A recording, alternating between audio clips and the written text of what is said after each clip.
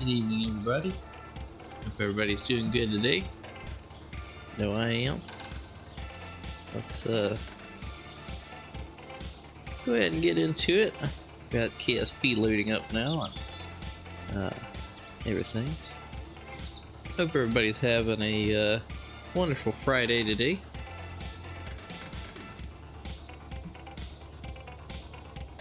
Let's see. Alright.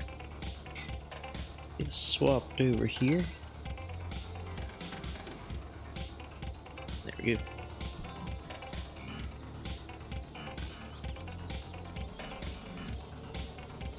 Alright. Let's see. Check. Let me kind of check here where we left off.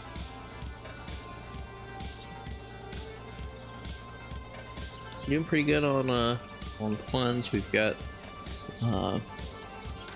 almost 1.15 million per buck saved up, so got a pretty good bit of cash on hand. So I gotta clean my glasses off. I got something smudged on them. Definitely be needing those to see with. Okay. Let's go into the mission control here and just check what we've got here. Now we got a few tourist missions.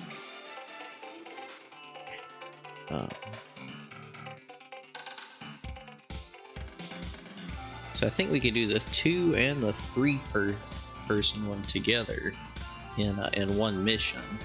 I think that would be doable. Although for the new orbital station, we have to have 2 pilots and 2 scientists. That's right. So that one will have to be a mission on its own. That'll just be a Ares XL mission. But in the meantime, I would like to go ahead. Let's swap over here to engineering mode. So if you saw the end of last night's stream, we got the Saturn 1B upgraded some, but I do want to overclock those engines, and then also I would like to start working on our MUN and MINMUS architecture for some space stations. There's a lot of, historically, but I would like to go ahead and start getting space station parts out to both moons of Kerbin, and that way we'll kind of have somewhere out there. If a lander comes up short on fuel, or if something happens, we've kind of got somewhere else to go. So I'd like to start working on that architecture. Let's find an orbital station around Minmus, mobile processing lab, cupola, and then 12 Kerbals. So let's open up, I guess, Ares. We'll just call this the MUN Minmus station. Okay, save that. Let's move up here. Go ahead and reroute to there. And we can honestly get rid of all of that, at least for now.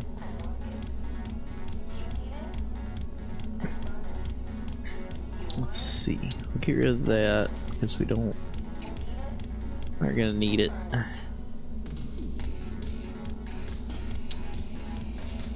So this will begin based off of a modified Ares here, but then we'll expand on that some here.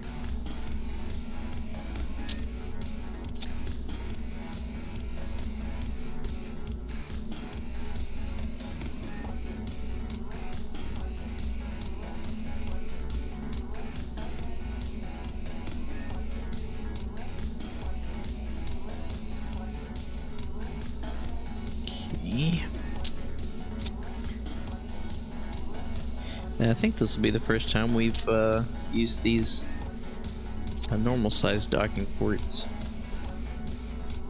so that will be a nice addition.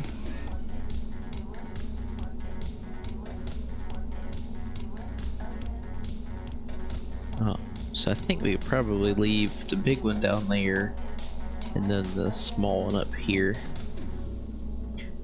So that's 2 people, 3, 4, 5, 6, 7, 8, and we need to be able to carry at least 12. But unfortunately it has to be all together.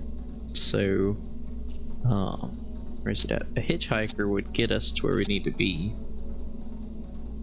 But, well, 11 tons, that's honestly not too bad. It's a lot lower than I thought it would be, which we don't have any batteries on here yet. We don't have, any of the stuff we would need to add in.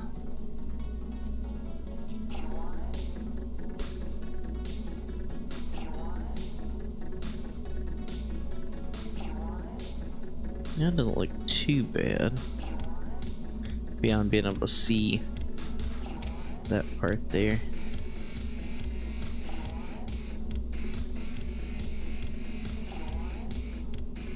Okay.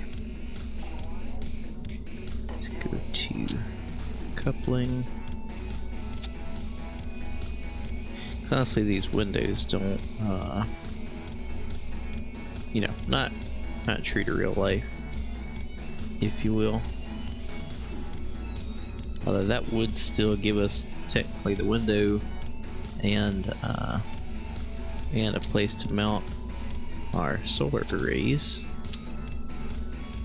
Just get one of those for now. Batteries, that one's too small.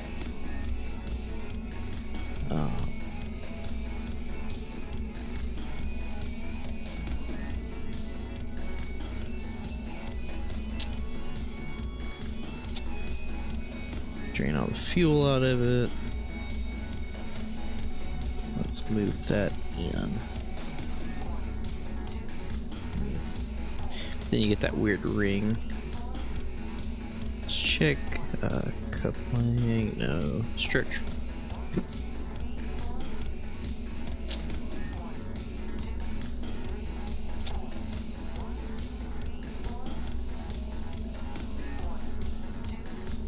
Okay. Then we can take some batteries here and kind of put around the inside of this tube.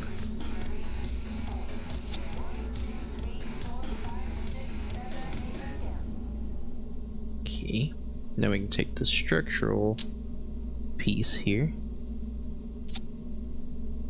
That can be the basis for our solar arrays. So you still don't have the long one yet, so it'll still be a few more parts than I would like, but let's go ahead and come here. Also zoom in some here.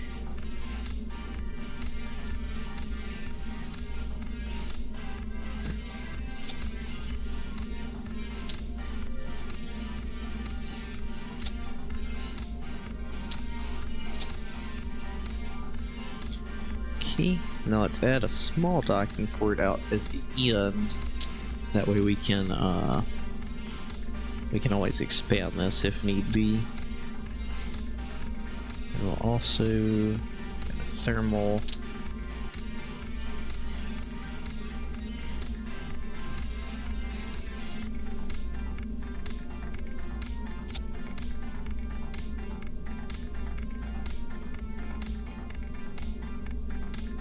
Okay, we'll trim that over. That way it's in the center.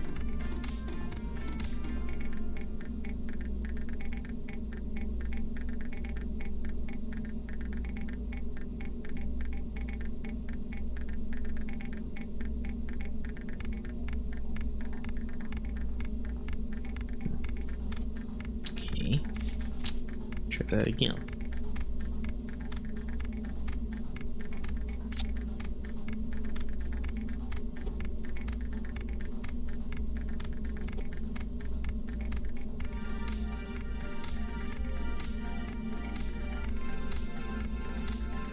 Okay. Extend all of these. Let's see what that looks like. Now we'll... Hello, Sam. Double up on them. Looks decent, but I don't know, I'm not really feeling it all that much.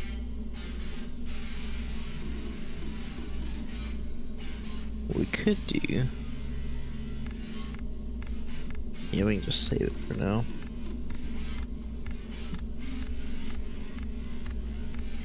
Let's open up the Saturn 1B and rename this to S4B. Save and overwrite. Then we can get rid of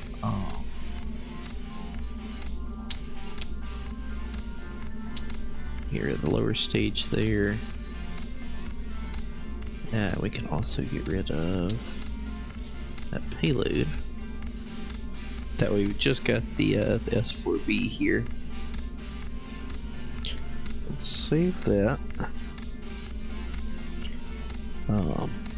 I'm thinking we could use the S4B to kind of go ahead and make a Skylab basically.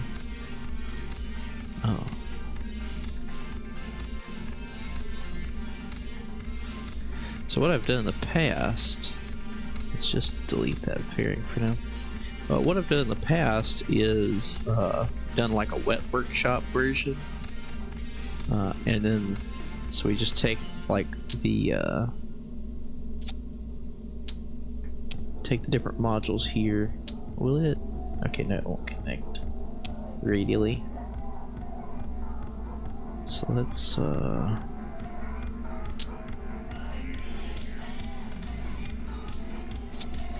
drain the fuel out of those and lock them.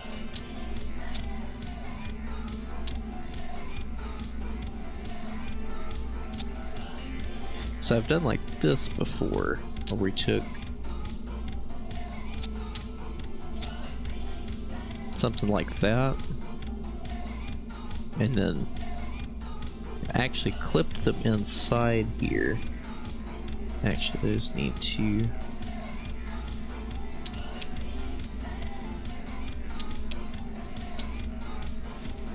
let's try this differently here. Try it on those sides. That way we can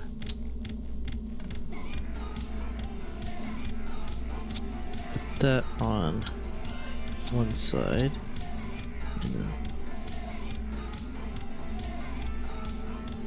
Alright, why not? Things gotta rotate somehow. But anyway, we basically just do like this.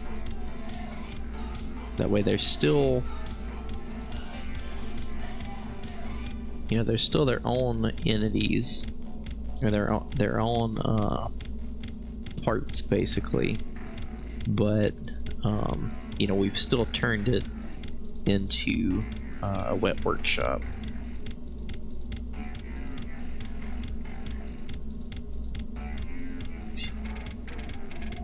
Hi, Sam. Hi.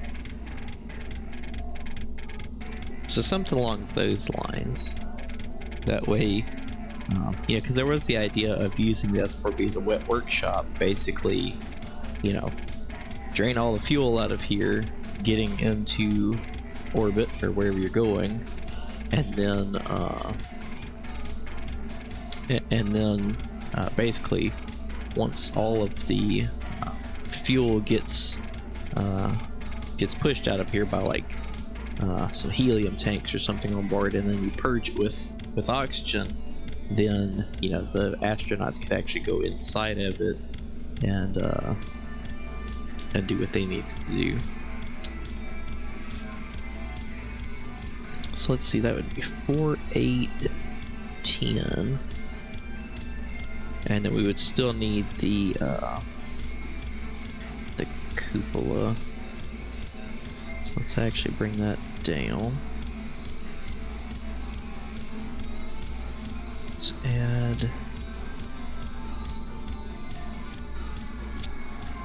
cupola on that side and cupola on that side.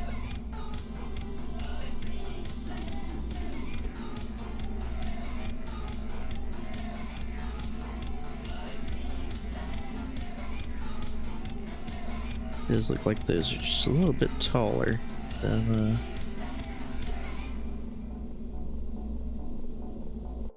its counterpart.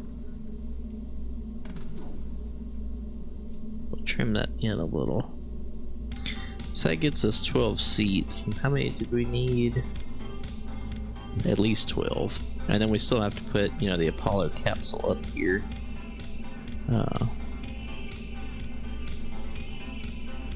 It's crazy. It's gonna have to be. It's gonna have to be 3 Kerbals.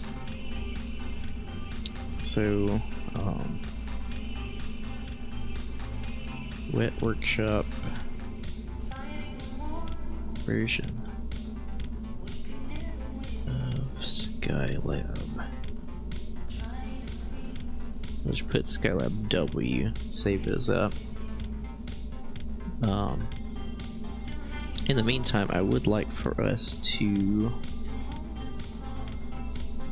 open back up. Where'd it go?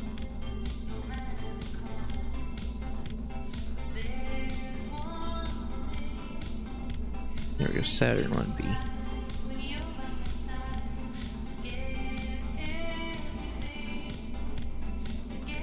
We are gonna have to put we're gonna have to put a controller here on the S4B. So I guess we can go ahead and do that right now.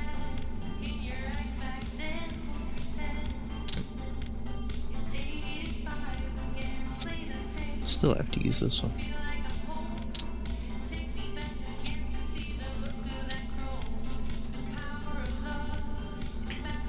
Okay. Add a couple batteries. So if we flip this up, now let's check the design checklist. Command module facing the wrong way. Okay. How about now? Okay. Put the batteries back on there. We'll give this thing a couple of antennas. Move it down into its protective case, if you will. Make sure it's centered. Then just move it down into the S4B there. Let's actually get rid of this payload for now. And we'll just put... put that one up there and lock it. That can be our static payload for now. It is 9 tons. That's about what the lander is. So, gonna do that. Let's see about adding that cow controller in here.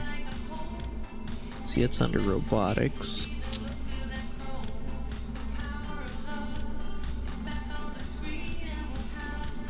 Yeah, definitely just need one. Let's move that up some. Thought about putting it under here, but I think you'll be able to notice that.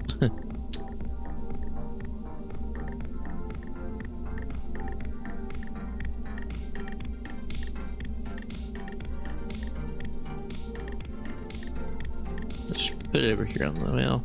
I don't want it clipping into that.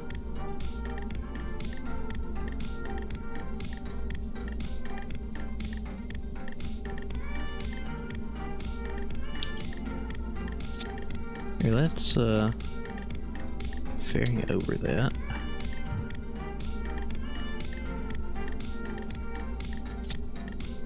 Now I want to be able to click on it if need be.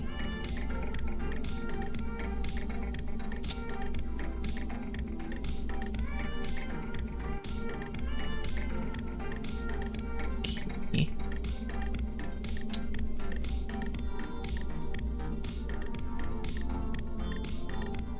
So we'll put it about right there. Let's help it out some here.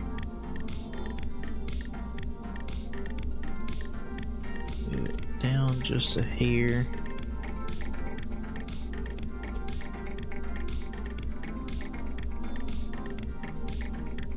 I think that looks good. Okay. So let's open the editor. Open up in action groups. Select those force center engines. Thrust limiter. Key.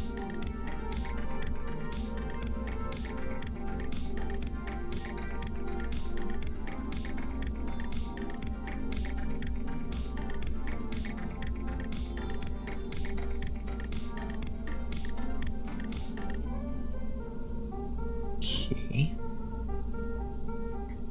So let's move this down.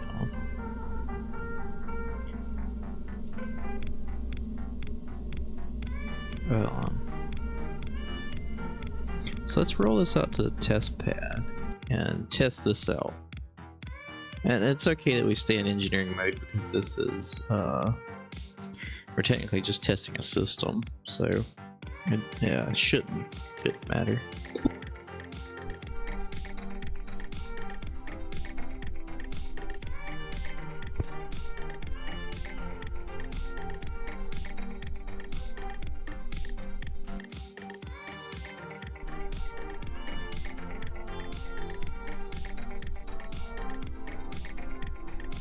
This thing open.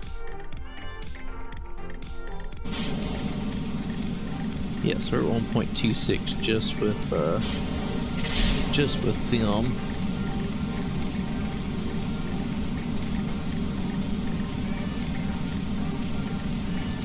So,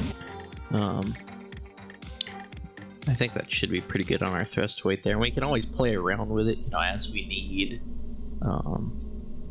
As we need a little more, a little less, you know, we can play around with them. But let's see.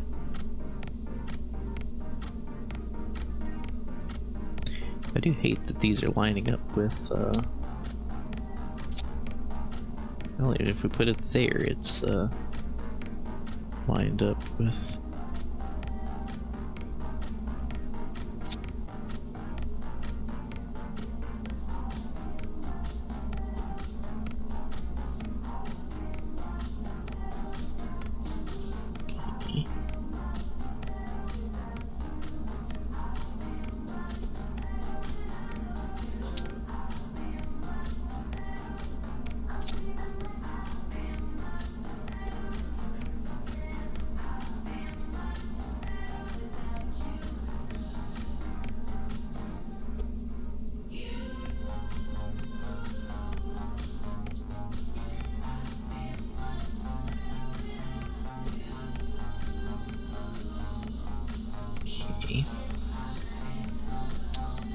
So we're gonna figure out how we want to handle that.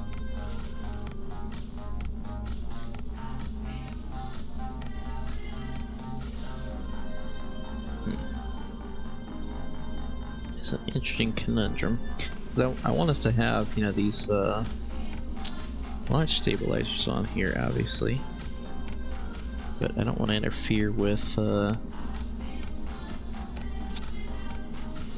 rocket itself.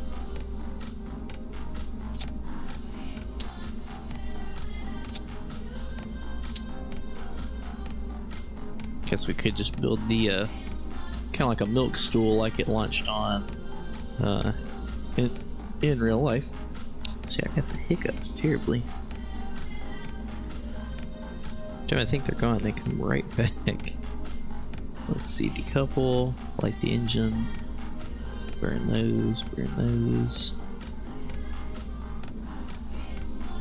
See, I think this looks much better than where we were yesterday. Make sure it's at 2.5 seconds. It is locked. Okay. Got our dummy payload up top. So let's swap over to simulation mode.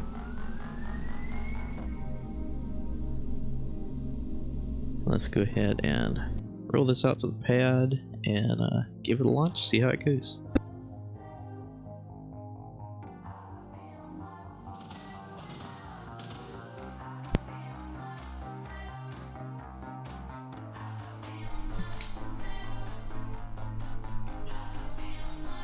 Okay.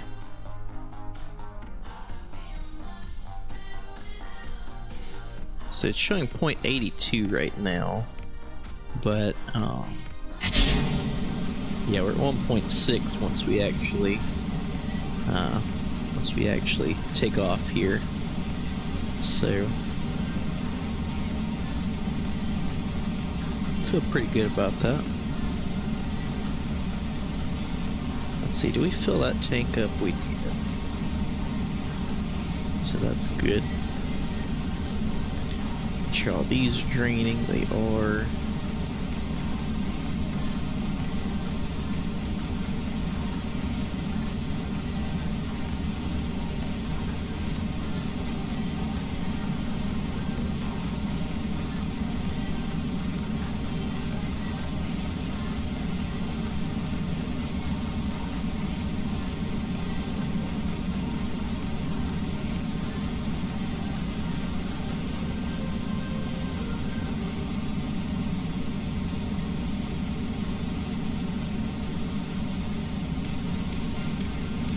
I guess we might actually need to fix those fins in place. I don't know that they moved on the real Saturn 1B.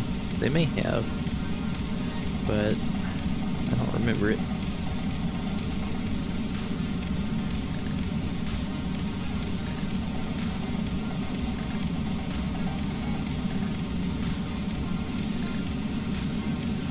Go back to full throttle here.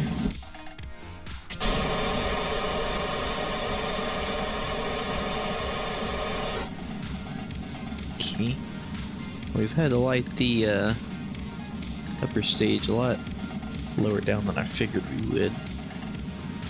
So we might end up having to stretch the lower stage there.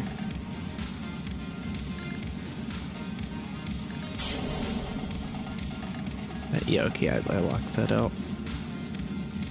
So this is gonna end up being, at least here at the beginning, the S4B is gonna end up being kind of like our Atlas Centaur, or our Centaur upper stage, where it's super efficient, but also takes quite the time to get to orbit.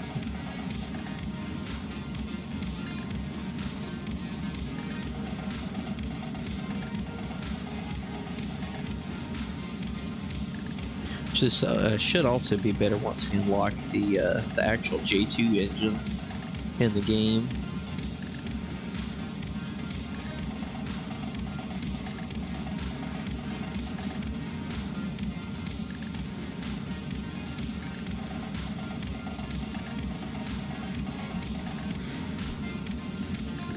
So I don't know. We may end up, like I said, having to stretch that Saturn 1B, which it is actually shorter than it should be. So you know, we could look at stretching it, you know, a whole section basically, and see how that goes.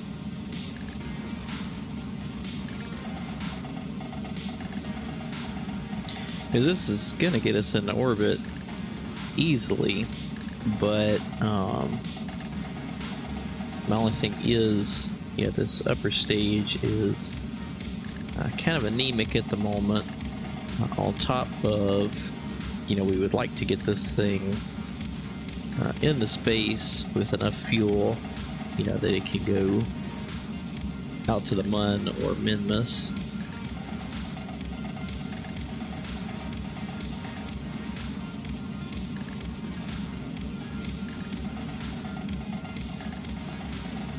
Because having to do burns like this is going to take 3 forevers.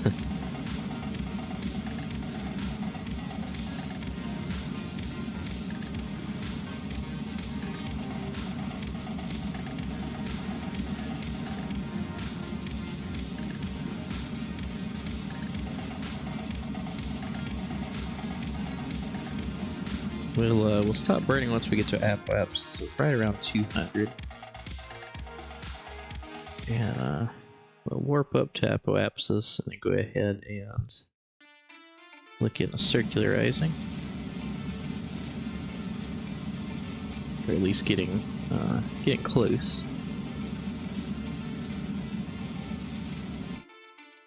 Okay. So yeah, we're in orbit with 1,700 meters a second left. So just for the fun of it, let's set the Mun as our target.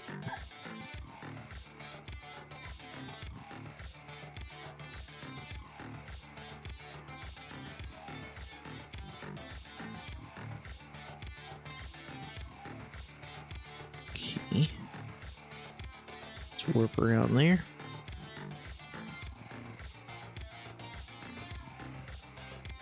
Because I think in this configuration we'll be able to get 9 tons out to the Mun, which isn't anything to sneeze at, but I would like some more functionality there.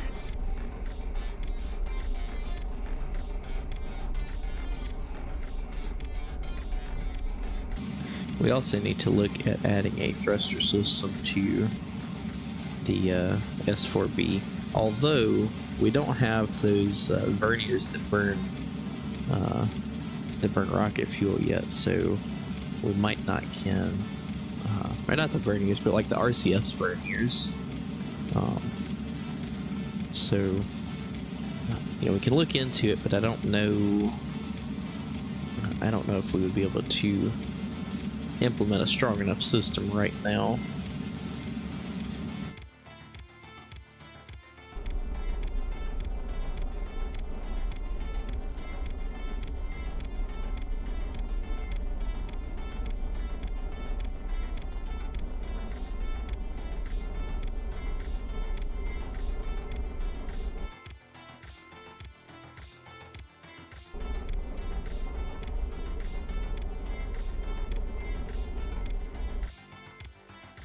Okay.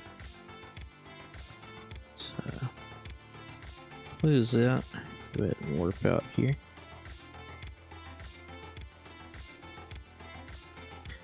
Just make sure we don't run out of electric charge here.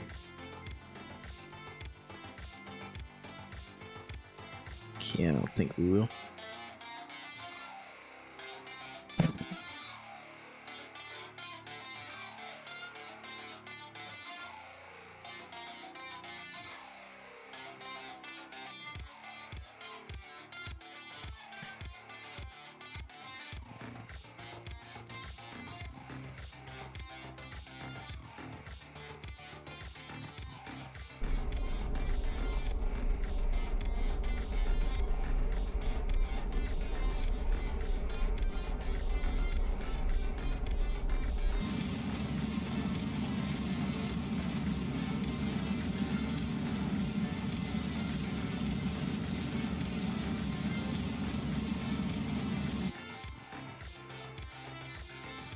Warp around there.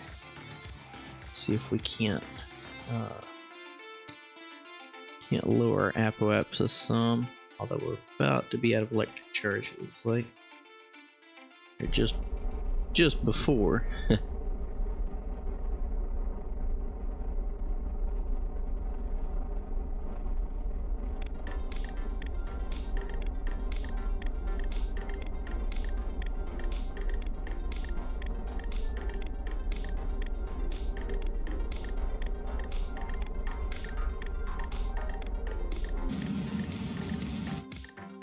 So it looks like we can get 9 tons out to the Mun with about 500 meters a second left.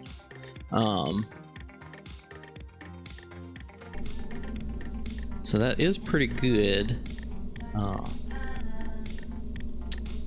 But I would still like to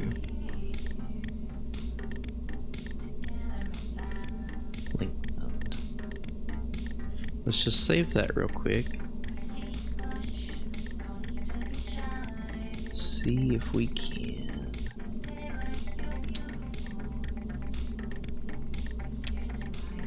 Okay.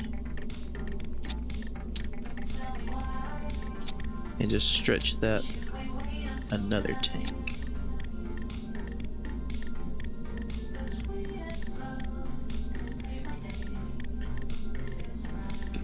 struts here.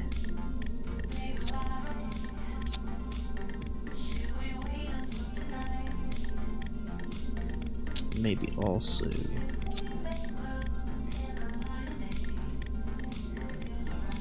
Yeah.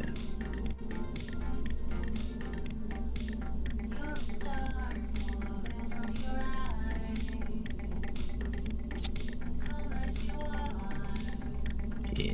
Give it a little bit more strength.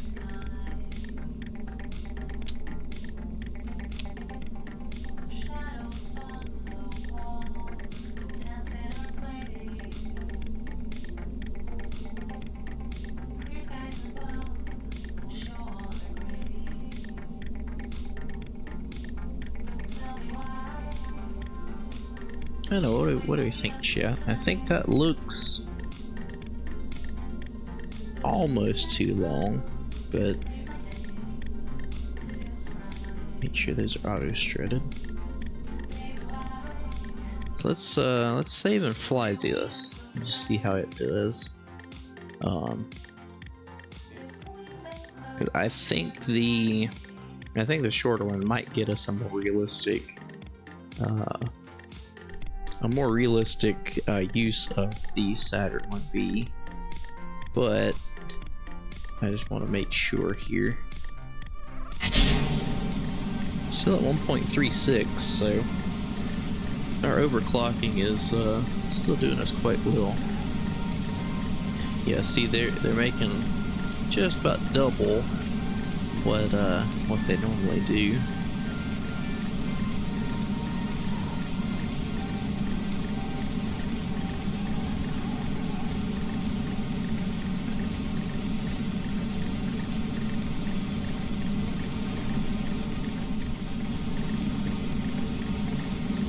Camera down there. Well, it looks like it popped that fairing. Interesting. When we undid that.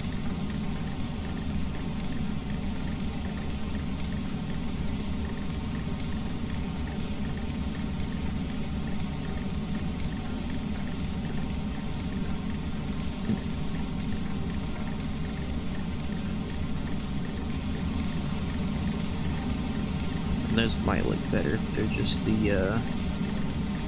white variant, I think.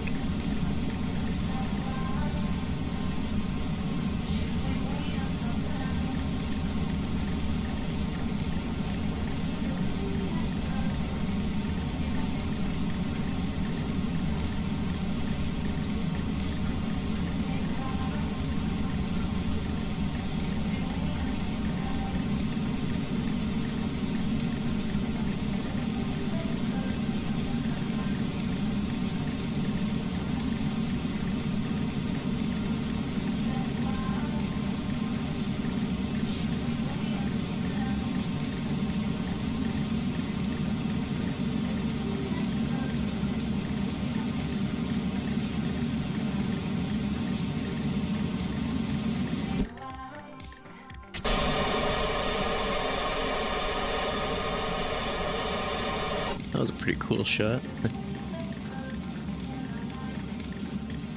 So we're definitely a lot closer to orbit than last time. So I'll give it that.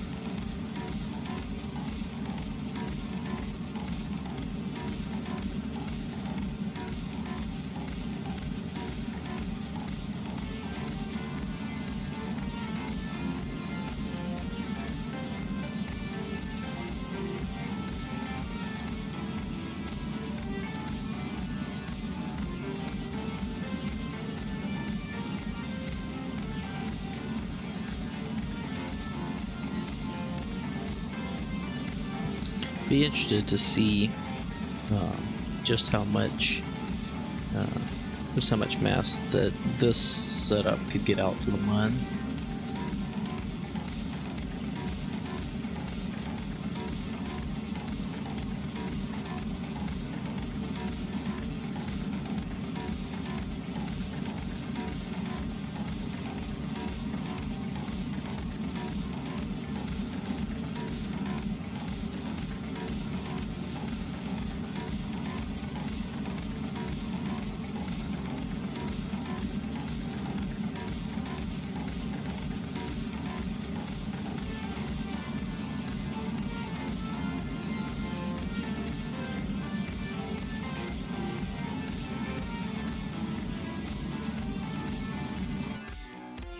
Okay, let's warp out to Apoapsis.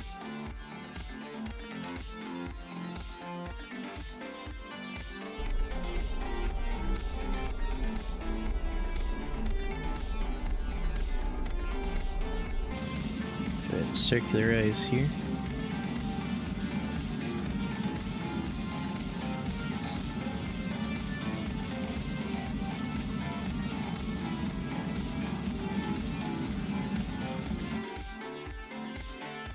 Alright.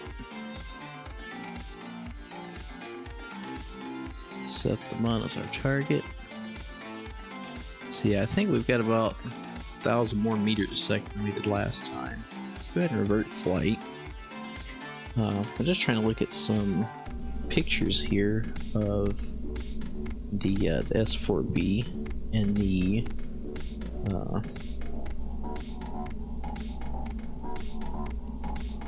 the system as a whole.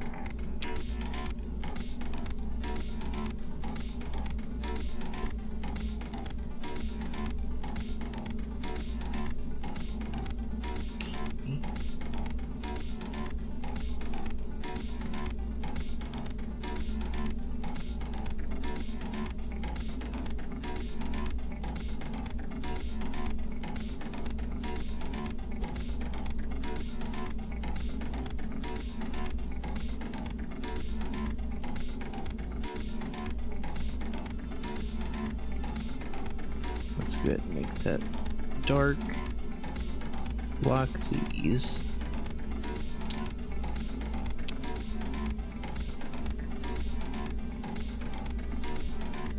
Okay. Make those white as well.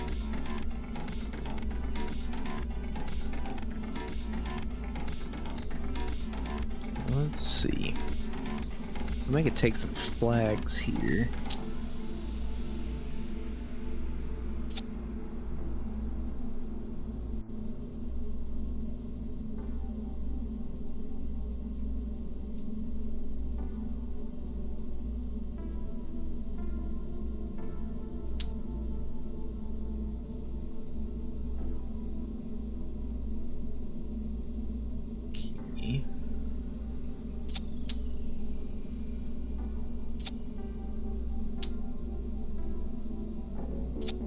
I guess we could, cover.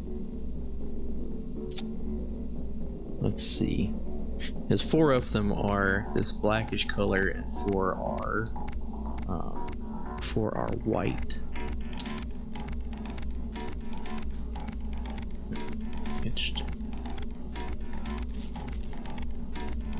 We can look at decorating it later.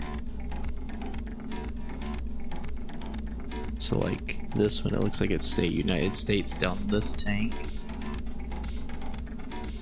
I'm just looking at a reference picture here on my phone. Honestly, I think. Let's see.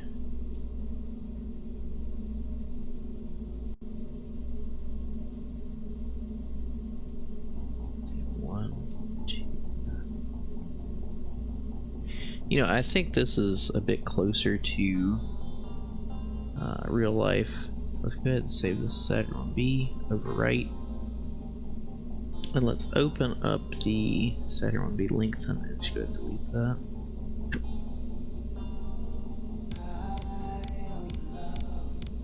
So yeah, I think this is gonna be the one right here.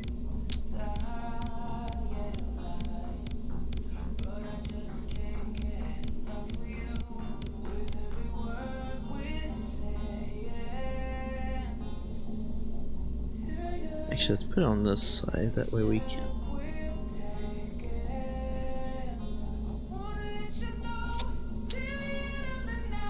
keep an eye on it here.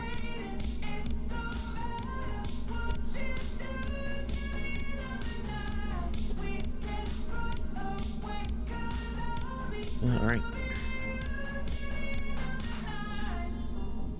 So it does look tall, but yeah, especially once we color it correctly, then I think it'll look better. So yeah, there's our Saturn 1B. Let's check and see if we have those. Yes, we haven't unlocked those vernier RCS things just quite yet. I guess technically, let's see, where are they?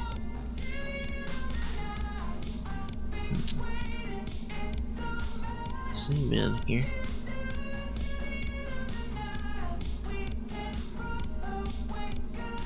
You know, technically we could do something like that, and you know, just use those for RCS control, if you will.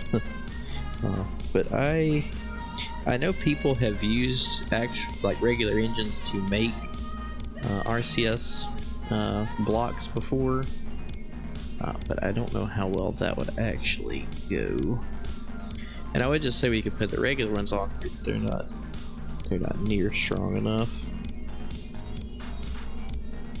So let's get rid of the dummy payload there, and make sure to reroute to that top fairing. Yeah, I'm pretty happy with it. You know, it's looking good, and I think it's gonna serve us pretty well.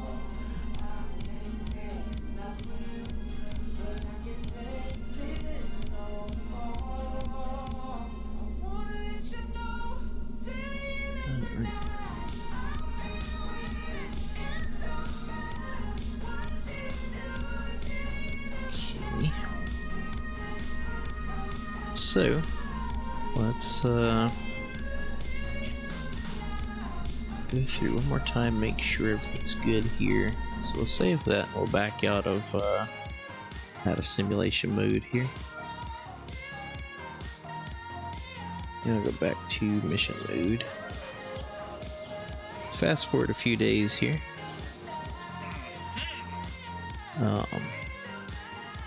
So we do have this geostationary satellite. I think I would like to go ahead and launch that one with an Atlas Centaur. We haven't launched it in a couple episodes now. We'll save that.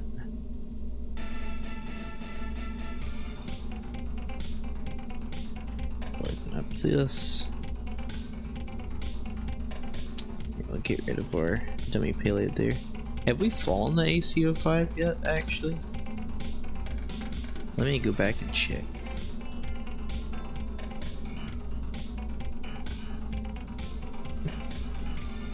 I see where we purchased the variant, but we actually have not flown it just yet. So this will actually be its first operational mission. So let's find that contract here.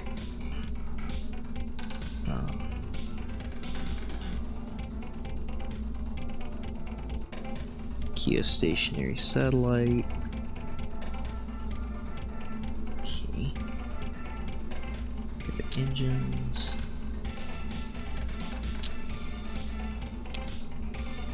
Coupling. Let's get a TS-06 engine here. Fuel tank. Let's get our probe core. Couple batteries up top.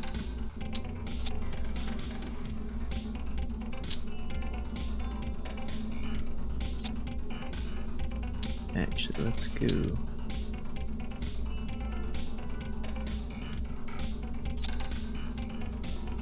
I like when you can see the all the lights here.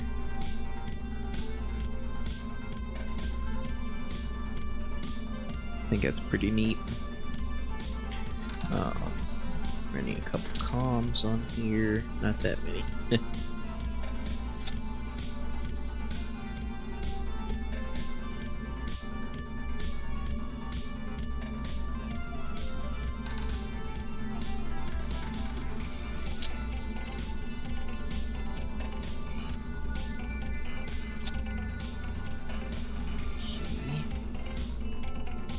So it needs geostationary orbit, thermometer, mystery goo. Okay.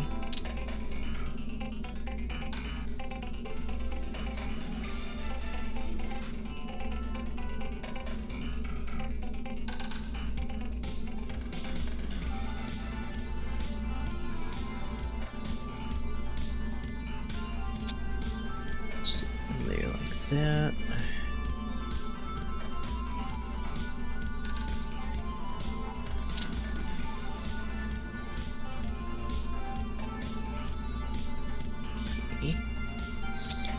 Those there. So let's see. Unmanned probe with an antenna and can generate power. Reach geostationary orbit. Hold stationary above that area. Have a thermometer. Have a mystery goo. Alright. Is there anything else we can add to this thing? I guess we could technically add 2 of those. Okay.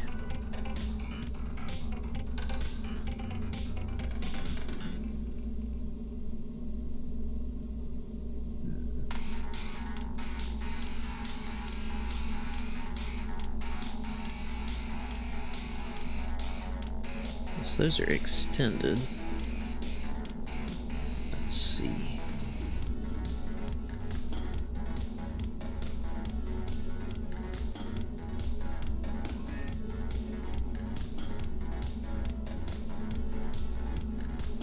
I don't think there's anything else we really need to add. I was gonna see if we could do any other missions with this, but I don't think we do. Let's save that, and let's go swap over here to mission log. Here's where we bought it. Let's find the last time we launched a Atlas Centaur. Looks like it's been quite a while. Oh, and last time we just did a basic. I guess we can do that again.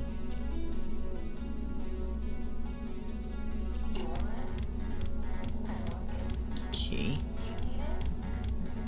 So this will be... Actually, let's check the names of our satellites. I know we've already had one geostationary satellite. I don't remember what we called it.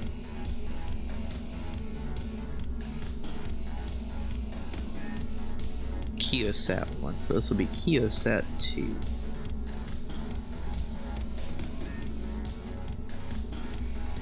Keosat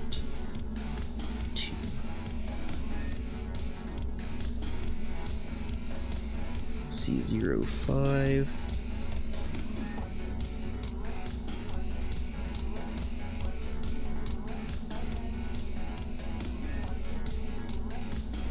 Let's see, first ECO5 mission. There we go. Let's turn mission log off here. And let's check our staging. Always good to do that.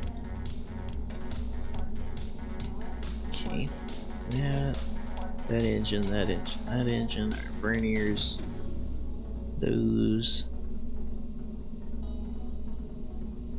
Get rid of the 2 side engines, up the fairing, 2nd stage, 3rd stage.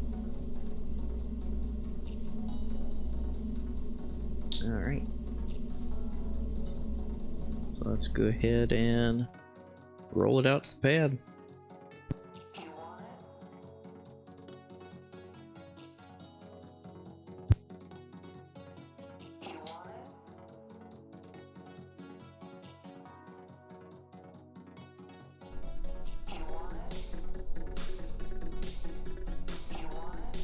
Alright.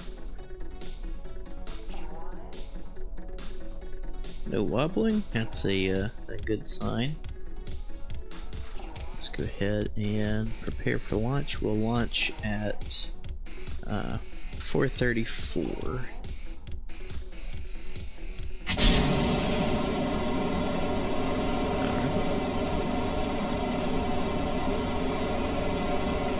Yeah, we'll have to open up this one to get our correct thrust to weight.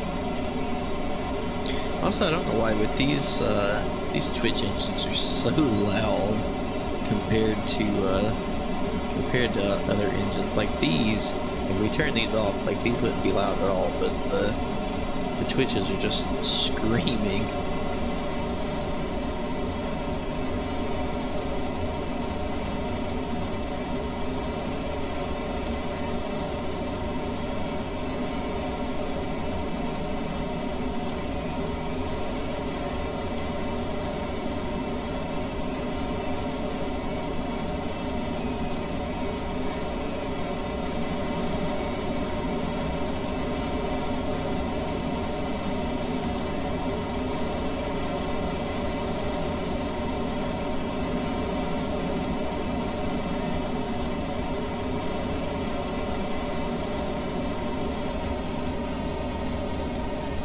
Throttle back for max Q.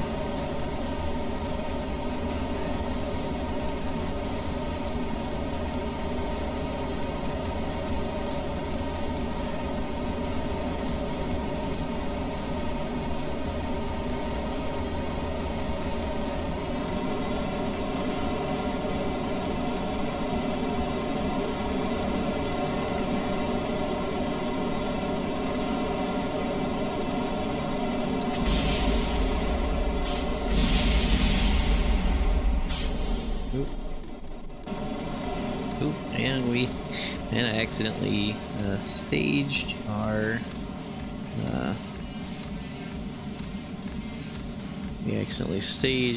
rocket when I was just trying to swap back to it. So that's lovely.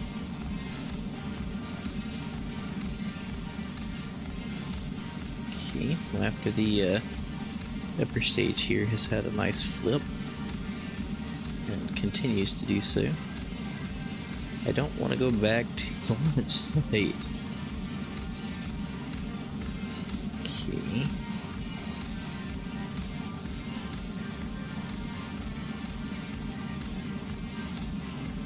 Oh, stop trying to blow over.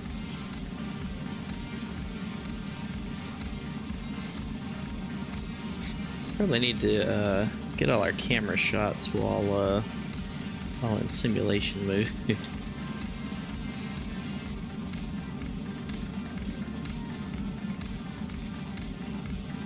Go up. We've got plenty of delta V here.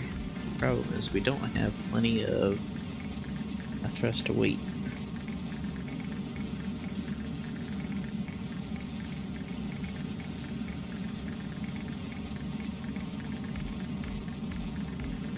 We can try to dig this thing out, but I don't know. I should have been paying attention instead of trying to get a good screenshot. I meant to press the camera button, or the screenshot button twice, but press the spacebar twice.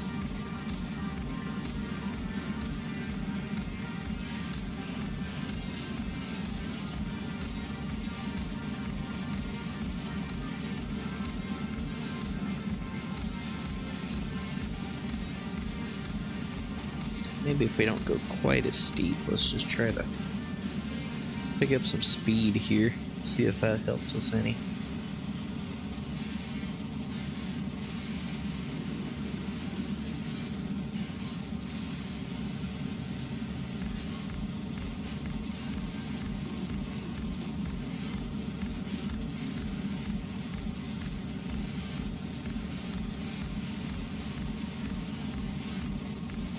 So we got plenty of Delta V in this upper stage. Just actually getting it to go somewhere.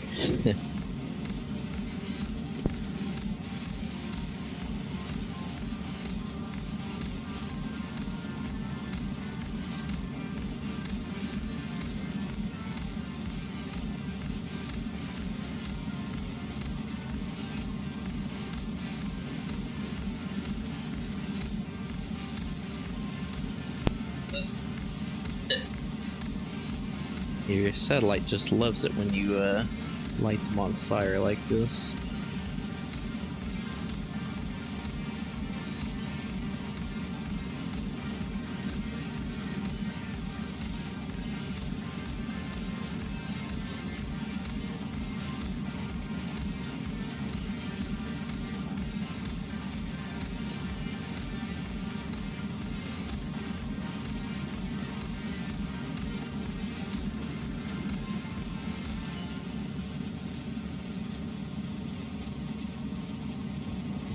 Looks like we'll at least reach space today, so that's a good sign.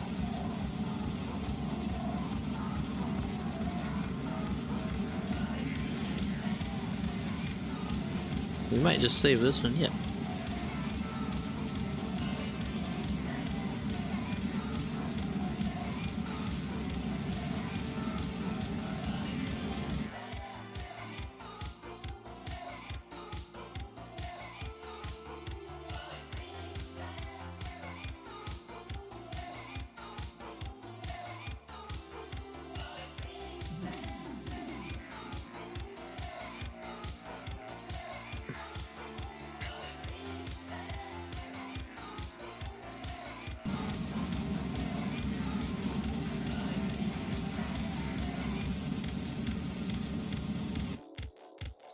All right.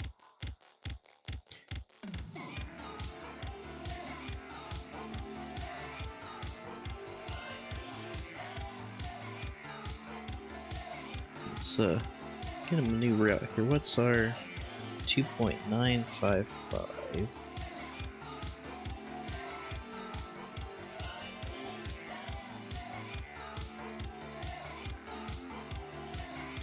I found if you just kind of put these on top of each other and get them right, then it's gonna get you over which absolute target it wants anyway.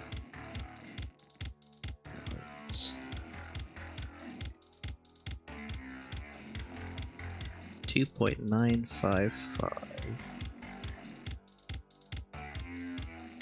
2.953. I think it's gonna be about as close as we get it. We'll go ahead and warp around there.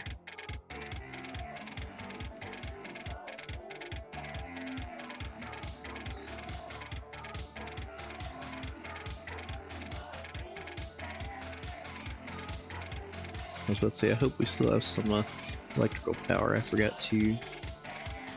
Oh, we got plenty. Although we still need to open up those solar panels here soon.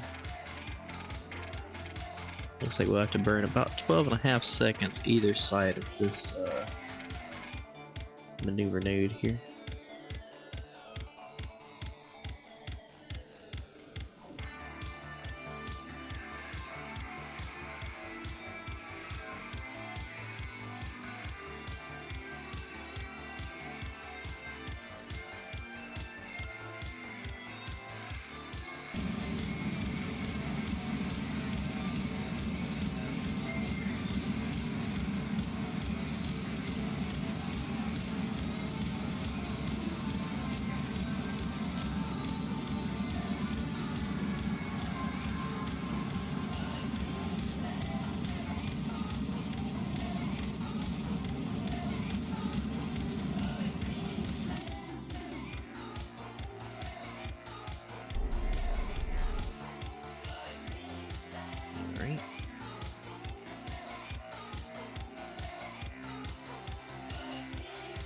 warp out here. Still forgot to open it. No big deal. Just gotta get turned around here.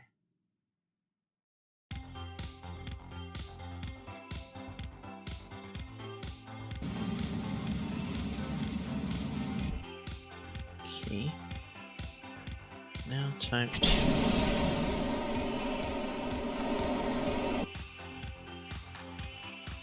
go ahead and extend that one. Extend that one. And extend that solar.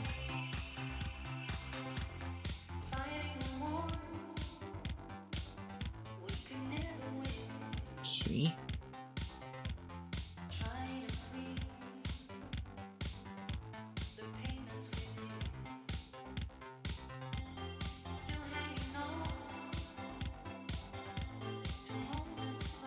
Okay, so we are facing correctly.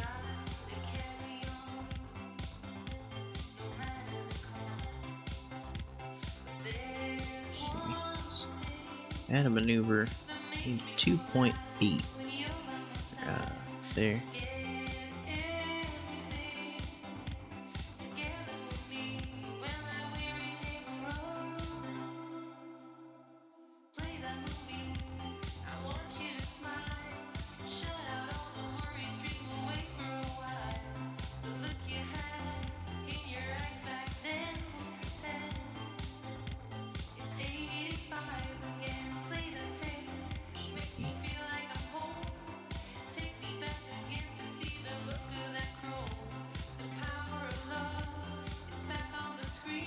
We'll try that. Let's go ahead and warp around there.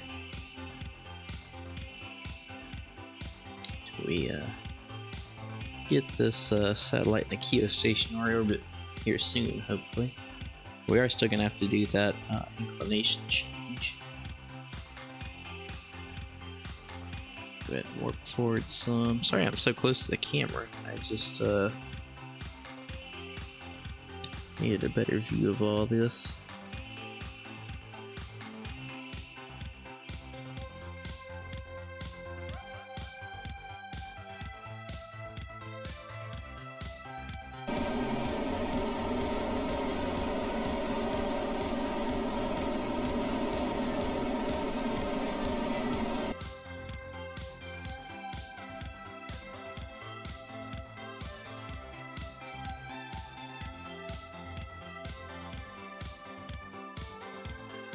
Oh, okay, well, maybe it's gonna accept it then. Let's hold here for a few seconds. Let's go check its thing here.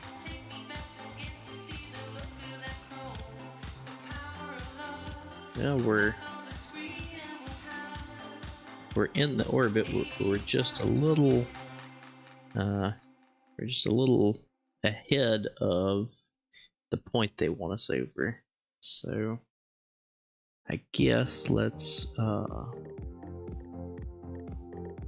see. We'll try lowering our apoapsis just a little bit, and maybe warping around.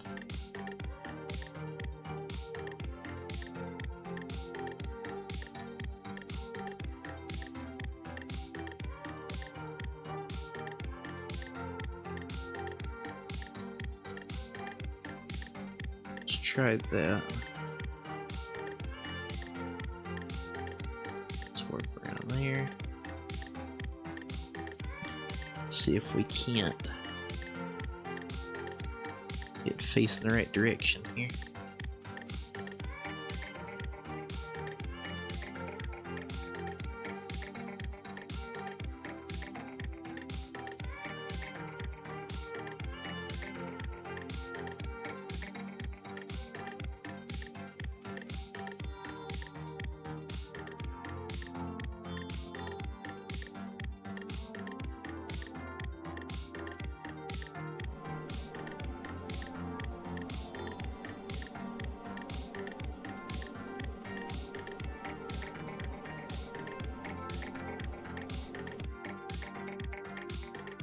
Okay.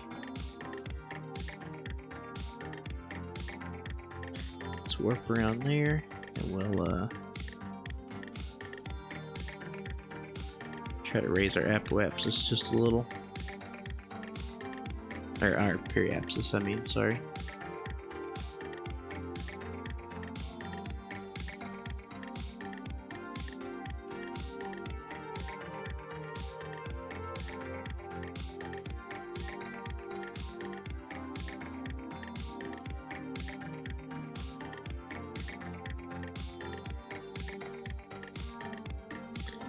Let's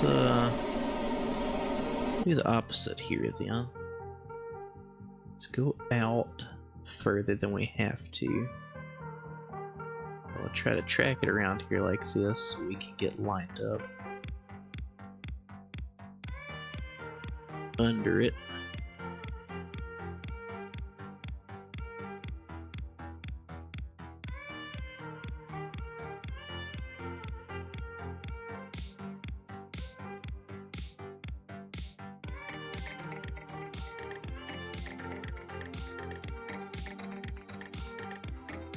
Looks like we're gonna be just a little behind it.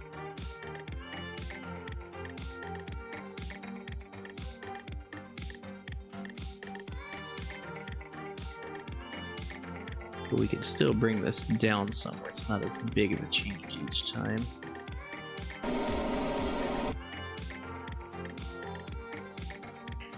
Okay, now we'll warp around a few more times.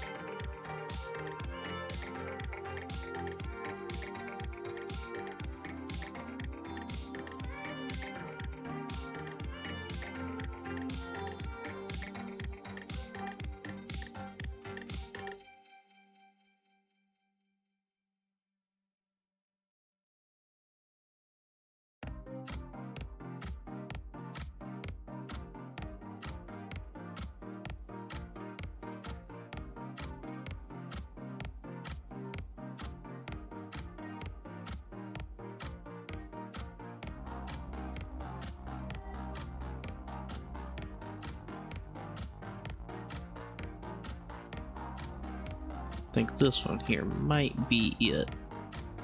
Let's yep, it shows we're holding above it. Let's just watch the map here until okay.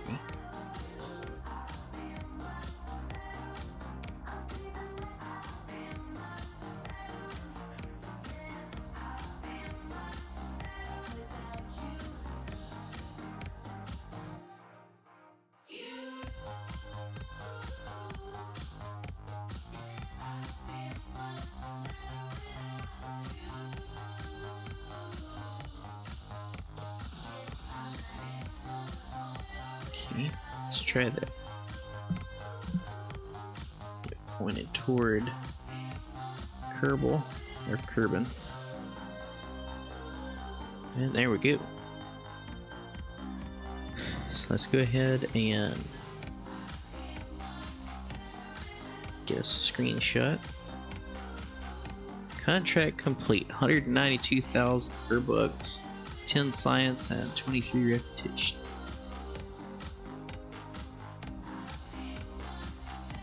I was hoping you would get like a special, like, geostationary message there or something.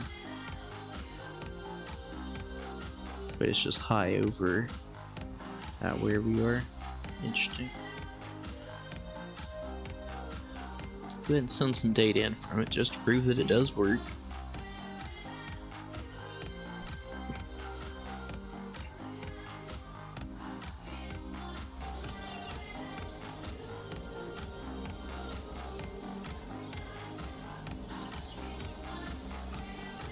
Alright. So we're up to 1.3 million Kerbucks.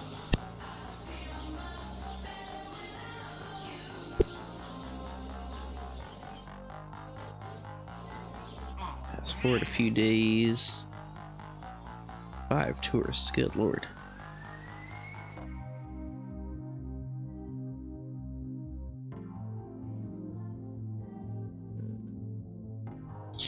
I guess we can go ahead and take that one. Is there anything we need to upgrade right now?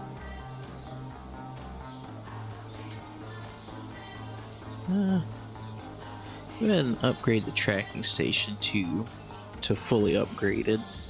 That way we can do whatever we need to.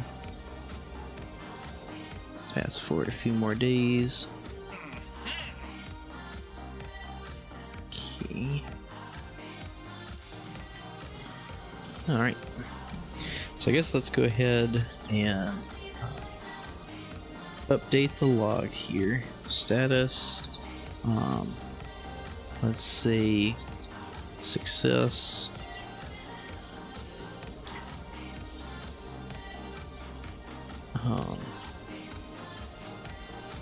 Staging issue on ascent. Watch the space bar.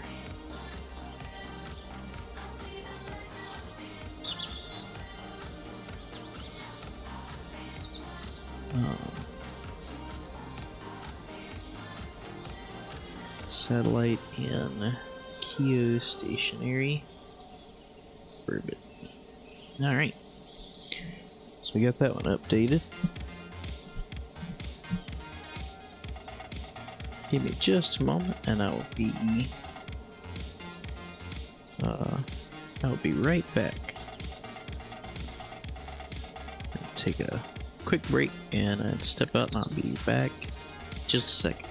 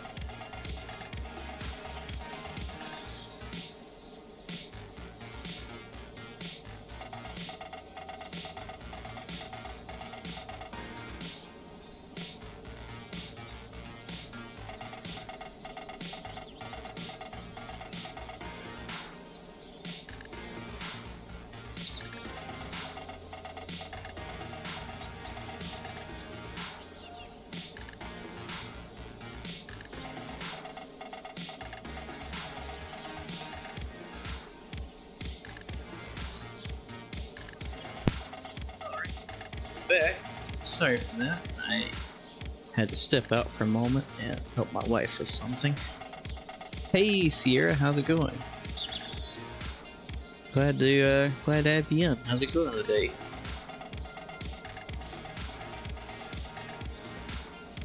All right, so let's check our logs here. I'm doing good. Just getting ready to launch some Kerbals here. I think we're about to do another one of our low curb and orbit missions. We've been taking a lot of tourist contracts. In previous playthroughs, I haven't taken a lot of those, but But this time I've been taking a good number of them.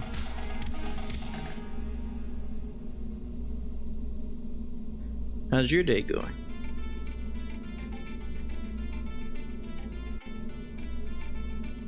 Okay, so this one we're just gonna send Jeb. I've been off and on. I used to stream a good bit a year or two ago, but I've kind of just got back into it over the last couple weeks. So not, as far as this series, not very long. This is just the 9th episode, but slowly building our way out. Okay, let's go ahead and get Shelby. Actually, let's see. Milmy, which one's that? Because they've been waiting for a while.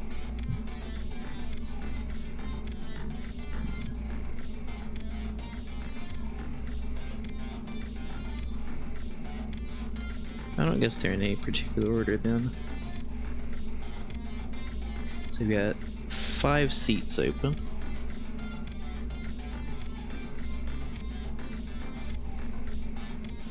Oh, I'm from the southeast, the southeast United States.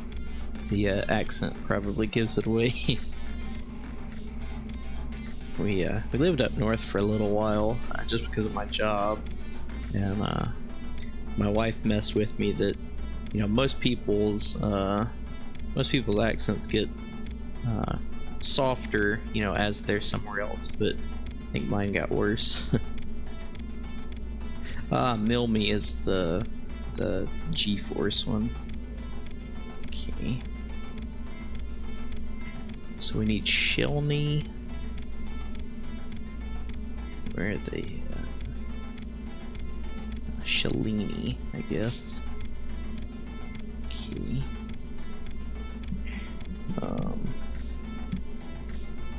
I can do one of the 4 tourist ones.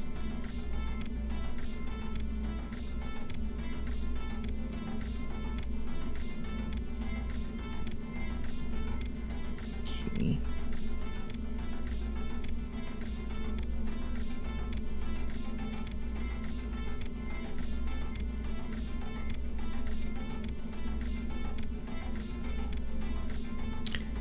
We usually play some Kerbal Space Program here. That's the game you're seeing right now.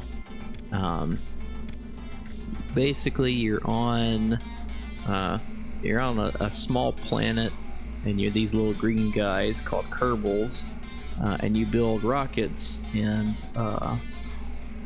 try to get them to space, and you can like land on different, like you can land on the moon, you can land on like this game's version of Mars, stuff like that. Mattis, Fabian, and Jenford. I think in a previous save we actually hired Jenford. Yeah, it's a pretty cool game. I've been playing it for years. Let's copy Ares 10 here. So let's look at the mission log. Okay. So this will be Ares 11. This will be the 18th orbital launch. Okay. Tourist mission. There we go. So we've got Jeb as our commander.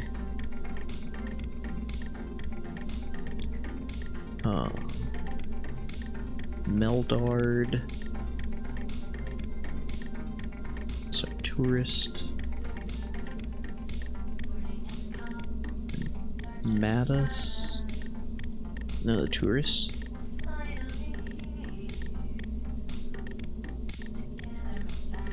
Shelony.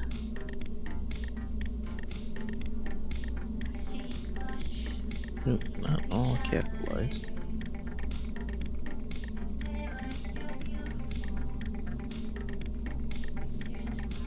Yeah, this is on PC. You can get Kerbal Space Program on like PlayStation and Xbox, but you don't really have good controls, I've heard. So not a lot of people play on those. But the game is available for, like I said, well, I know it's available for PlayStation. I'm pretty sure it's available for Xbox. And Gin Fruit. So tourist. Alright. Mission log off.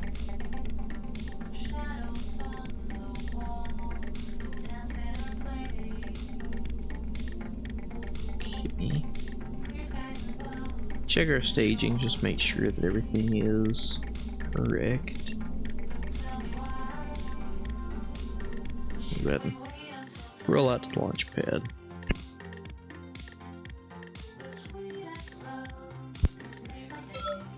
What kind of video games do you play, Sierra?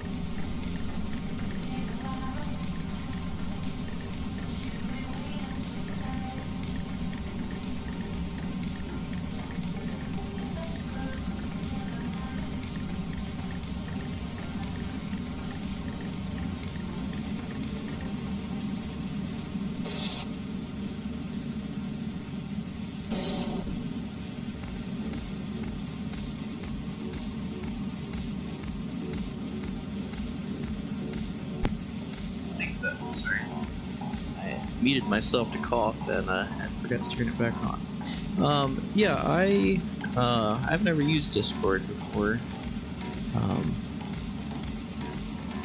I don't know why, I just never really picked it up. But you can usually always find me here. I don't stream every night, but you know, every now and again I do.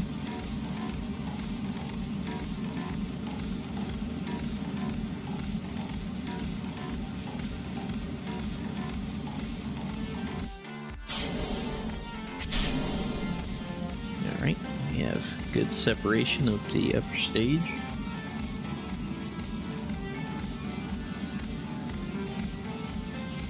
We're looking to reach an apoapsis of around 150 kilometers.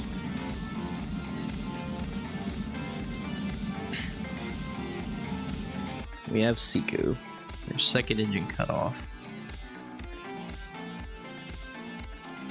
We're gonna go ahead and warp up to our apoapsis, or at least close.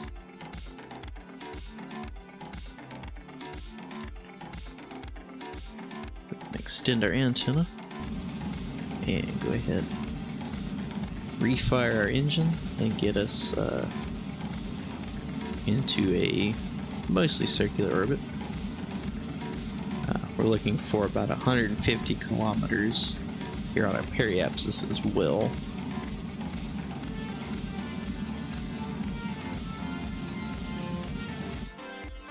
There we go, 155 by 144.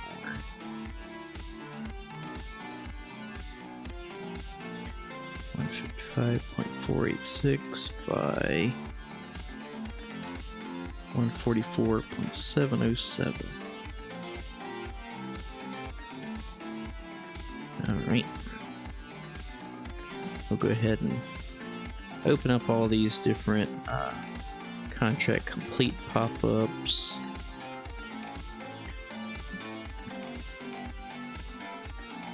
Yeah, I don't really use social media. Beyond streaming, I'm pretty well off the internet.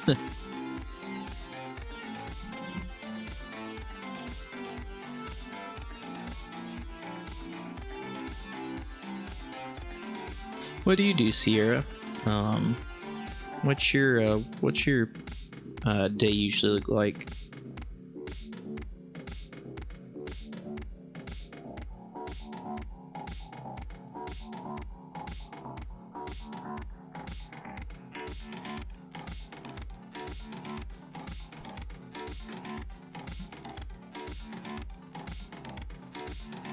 Yeah, go ahead.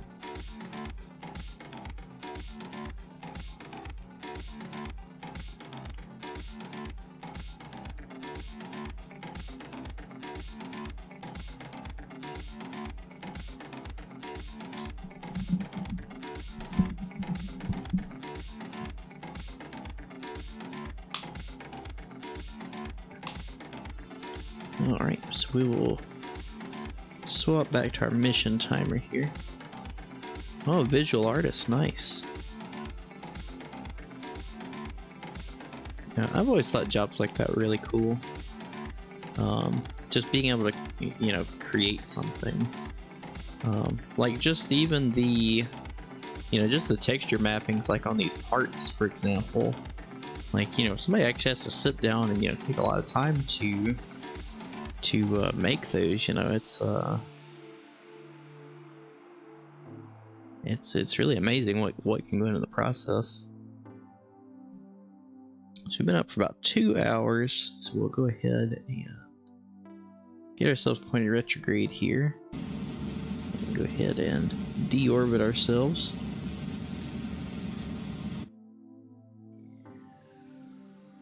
We'll go ahead and get rid of our command service module. Roll ourselves to an upright position. And we'll go ahead and go ahead and warp to atmospheric interface, and then we'll go from there.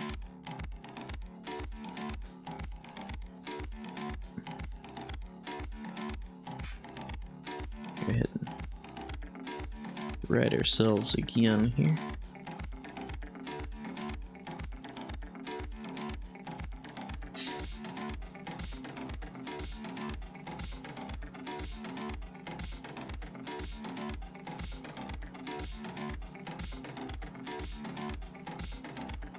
Oh, we forgot to pull our antenna. Let's go ahead and pull that in really quick before we lose it. That would be embarrassing.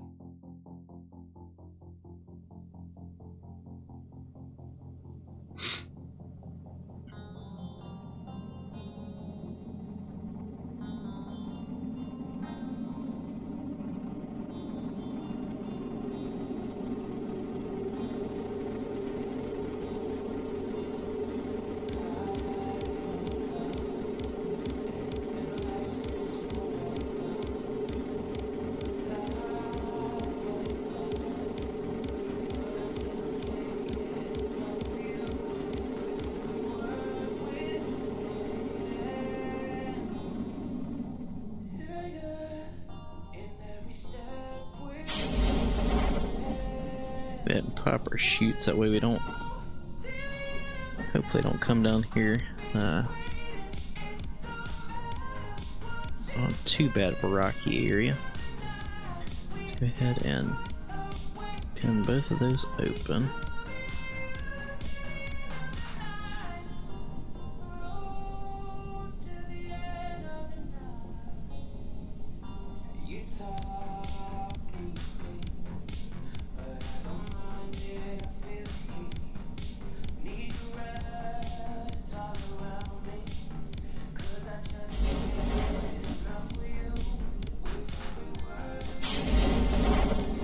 Main parachutes.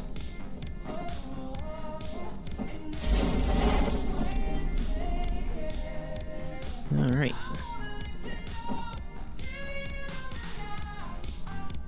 So hopefully we won't come down anywhere too jagged or rocky.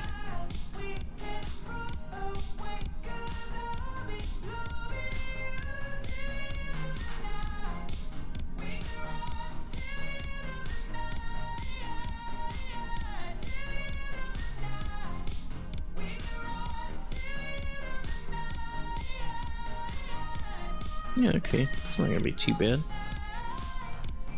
In fact, let's see. I might get a crew report from here. Yeah, from Kerbin's Mountains.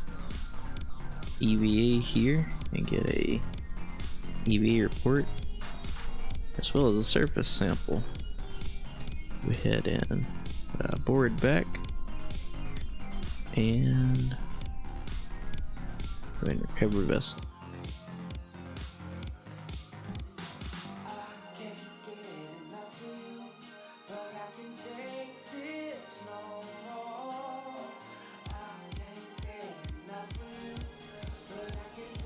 Alright.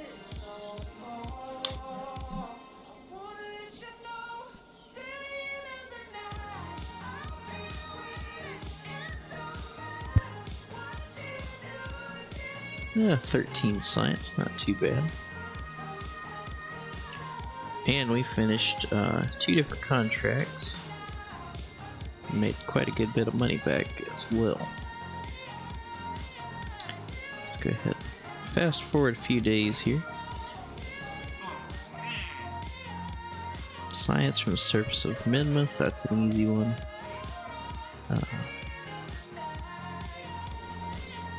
Let's go ahead and go to the tracking station and go out to Minmus and radio something back here.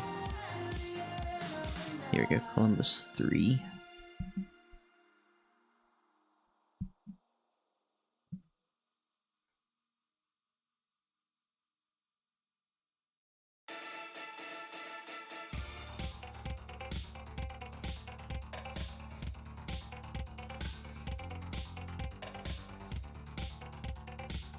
Alright.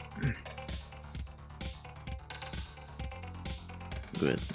Log temperature, send it back. And just like that, 70,000 or odd Kerbucks.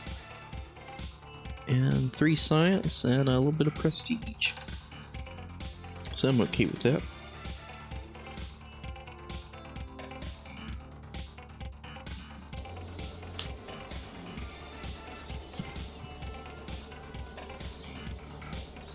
Alright, fast forward here a little bit.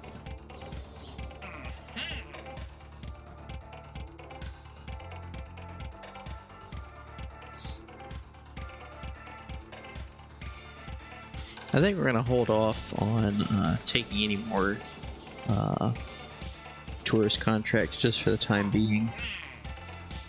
Just so we can get a few more of these other ones done, that way we're not just running the same mission over and over. So we have this Ferry 5 tourist, we've got a Ferry 3, Ferry 2, so they definitely add up. Oh, I forgot to mark the landing date.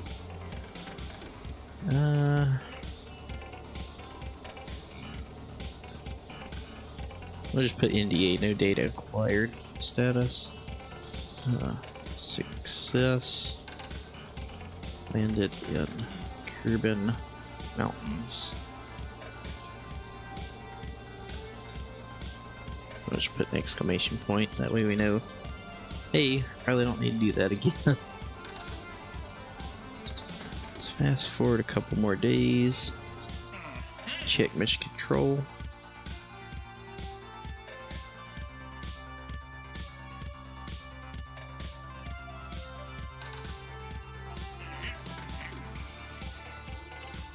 Good lord, land a twin bore at the moon and test it. Good lord. I mean, you know, I guess if you could get it out there, you could definitely land it. You'd definitely have plenty of thrust to weight. That wouldn't be an issue at all. Let's check on the station here. Just see how they're doing.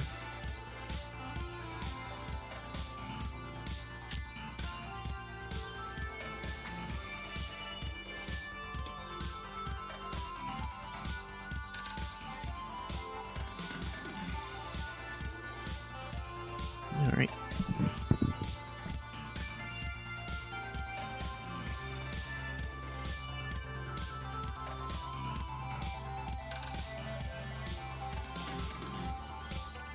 Ooh, 234 science. This is gonna be a good haul.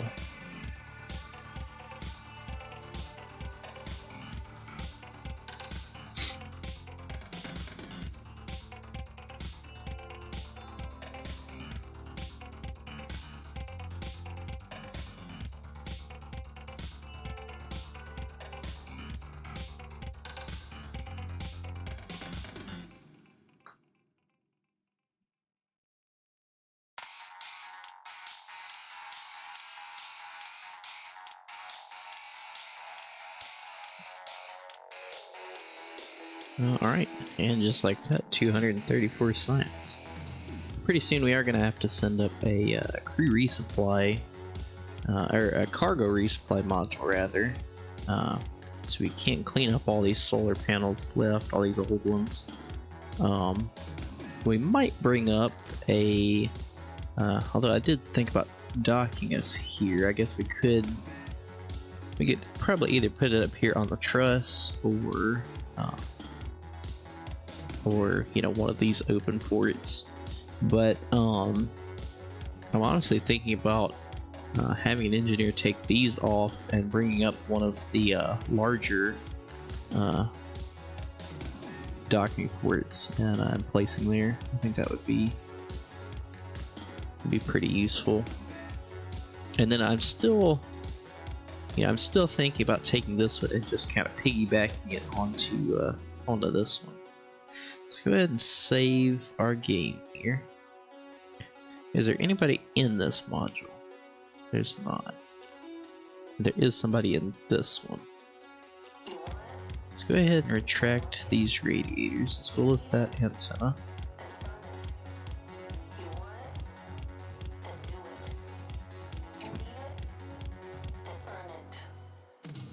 Check that antenna. In fact, I think we're gonna have to get our engineer out here and move that.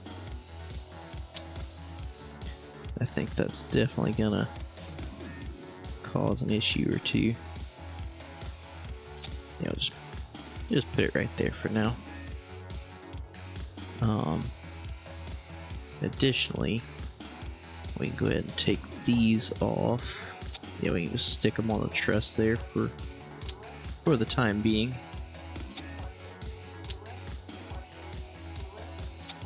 They're not really hurting anything on there, so.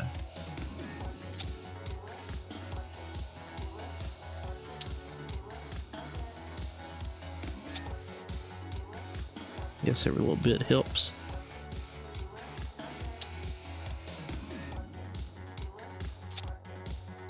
Is that? Oh, that is not. Yeah, we'll just put it there for now.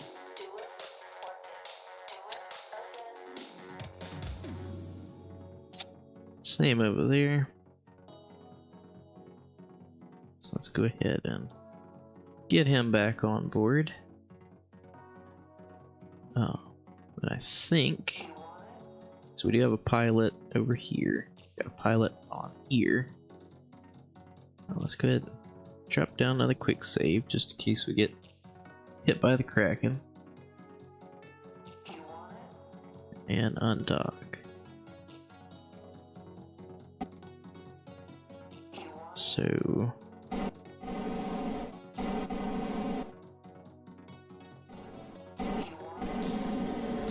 okay. Set as target. Control from here.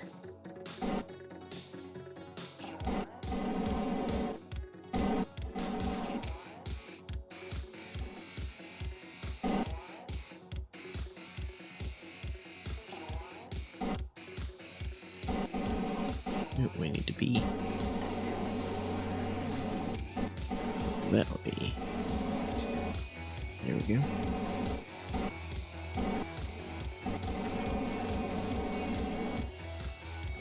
I definitely should have pulled those in. I did not think about that.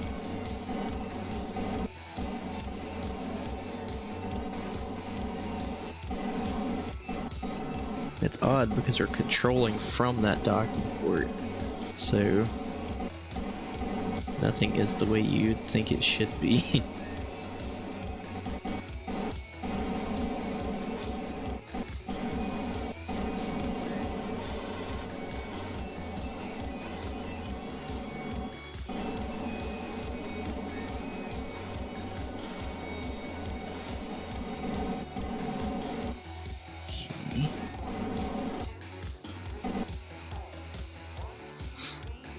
Go ahead and pull these solar panels in, at least these two closest. Control from here. Set that as our... oh, no wonder SAS was not even on here. That would definitely contribute.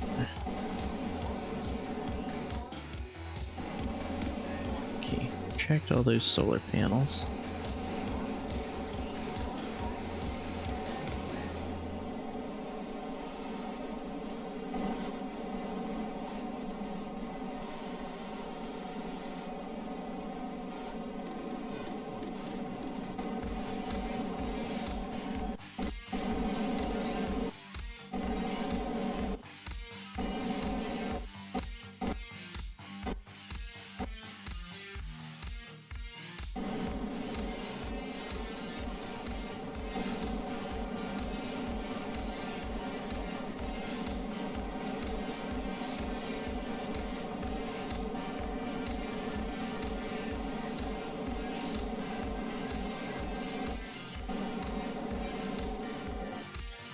There we go.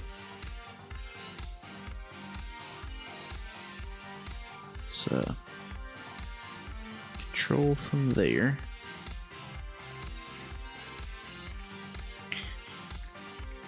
So now our station is a little stockier, if you will.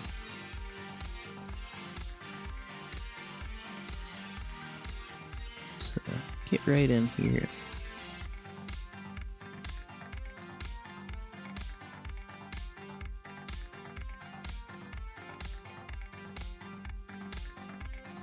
Getting worse or better? I think it's getting worse.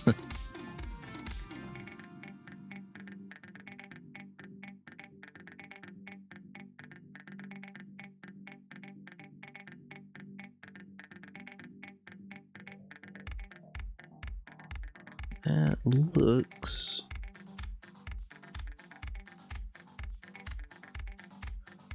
it's kind of hard to tell, but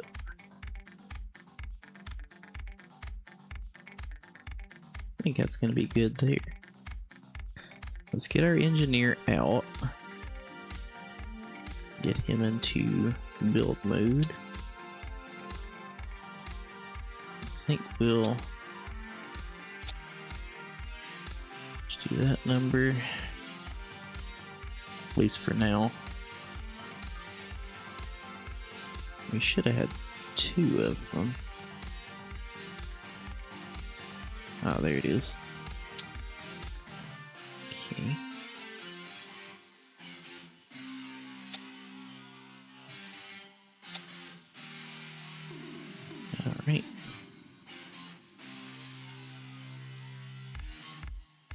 We'll go ahead and extend these solar panels. Just make sure everything still clears. Oh, well, at least the two inner ones. I guess we can't technically reach those further out.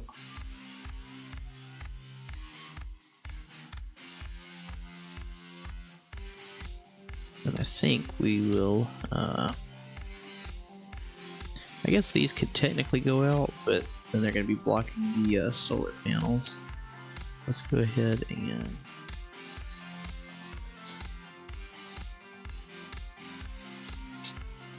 move this one. And move this one.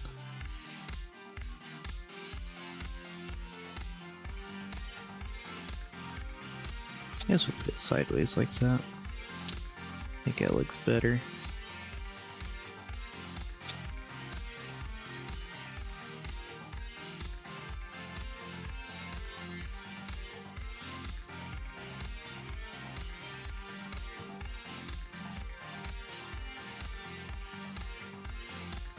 Alright. Looks like those are still somehow bent, even though they're locked in with struts.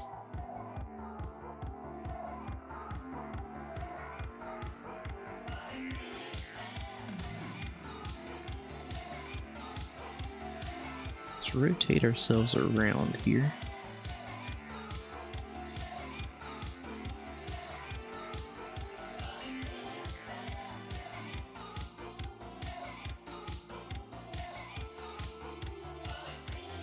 I think that looks pretty neat with the two, almost like they're flying in formation there. I think that looks pretty cool. It's I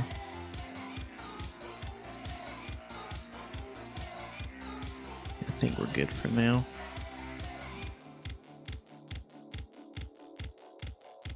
All right. See, it kind of shortens our station up here, so I don't think we'll be wobbling around quite as bad as we were. Can I still rotate you, even though you're... That does not look like it. Okay. No big deal. It is a little crooked, but I think that's what's making it look off here. It's just because it's at about a 1 degree angle, it looks like, but no big deal.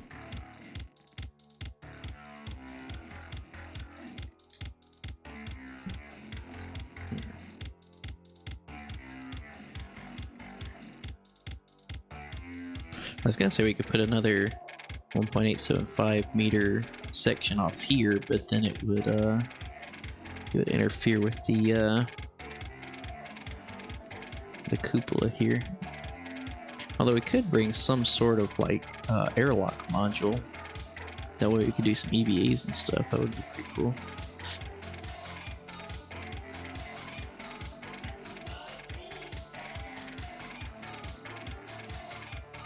I'll just leave that antenna on there as a emergency backup. You never know when you might need one. You know, one of these gets knocked off or something broken. It will come in handy.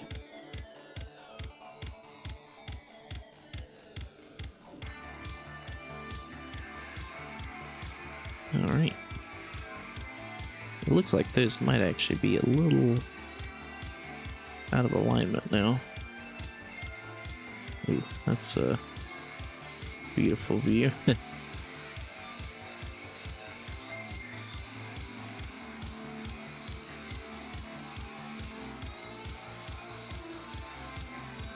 Interesting.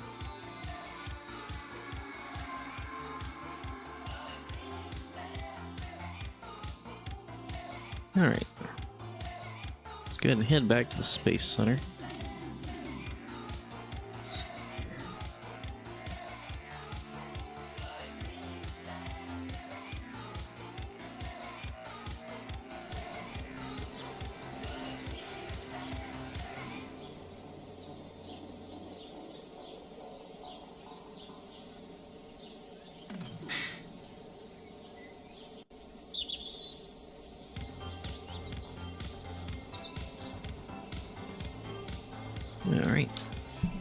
281 science. Not bad at all. My hair looks terrible. I've been wearing this headset all day.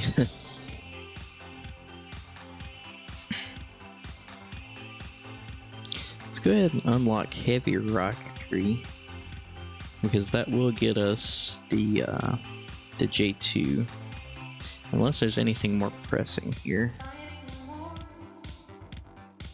We could go ahead and get these shuttle parts. That way we can start building boats. I think we might wait for just a little while. Okay.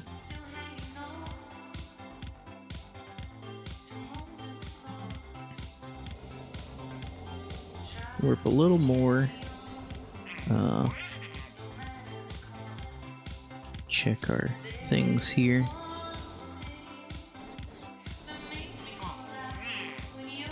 Space around Midmus, that's not too bad. Okay. Let's go to the spaceplane hangar and check out our new aircraft parts and see about building a bigger aircraft.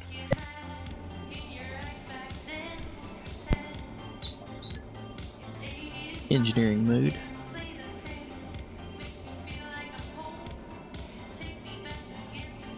Alright.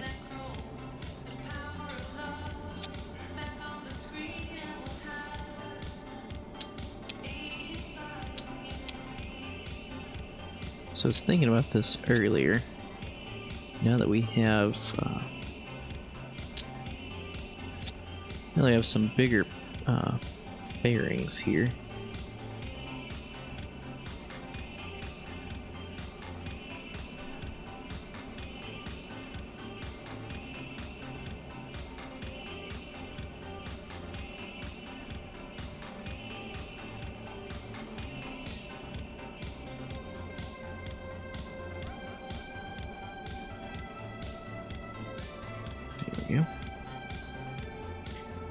It's not staged. Go ahead and lock it. Shouldn't have done that. Oh man. That was like perfect how he had it.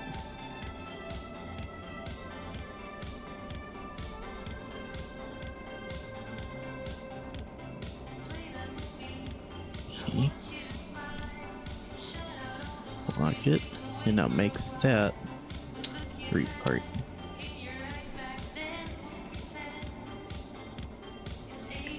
Cargo aircraft 1. And we'll actually name it later.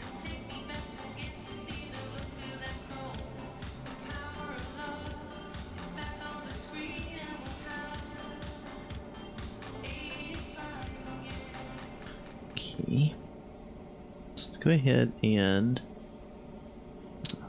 build another fairing here, facing this way.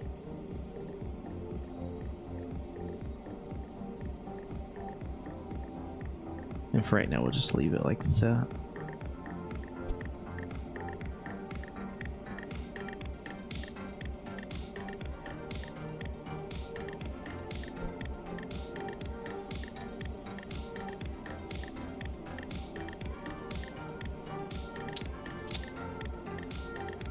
And we can always cover that up later.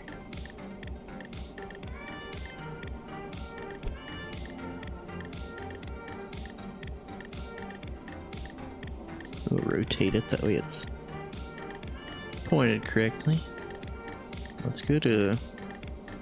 we'll use, we'll use one of these fuel tanks. Can we not radially attach that? No, we cannot. Okay.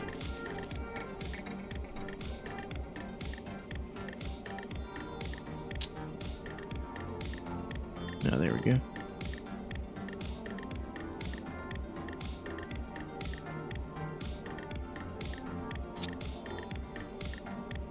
Okay. Now we're gonna drain all the fuel out of that and auto strut it to grandparent.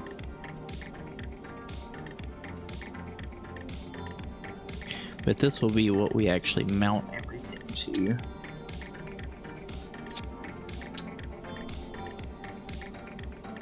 So like our wing box, our tail section, you know, all that good stuff. Actually, let me edit.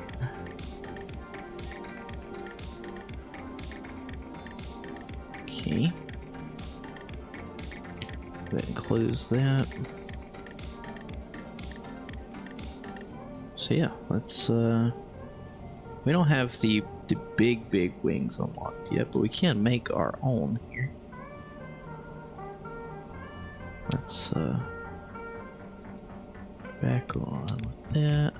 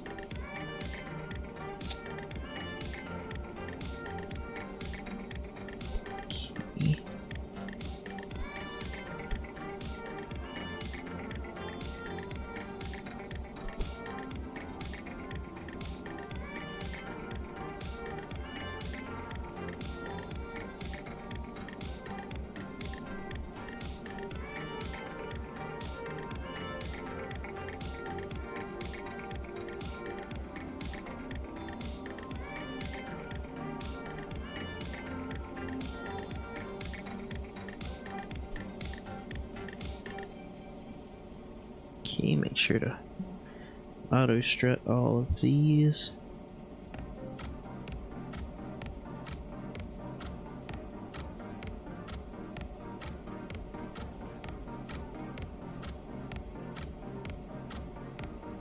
Definitely go ahead and lock that one.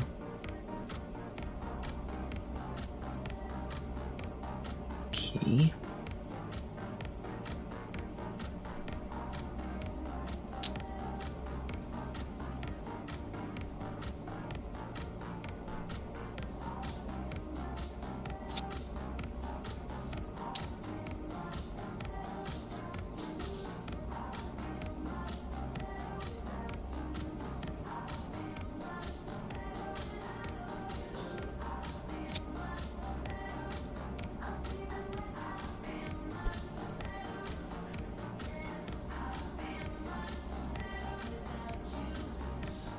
So I think we might actually could start with those up here.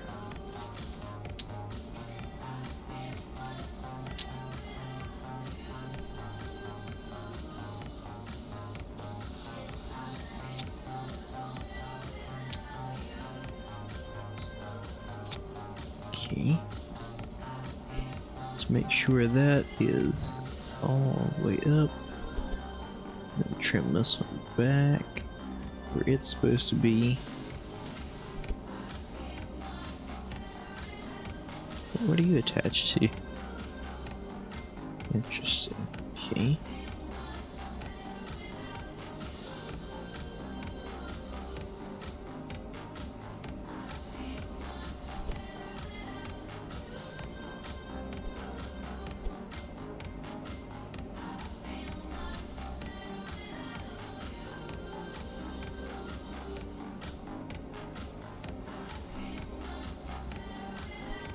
Let's lock both of those.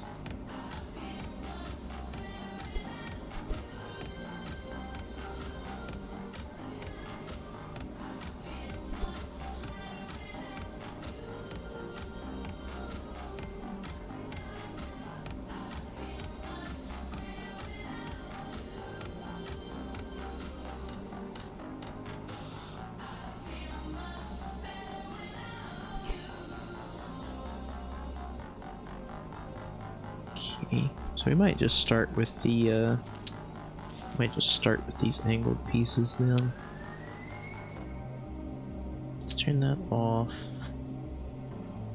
Turn this on.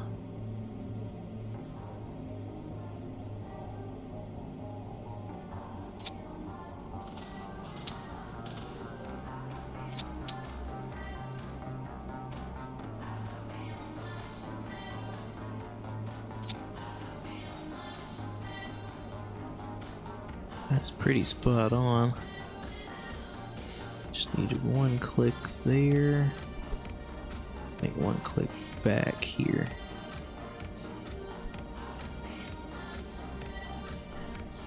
Okay, auto strut, auto strut, auto strut, and auto strut.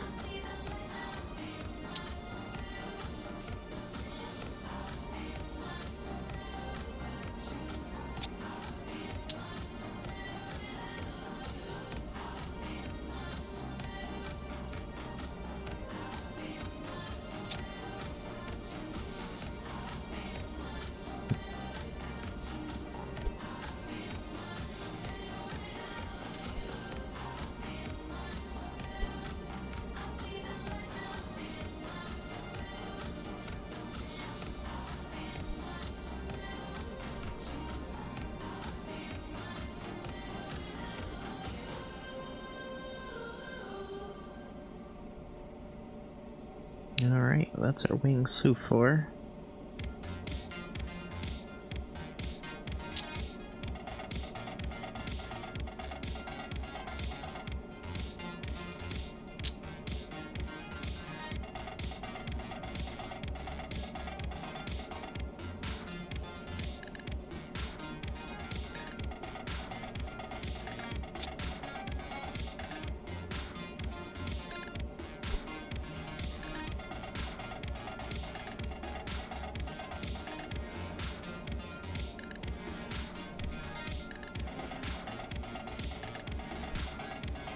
Right.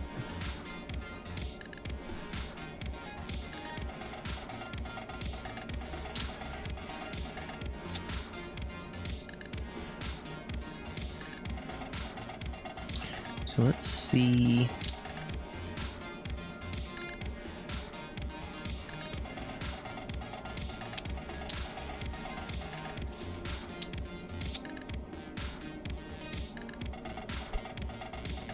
You know, I have done this before and like actually made my own jet engines. I think that's pretty neat. I hate that these always, like, you have to keep resetting them. Like, if I tell you to be locked, just please be locked.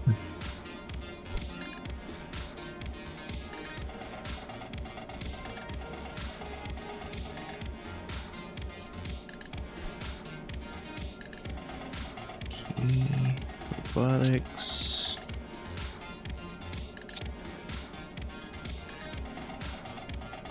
Does this have air intake? Okay, it does. Yeah, let's go to engines. So yeah, I've done this before, you know, just make like a high bypass turbofan.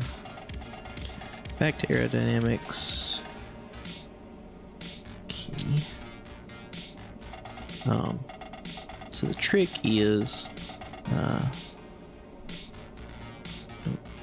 don't want that symmetrically mirrored. Interesting.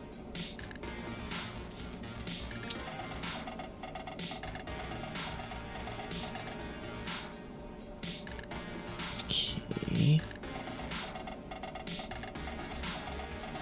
Interesting.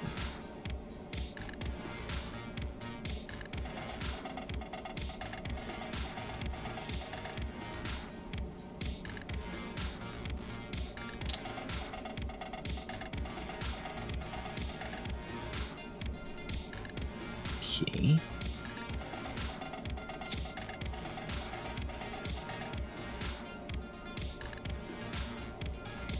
Let's go to robotics. There we go.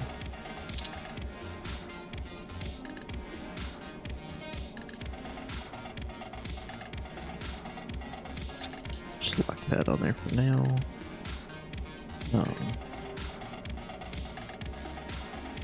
Aerodynamics. Here we go.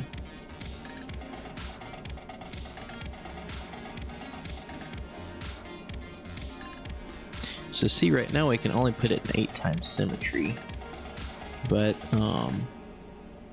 something that I was shown before, let's just take one of these and put 8 around it, and then go.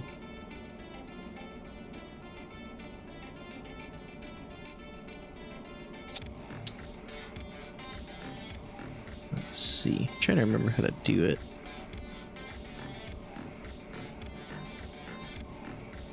You can basically make something copy 64 times.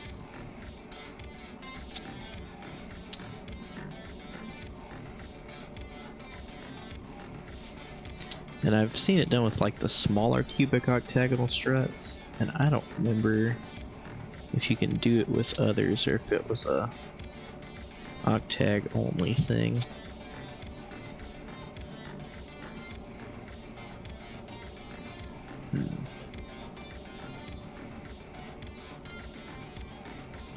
Go back to structural. Just take 8 of those.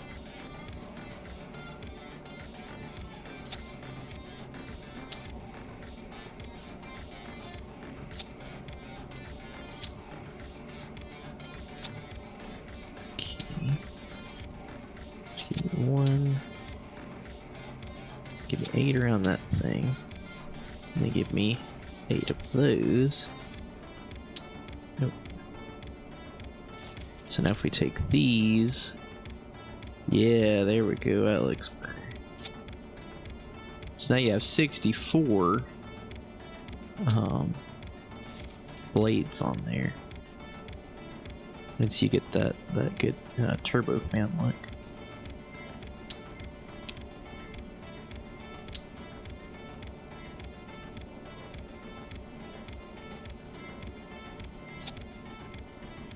And then you get your your jet engine look there. Actually, I think those are clipped in just a little.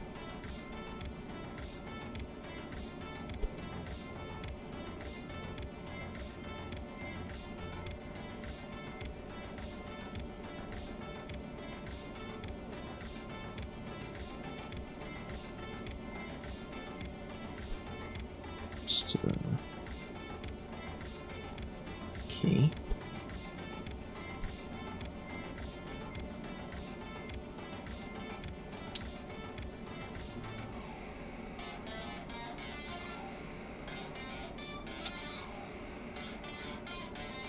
Alright, now you've got some high bypass turbofans.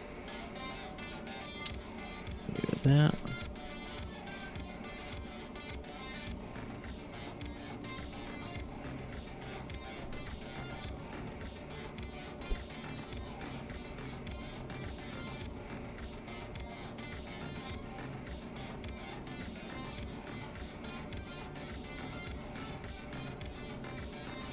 Okay.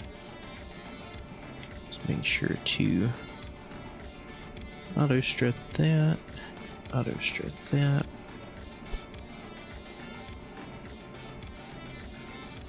I'll even trim that up a little bit.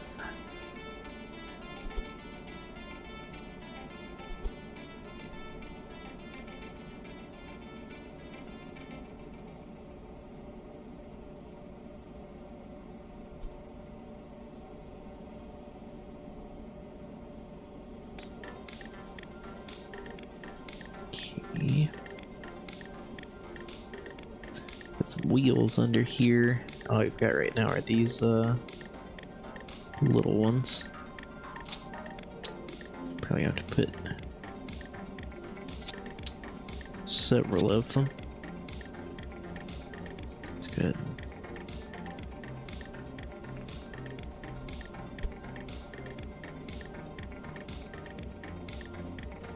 And gizmo them into place. Oh. Okay.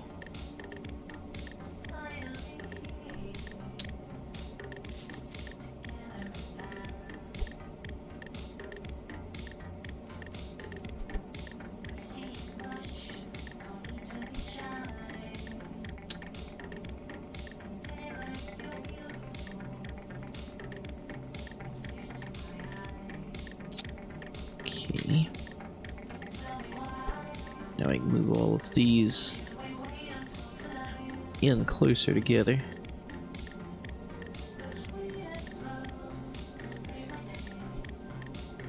Okay, lock that back. There, definitely need to get it. Gonna need to come down some.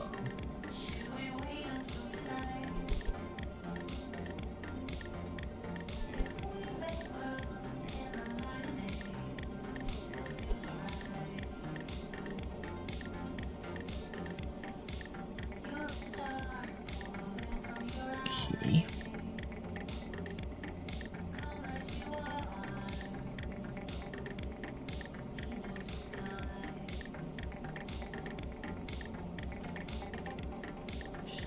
Let's go over here to structural.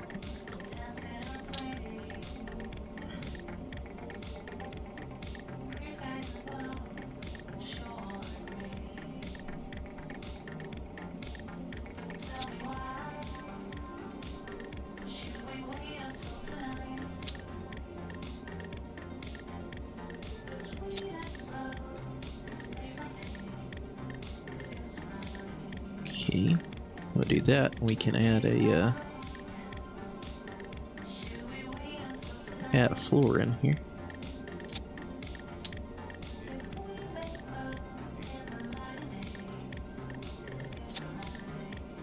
That way we could probably put, you know, cargo or other things like that in here. So we do need to auto strip those. Before we forget about it. Let's get a 2 actually.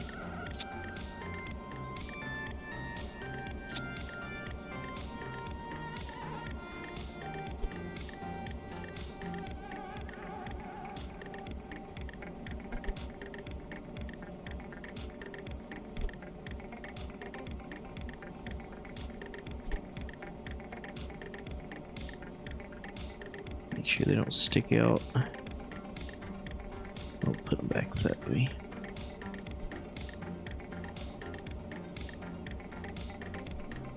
Alright.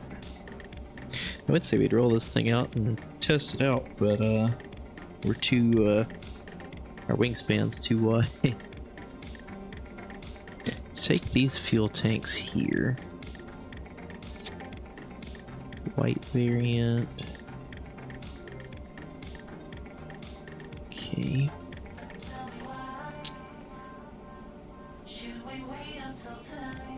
Okay. Turn steering off.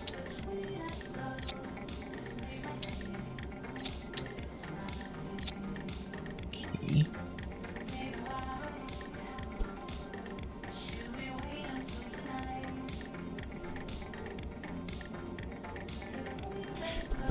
We'll eventually replace these once we unlock the better landing gear, but for the time being, this is all we have. We'll just get a bunch.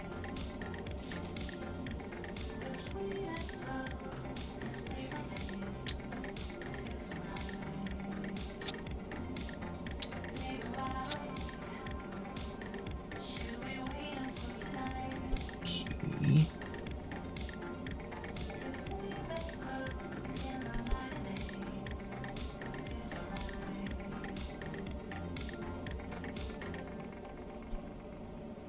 Alright, let's go ahead and get this cleaned up some.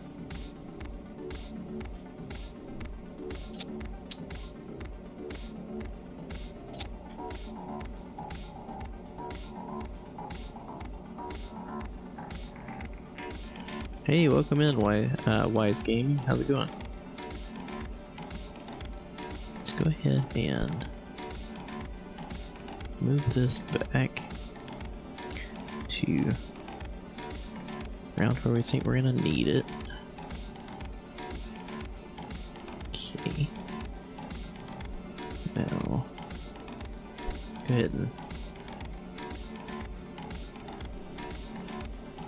rotate those 45 degrees.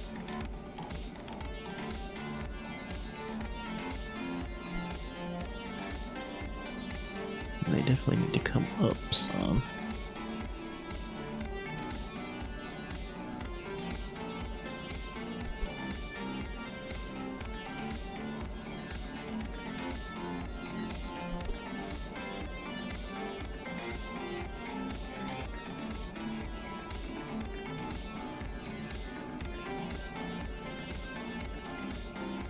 Okay, let's auto strut those, and auto strut those.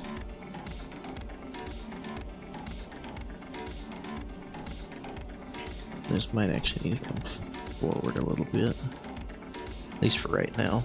Once we start testing out, they'll probably get moved around. But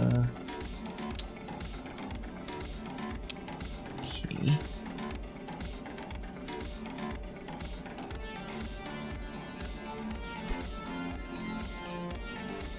There we go. We still don't have those large.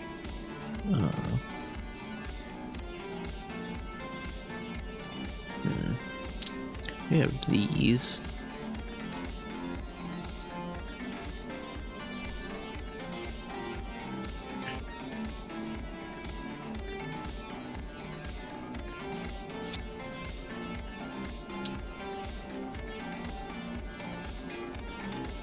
Yeah, I guess we could just line these up and down the wing.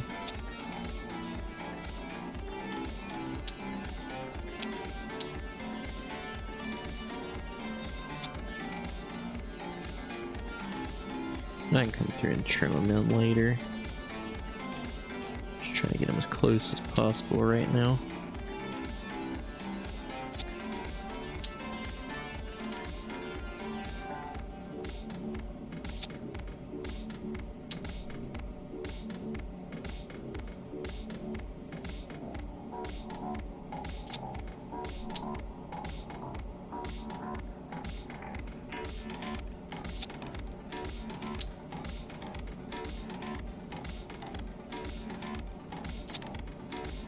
Alright, so right now, roll and roll. And you are off, off, off.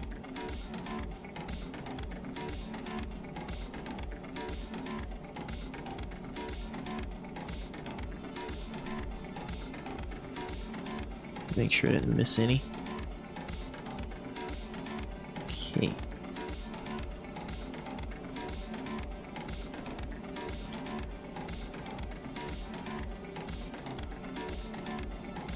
Robotics.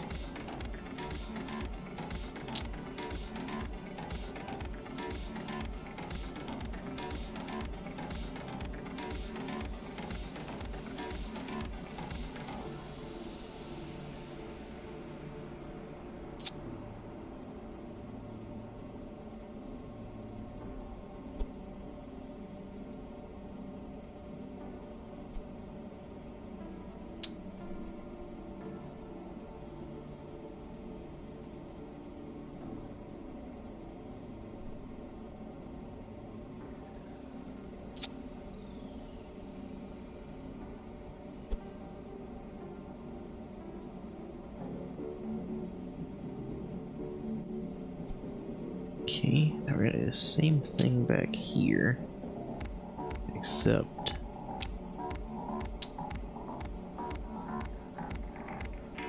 okay.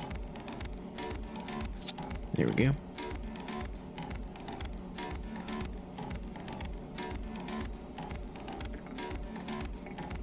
Drain out fuel out of here. Lock that. Now let's test to make sure.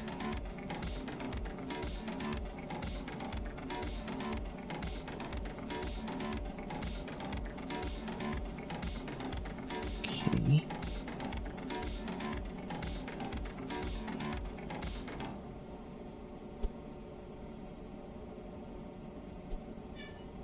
Hi, Sam. Alright, let's see here.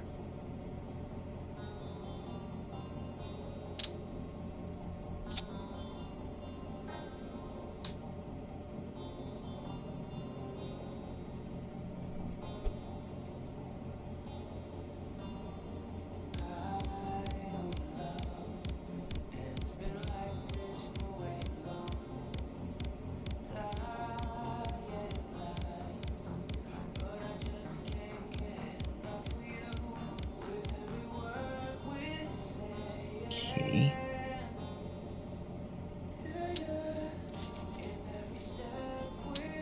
Actually, I think there's a better way to do this.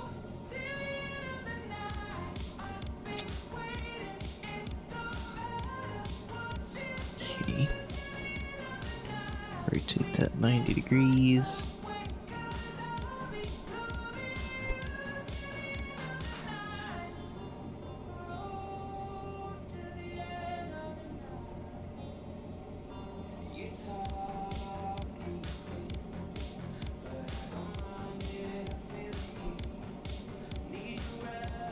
Okay, now this thing, just like before, put up here. Okay. It's kind of our structural piece here. Okay, build fairing.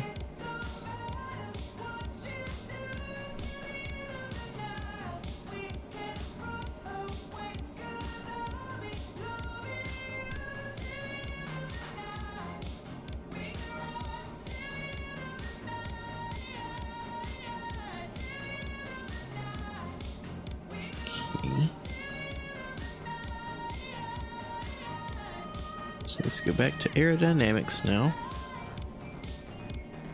So we don't have the super big tail section yet. It's fine because we can make our own.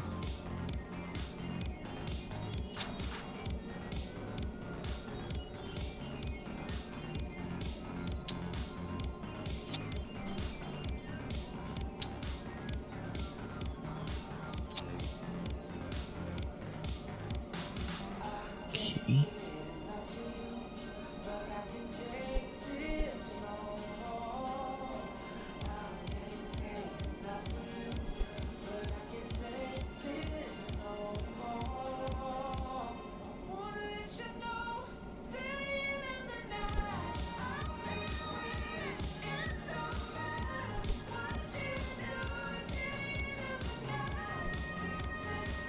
Okay.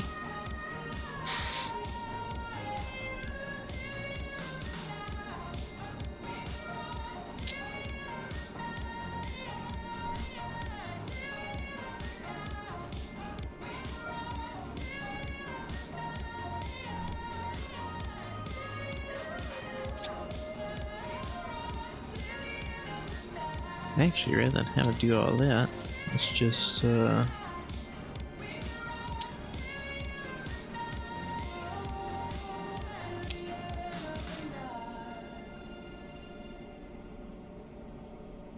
gizmo that one back forward. Lock that in.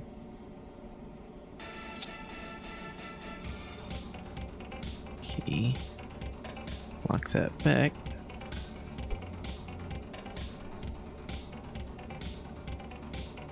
Okay.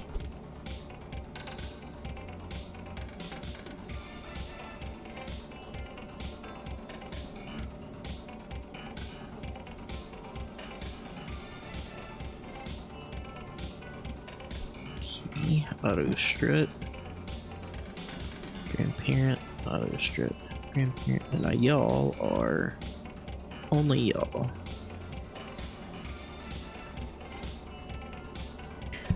Okay.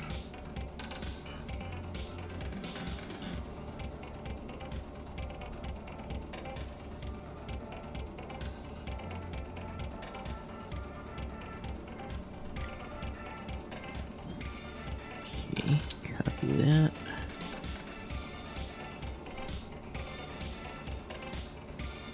Hi, Sam. Y'all are pitch only.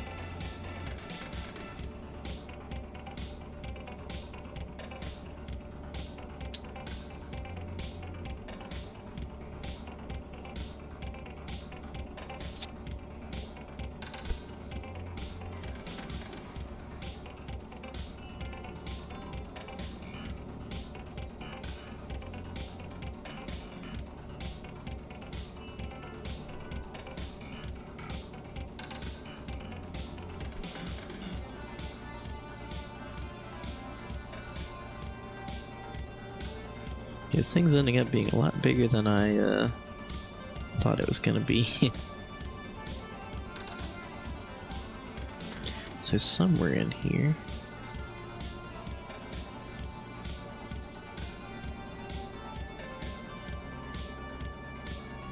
There we go. So where we are, yeah, we're good to go. Whole tail section can lift up. But in the meantime, let's move that over there. It's like the whole aircraft. There we go. Flip it upside down.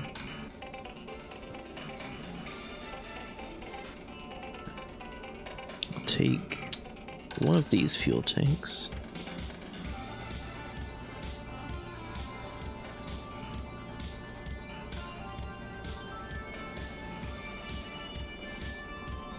Okay. Let's down and get one of these mini docking ports. And same thing.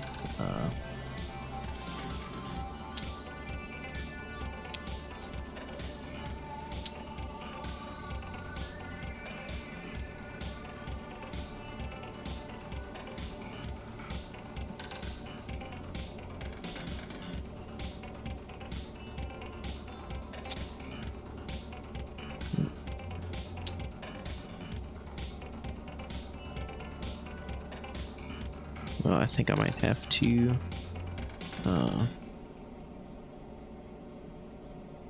click that to mouse over.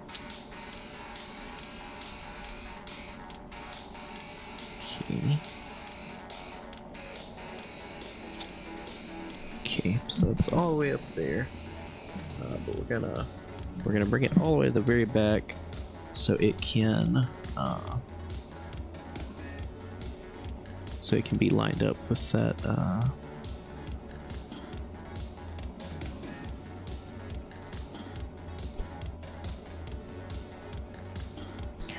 okay.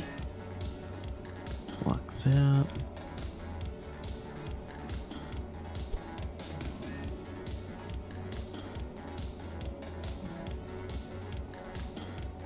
Well, I think that is gonna block our loading stuff there.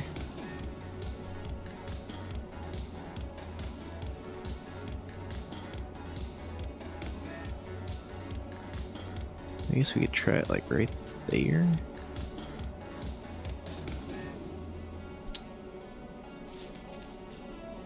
Oh,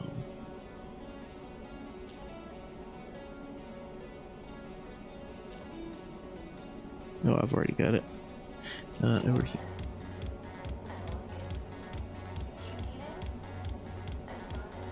Okay.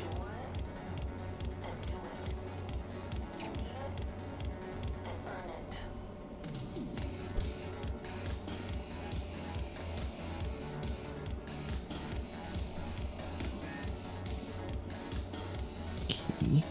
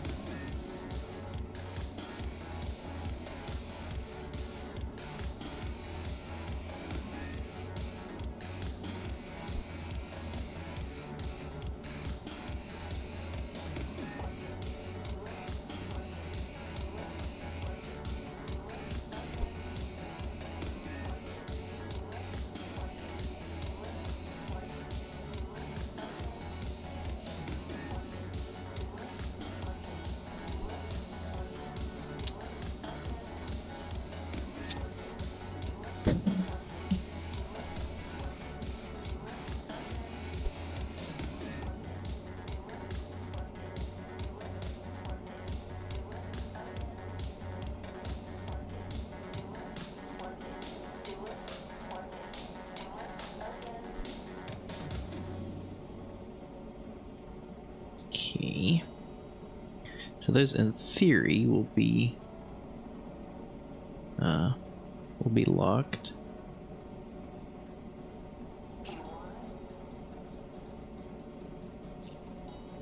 Okay. that one. View. Lock that one. It will land. Get where we're going, and then lift the tail up. Do whatever we need to do. Lower it back down. Have those couple. Yeah.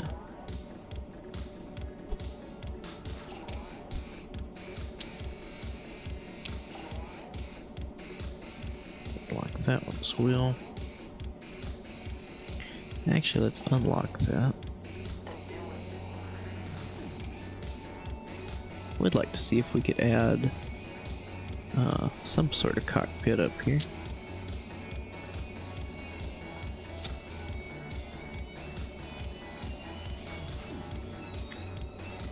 But you wouldn't be able to see the windows. They just look like the capsule sticking out of the front. Okay.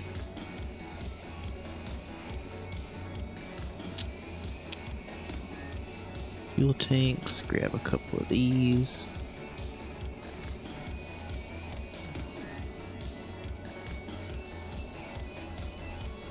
Okay, drain the fuel out of them. Lock them.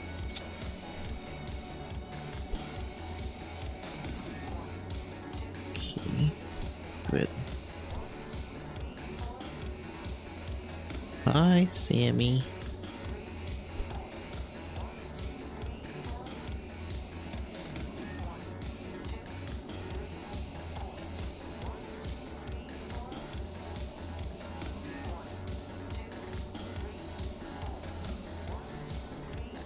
Alright.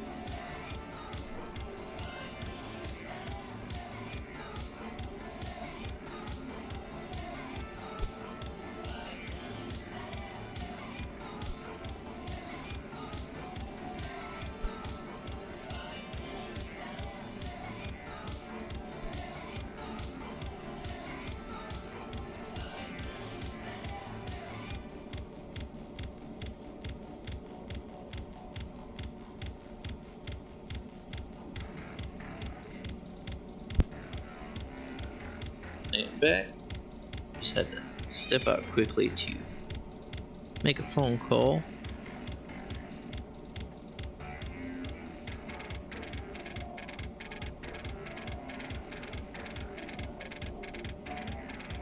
Okay, let's see, I know we're gonna need some batteries.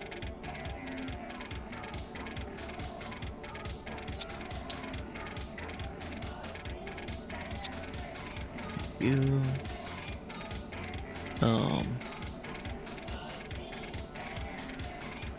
I would like to go ahead and launch this, but we can't because of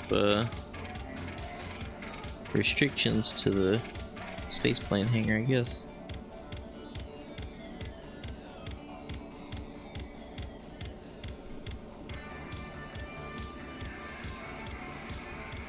Well, our height is good, so actually, we just go ahead and start with it open. Will it accept that? Oh, it will. Nice. And then width,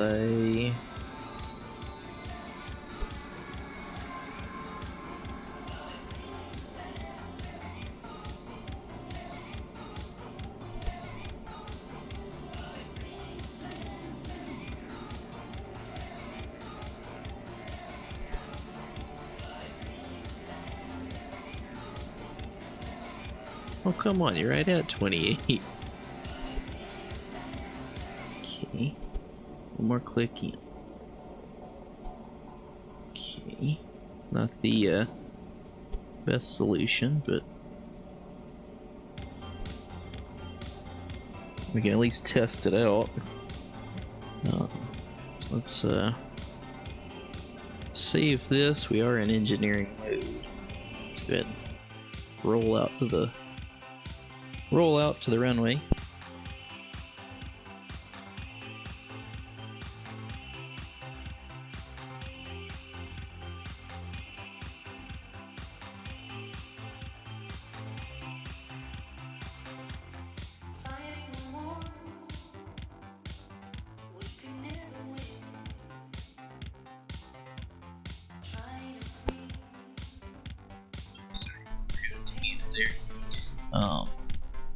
So yeah, we're gonna... No, it didn't explode. At least not yet. Let's go ahead and lock that. And I guess really and truthfully, this hinge isn't too loaded right now because there's nothing actually back here. So, traverse rate, let's bring that way down.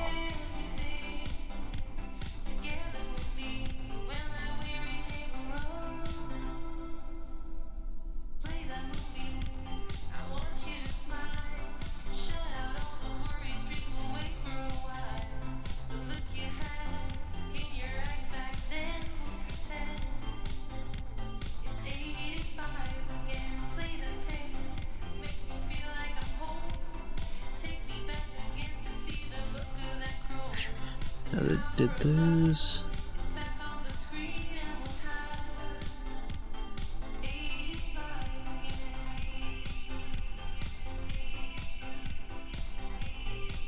Does not look like it. Oh, no, they did. Nice.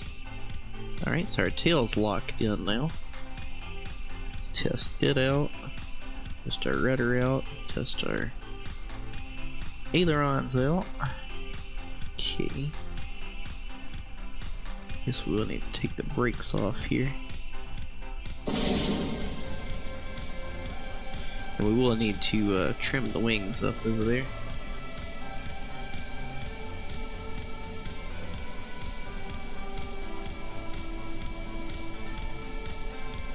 Alright.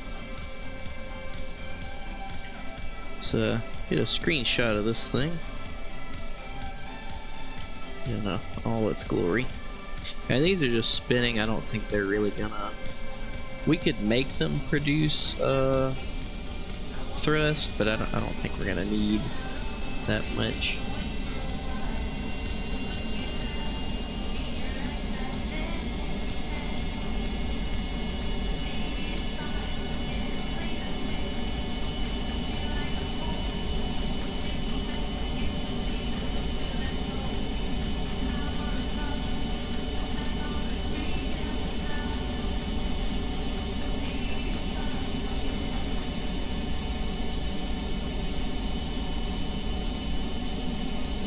There we go, they can help out. They actually were useful. Now we're pulling back, still pulling back.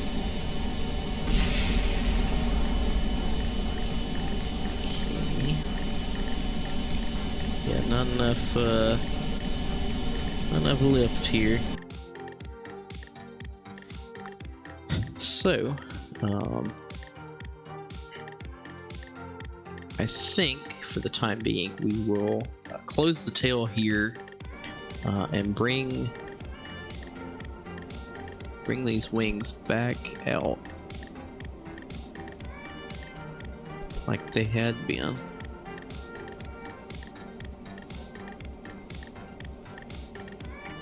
Okay. Actually,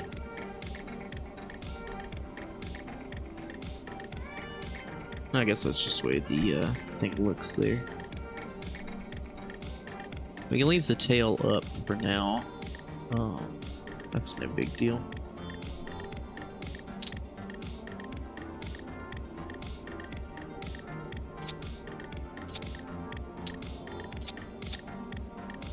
Okay.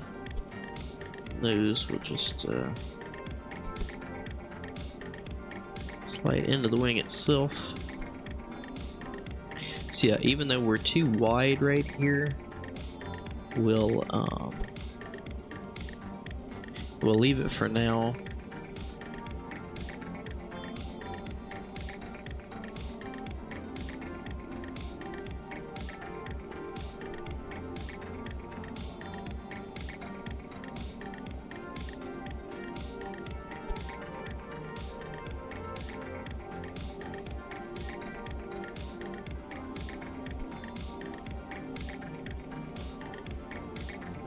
Yeah, I should have noticed that when it was individual that it was something was the matter there.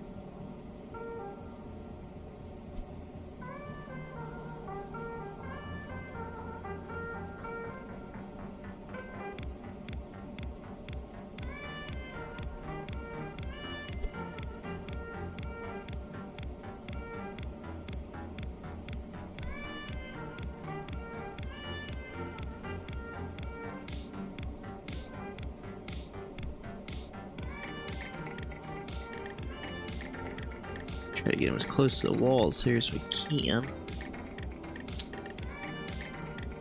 Because the closer your tolerance on stuff like that, then the more efficient it is. So let's go ahead and save that as it is for now, but we can't actually use it just yet until we unlock the spaceplane hangar upgrade.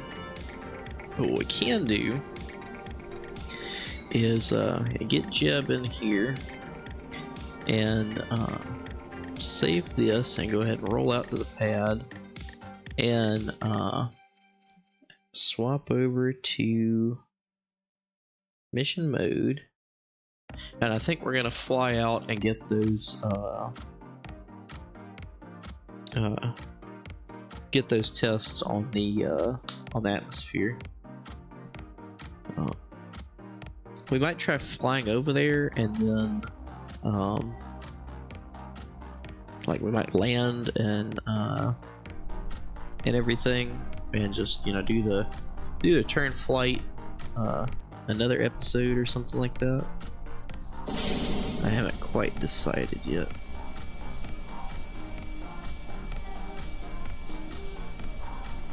Alright.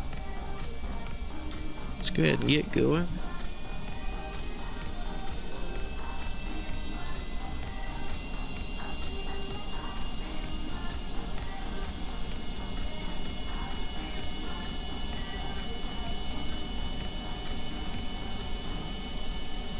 I thought about getting that upgrade where we could get the afterburning turbojet engine, but I think we'll just stick with this one for now.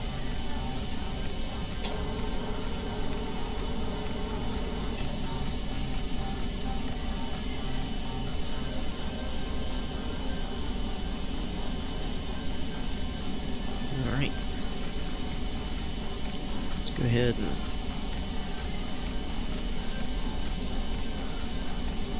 basically just go north-northeast.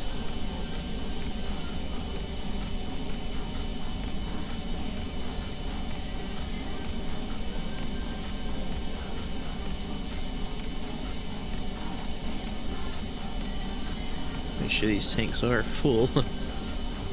Took off better than normal, or better than last time. I guess we did make some upgrades to this thing, so it is flying a bit better, you know. Let's activate navigation there. See, pretty much dead on 45 degrees.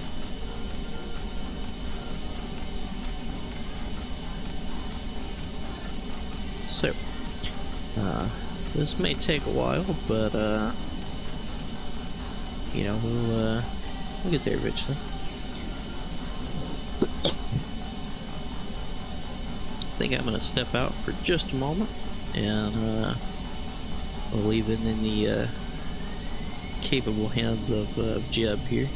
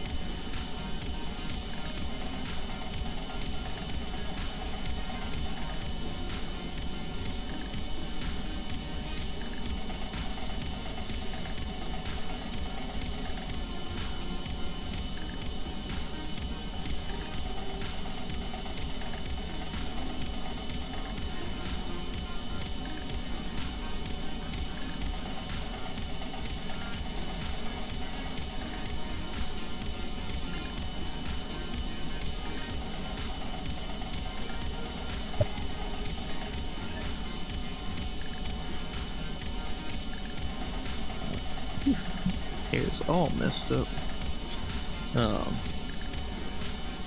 Good to see that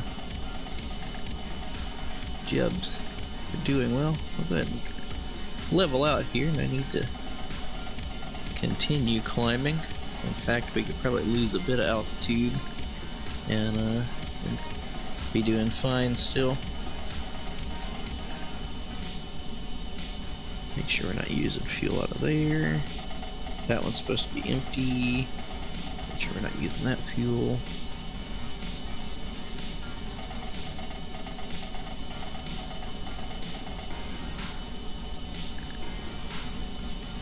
Alright, like I said, this one's gonna take a while.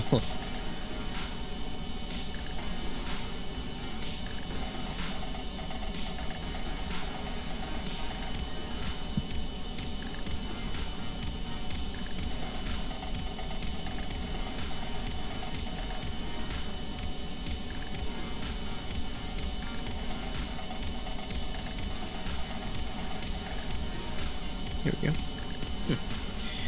Picture isn't showing up for some reason. So yeah, like I said, this is gonna be one to buckle in for, because it's gonna be quite the journey. We've already made it to this little crop out here, and we still have to fly over this whole section over Kerbal, North Korea, and I guess Kerbal, China, and then way out into the ocean.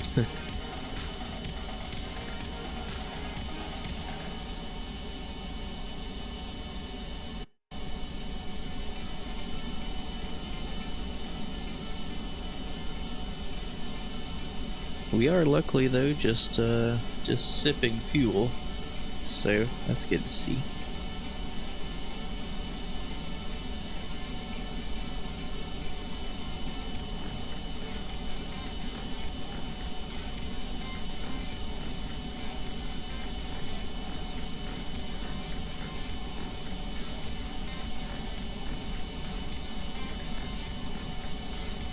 Alright, I'll just turn my camera off for now, and we'll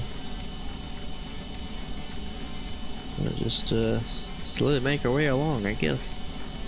Hope Jeb brought some snacks, because he's gonna be in here for quite a while.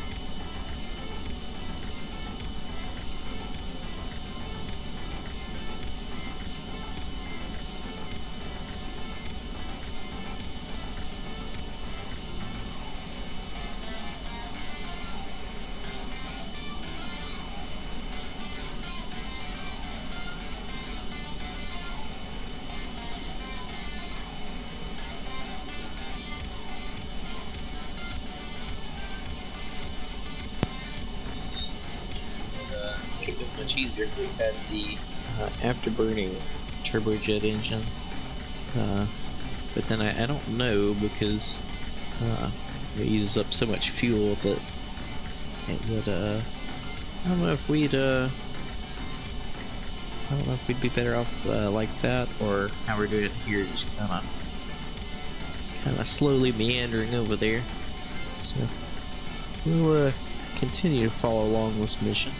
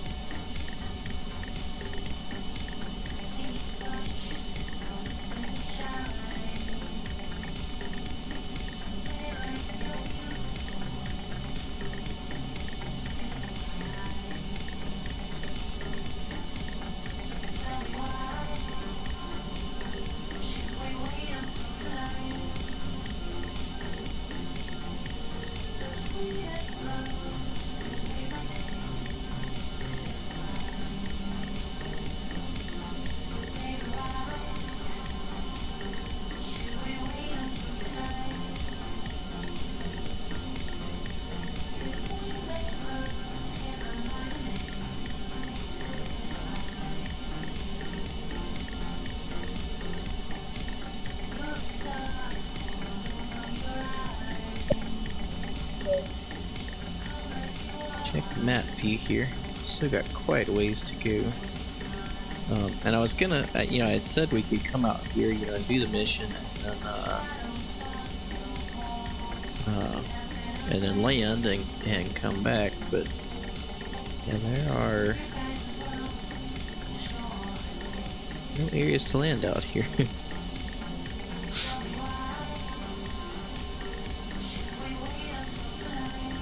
You know, if we kept going, you know, we could, you know, come here and then turn and go up over the pole and go to Woomerang. We don't quite have the money to unlock it just yet. I'll also check the like the Kerbal map, I guess like the Wikipedia map, and check and see, you know, where we can find more launch sites.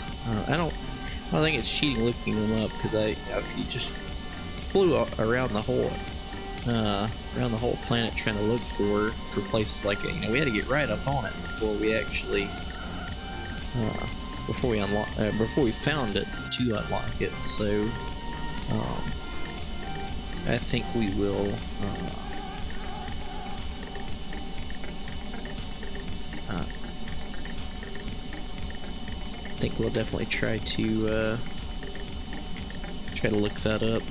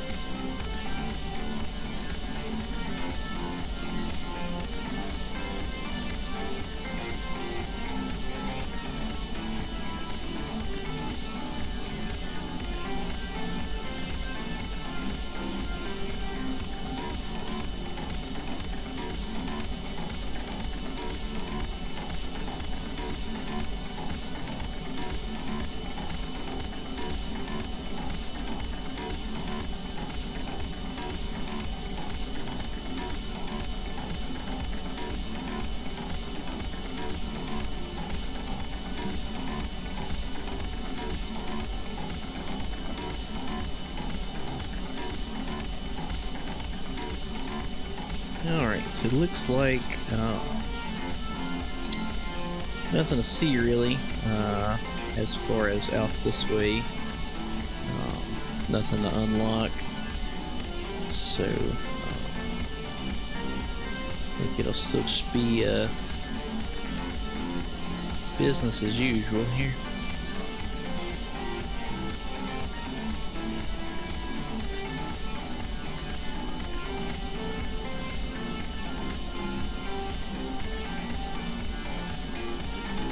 Changes there.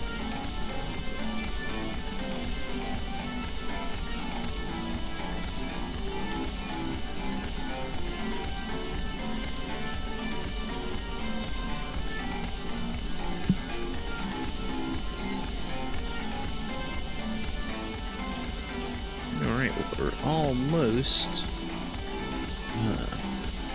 about to fly into Kerbal, North Korea here. At least that's what it looks like on the map.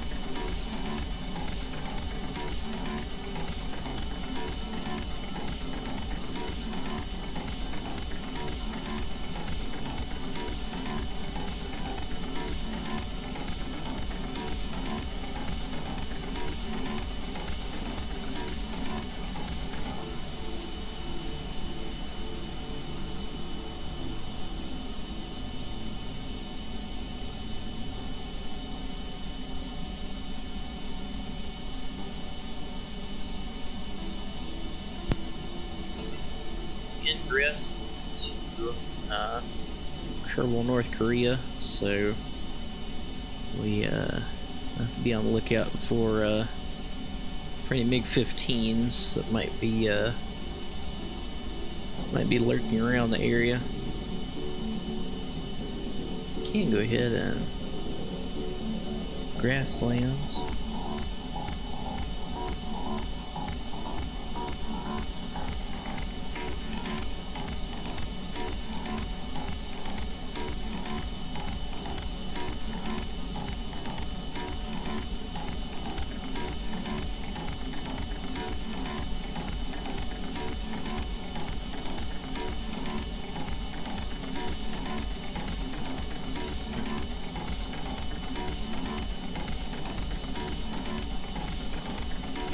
I don't know why this thing starts out with monopropellant in it. Like, why do we need monoprop in this capsule?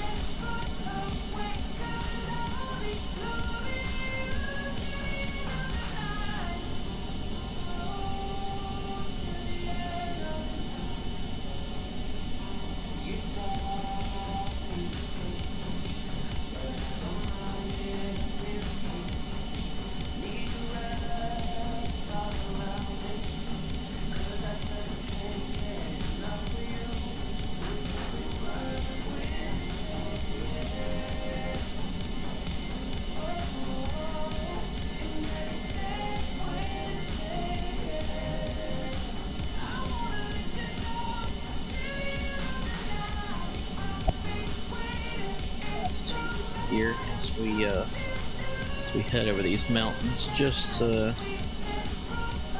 a little bit of peace of mind.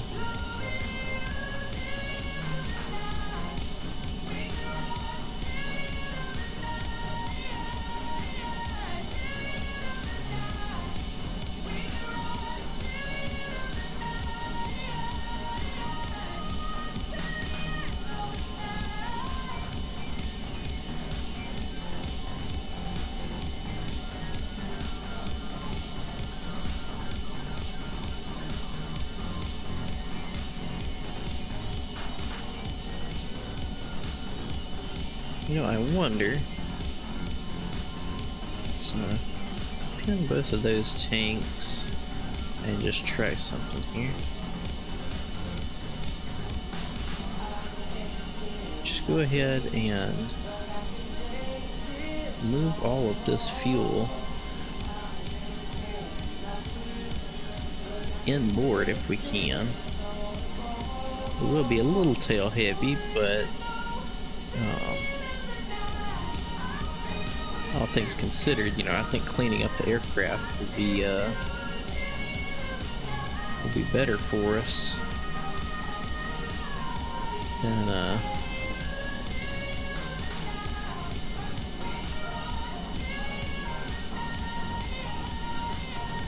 being a little tail heavy.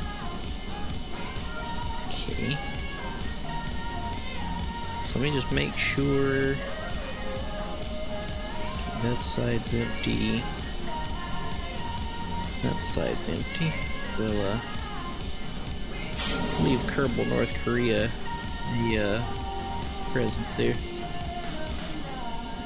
Turn up the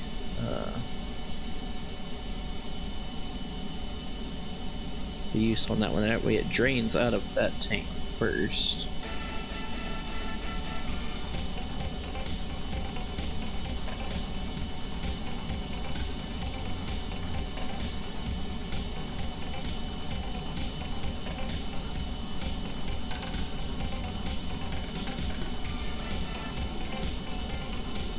And actually, I might go ahead and pickle this one as well.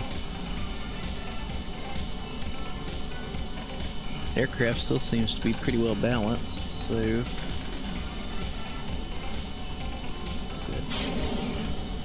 pickle that one as well.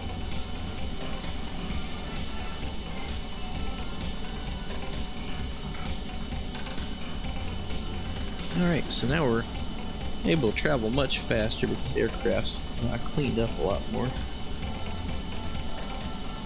And we are pulling just from this rear tank as of right now. So that's good, but we'll be back to a not nose heavy, but just a more balanced aircraft. Although, with his little incidences we're flying with right now, it's looking like we're doing pretty good.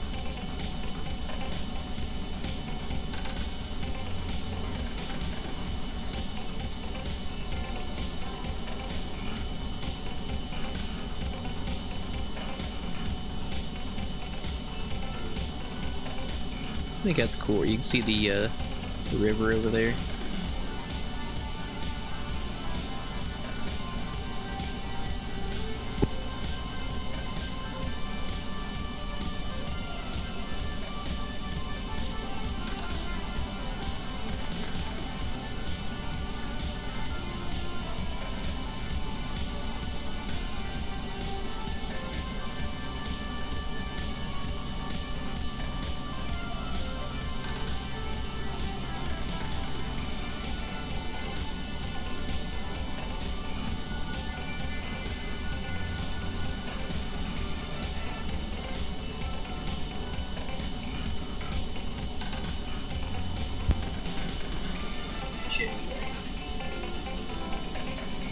We're still doing good.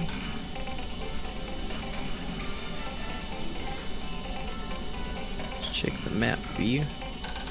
About to cross this river here, and then more of these mountains.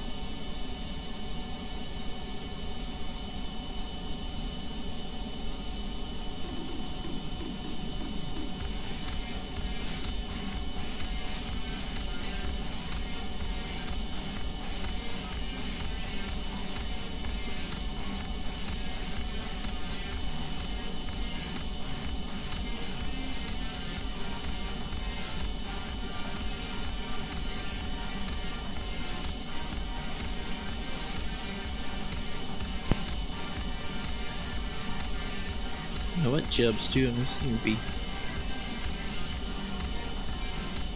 Yeah, I guess he's climbing just to make sure we have a little bit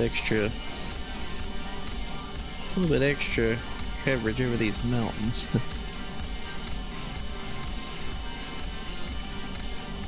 If we can bring the nose down just a little, we need in climbing that high. Altitude is definitely life insurance. How's it going, Haven? Nice to have you in. We're running, we took a mission like a year or two ago, at least in Kerbal time, to fly out here and take some pressure readings. So yeah, about half an hour ago we took off from the Kerbal Space Center, and we successfully ingressed over Kerbal, North Korea here, and now we're about midway through the Chinese Communist People's Republic, I guess. whatever China would be called in KSP. So yeah, it's definitely gonna be quite the mission. We had a few fuel tanks outboard. We went ahead and pickled them on the Kerbal, North Korea there. So we got quite the ways to go.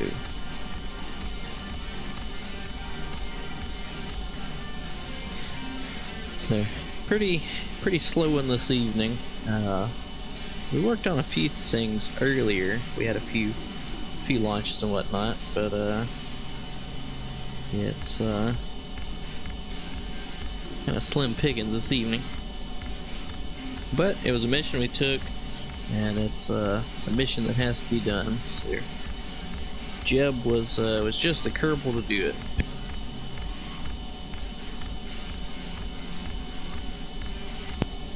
See the coastline here, so unless the Kerbal Chinese government shoots a surface-to-air missile at him in the next couple minutes, I think we should be good.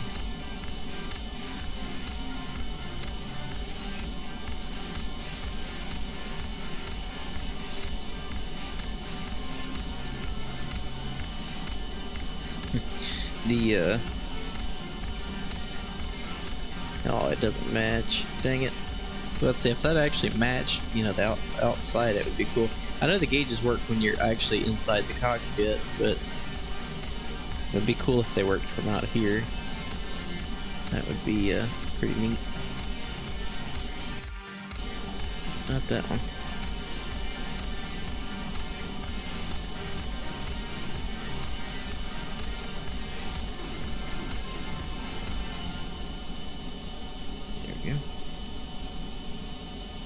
Alright.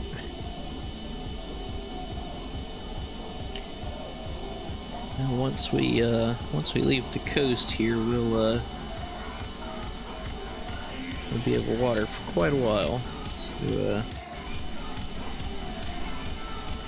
but just in case Jeb brought his swim trunks.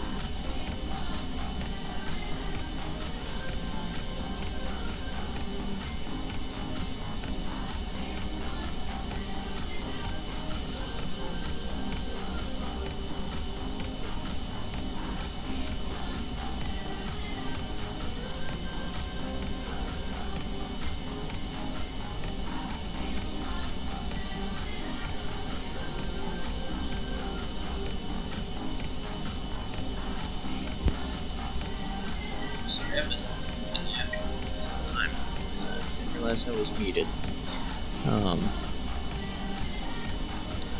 Yeah, this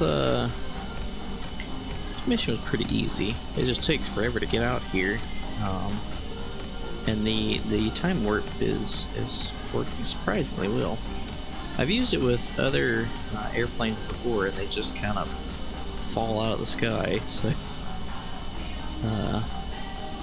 it's going pretty well with this airplane, this setup. What I was saying when I didn't realize I was muted was, flying in KSP with the keyboard's okay, but I definitely want to sooner rather than later get myself a stick. Either you can get a yoke, like a flight sim yoke, or a stick. I've been kind of tossing around both. I still don't know which one I'm going to go with, and I may end up getting both eventually. But yeah, it's still don't quite know which one I would prefer. You know, the stick would give you more opportunities, but it is pretty cool to fly with a yoke, in my opinion.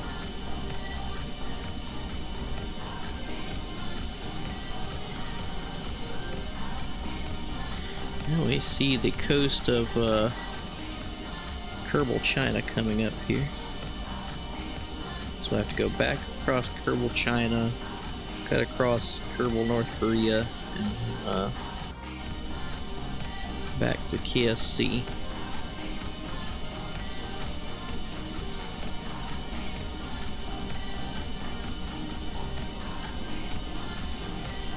Yeah, the only thing, if you have to make any adjustments, you gotta come out of time warp, otherwise we're just fall out of the sky. Now, okay, if we lose some altitude here, as long as we stay above 5 kilometers, we can always come out of time warp and then pick the nose back up from 5,000.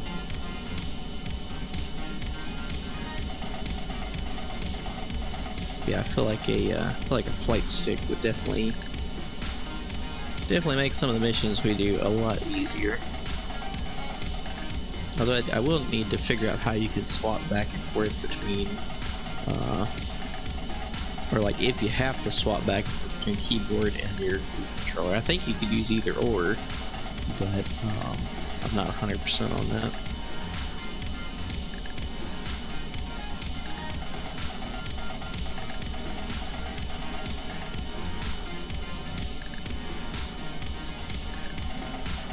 And I think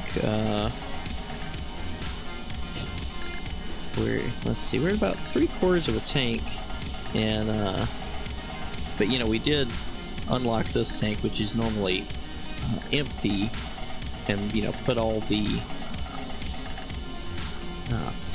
spare tanks fuel in there just to clean the aircraft up, because usually there's no fuel in here, so it does throw off our thing over here some, but I think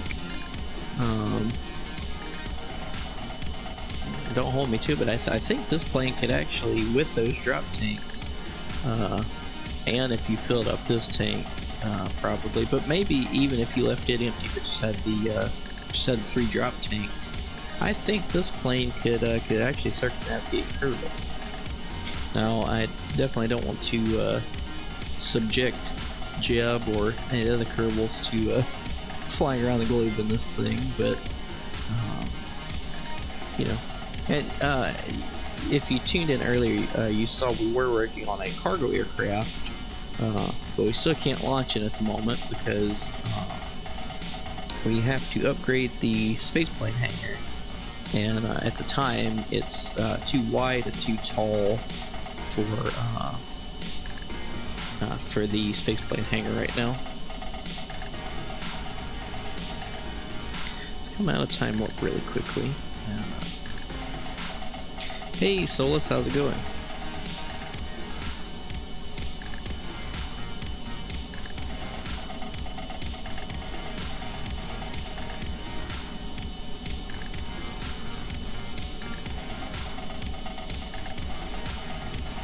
Get ourselves not nosediving at the ground here.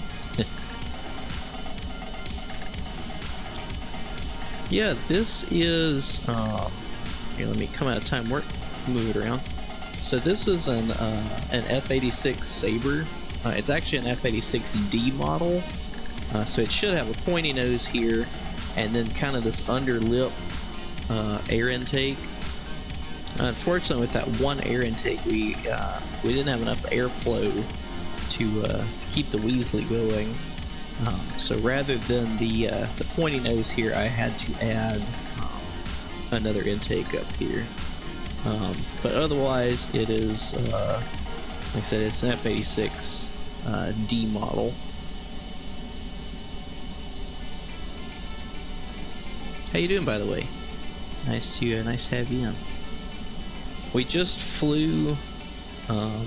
We took off from the Kerbal Space Center, and we flew all the way up here to do some atmospheric readings for a contract we had, and now we're currently over Kerbal, China, and I'm gonna cut across Kerbal, North Korea here, and pretty soon we'll be back at the Kerbal Space Center. Just relaxing, yeah, nice. That's good thing to do on a Friday evening. Let's head back up here a little bit. Make sure we get over these mountains. Yeah, we're just you know, I guess we're kind of relaxing here with this mission. It's not super high profile. We've been putting it off for a while, but you know, I thought, well, you know, we need to go ahead and do it, and go ahead and get that contract finished up, and everything. So we had a couple drop tanks under here. We pickled those over Kerbal, North Korea, so they can dispose of them however they would like.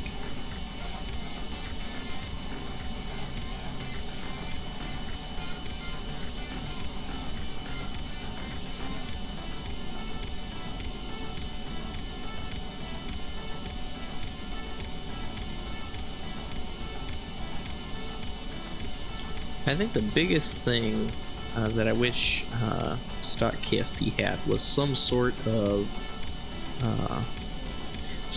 autopilot with like altitude hold. Like, I think that would have been a good investment for KSP. And so this playthrough. I'm out of time warp here and not fly into the mountains. So for this playthrough, we're completely stock, no mods or anything like that. We do eventually want to implement KRPC, where we can program like flight computers for rockets and things. So I think that would be a cool project. Something I haven't thought of actually is, you know, making, which I know there's mods that exist, but yeah, I do think it would be cool to program our own autopilot for aircraft. For those that don't know, I am an aerospace engineer by trade, and so, you know, I like using KSP as kind of in a way a teaching tool, but then also, you know, it's nice to play around with. Yeah, Kerbal, North Korea, you know, the whole time we were, you know, Jeb had his eyes peeled for any MiG-15s that might come and try to jump him. But luckily we made it through. And actually, the way we're going back home this time, looks like we're gonna cut across Kerbal, China here, and on to Kerbal, Africa, and be back to KSC without actually having to go over North Korea. Yeah, MechJeb is really cool, but I think, you know, as kind of a project we could do would be, you know, make our own autopilot. I think that would be a pretty challenging, but then also pretty good. Because, like I said, I'm an aerospace engineer, and but my day job is actually programming. So it's kind of cool to you know, combine both my areas of expertise into a game.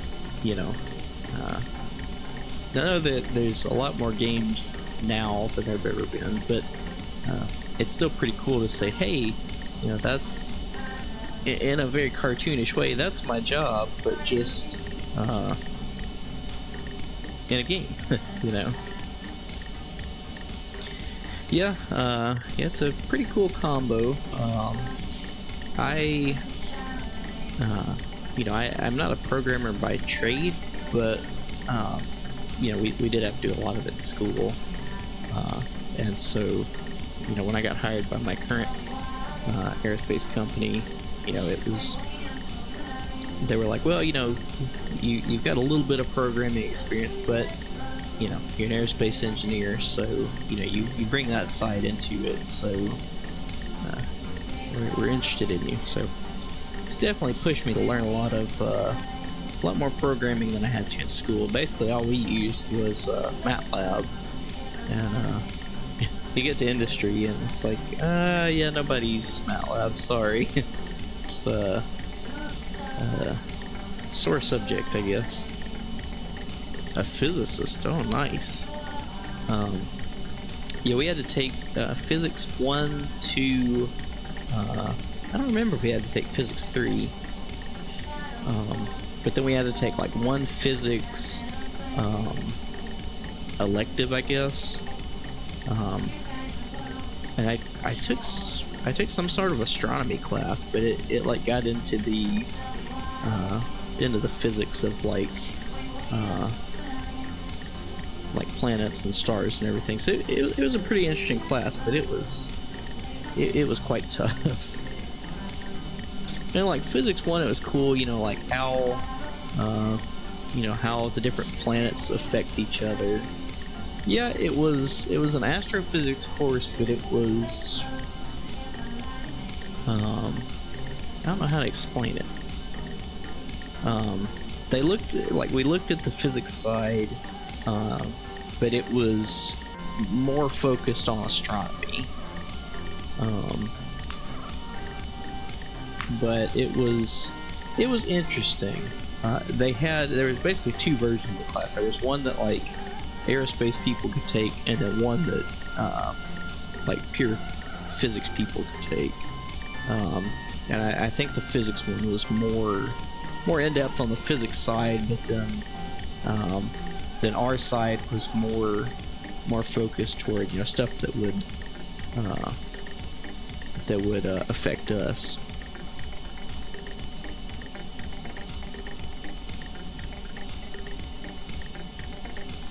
Dude. Hey Vex, how's it going? I did okay in that class. I was gonna say, of all the physics classes I struggled with, was physics 2. Because physics 1 was, you know, basic, you know, here's how, you know, this and that works, and it was pretty straightforward. But then once we got to physics 2, and it was like, actually, all that stuff that we showed you in physics 1, that's kind of how it works. That's kind of how gravity works. That's kind of how this and that works. But it's actually much more complicated. Here you go.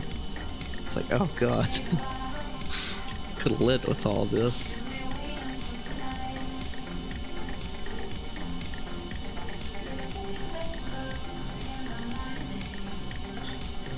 Oh, particles and nuclear. Yeah, that's I think it's pretty tough.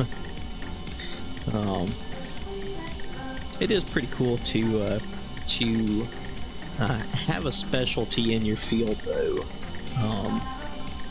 You know, the higher up you go, either in education or in, you know, in your respective field, I've found a lot of times that, and like even me, you know, getting hired, it wasn't, you know, the greatest programmer they had, interviewed.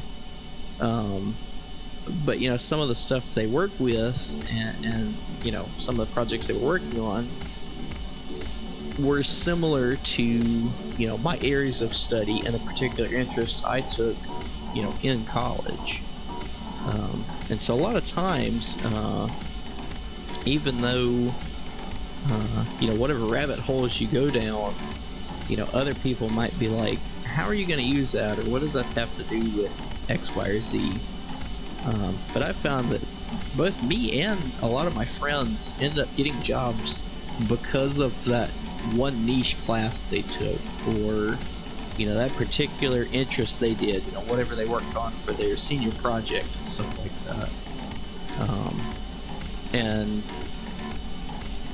at the end of the day, like I said, a lot of those niches end up becoming like your whole meal ticket into whatever industry you are, or even different industries, because if you just have focused on just straight physics or just straight aerospace, no specialty classes, no particular interests, then you're not going to stand out from everybody else. And a lot of times having those little bits and bobs really help kind of put a cherry on things. What got you particularly interested in nuclear physics? Worked at the chem department on nanotechs. Oh, nice. My senior project, well, one of them, we actually had to do like 2 different senior projects, but one of them was like a big overarching group project, and then one was an individual.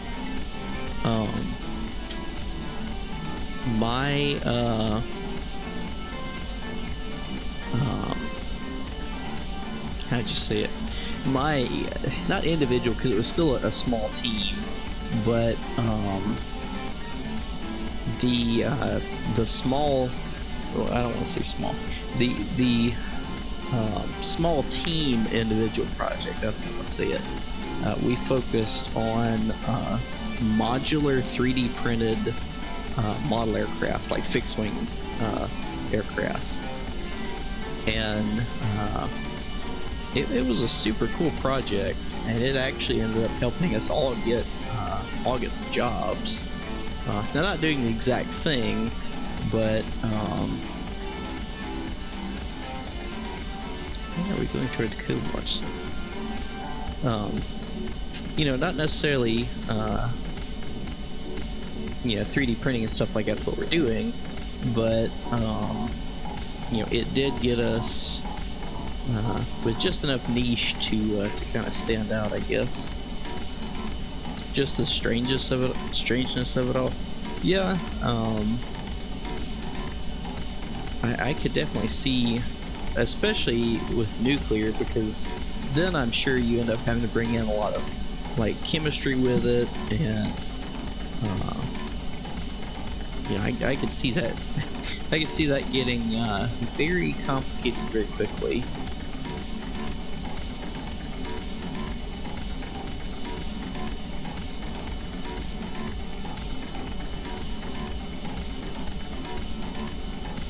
I did have to refresh my screen. Sorry if I missed anybody's comments, but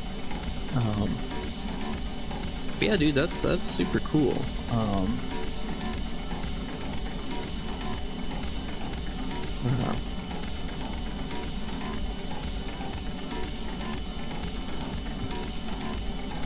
we finally got the Kerbal Space Center in sight here.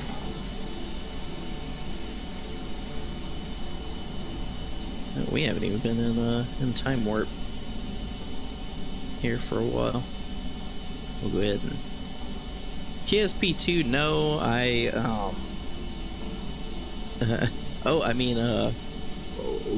what is KSP2? No, I'm kind of going the way everybody else is, and just saying that, oh well, KSP2's dead, so it never existed. This is there's only ever been one KSP. Um, you know, kind of along those lines. It had good potential, but a lot of the stuff they did just seemed kind of, I don't know, like really backwards. Like, nobody on the team was like a big Kerbal player. Nobody...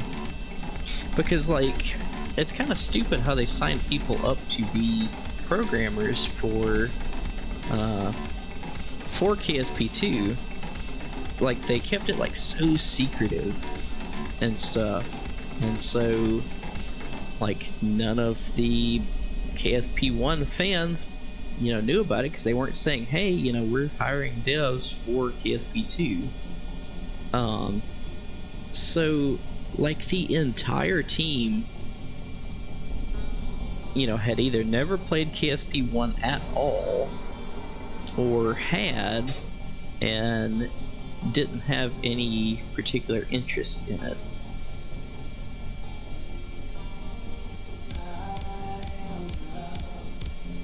Like, we were still in time warp there. This thing does not want to slow down. Let's go around. I don't know, this design's too good. It doesn't want to land. The way different bosons work together. Yeah, I will not claim to understand anything about bosons. I remember us talking about them, just like, you know, hey, this thing exists, but it may or may not actually exist. And at that point, I was like, yeah, that doesn't apply to me. So not going down that rabbit hole. Not getting me in that Vietnam. Alright, set up on a longer final here this time. I need like a drag chute or something. Like I was saying earlier, I still doing this on a keyboard. I want to look into getting a stick for when we're flying, at least aircraft in KSP. But I just never have. Oop. Well, I guess technically this is one of the not the first landing we've done with this plane, but I think Jeb's only flown it like 3 times, so we'll give him the benefit of the doubt there. Aggressive land, power down. Yeah, I guess, let's see, this one does reverse, doesn't it? Yeah, it does. Guess we technically could have reverse thrust. Alright. And that is, that's that mission finally complete. I know we've been putting it off for a while here, but it's finally out of the way.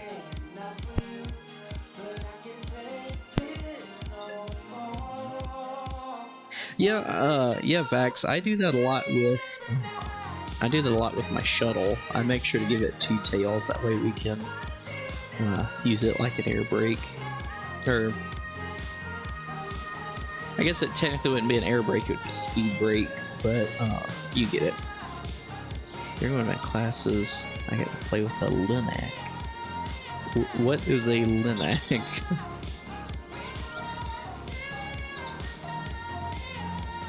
Alright, so that mission is finally, thankfully, over. Let's go to our mission log here, and we'll just note down that Jeb did that mission. Jeb flew. Testing mission.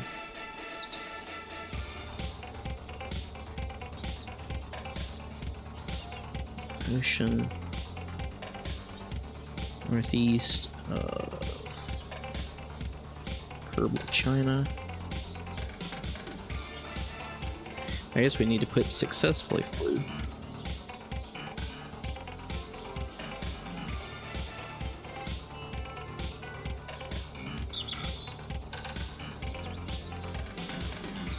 Okay. Contract completed. No MiG spotted.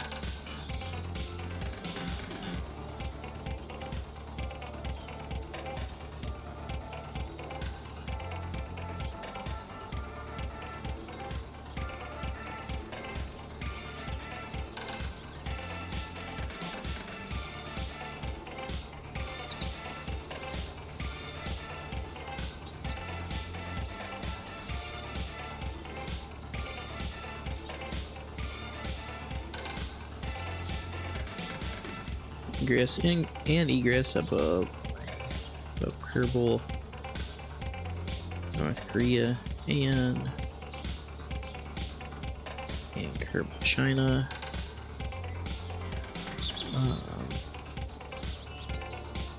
Completed without enemy contact. Alright, there we go. Linear particle accelerator, nice.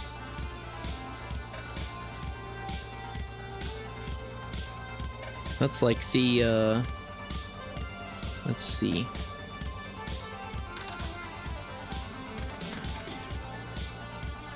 That's like in here with the, under physics where you can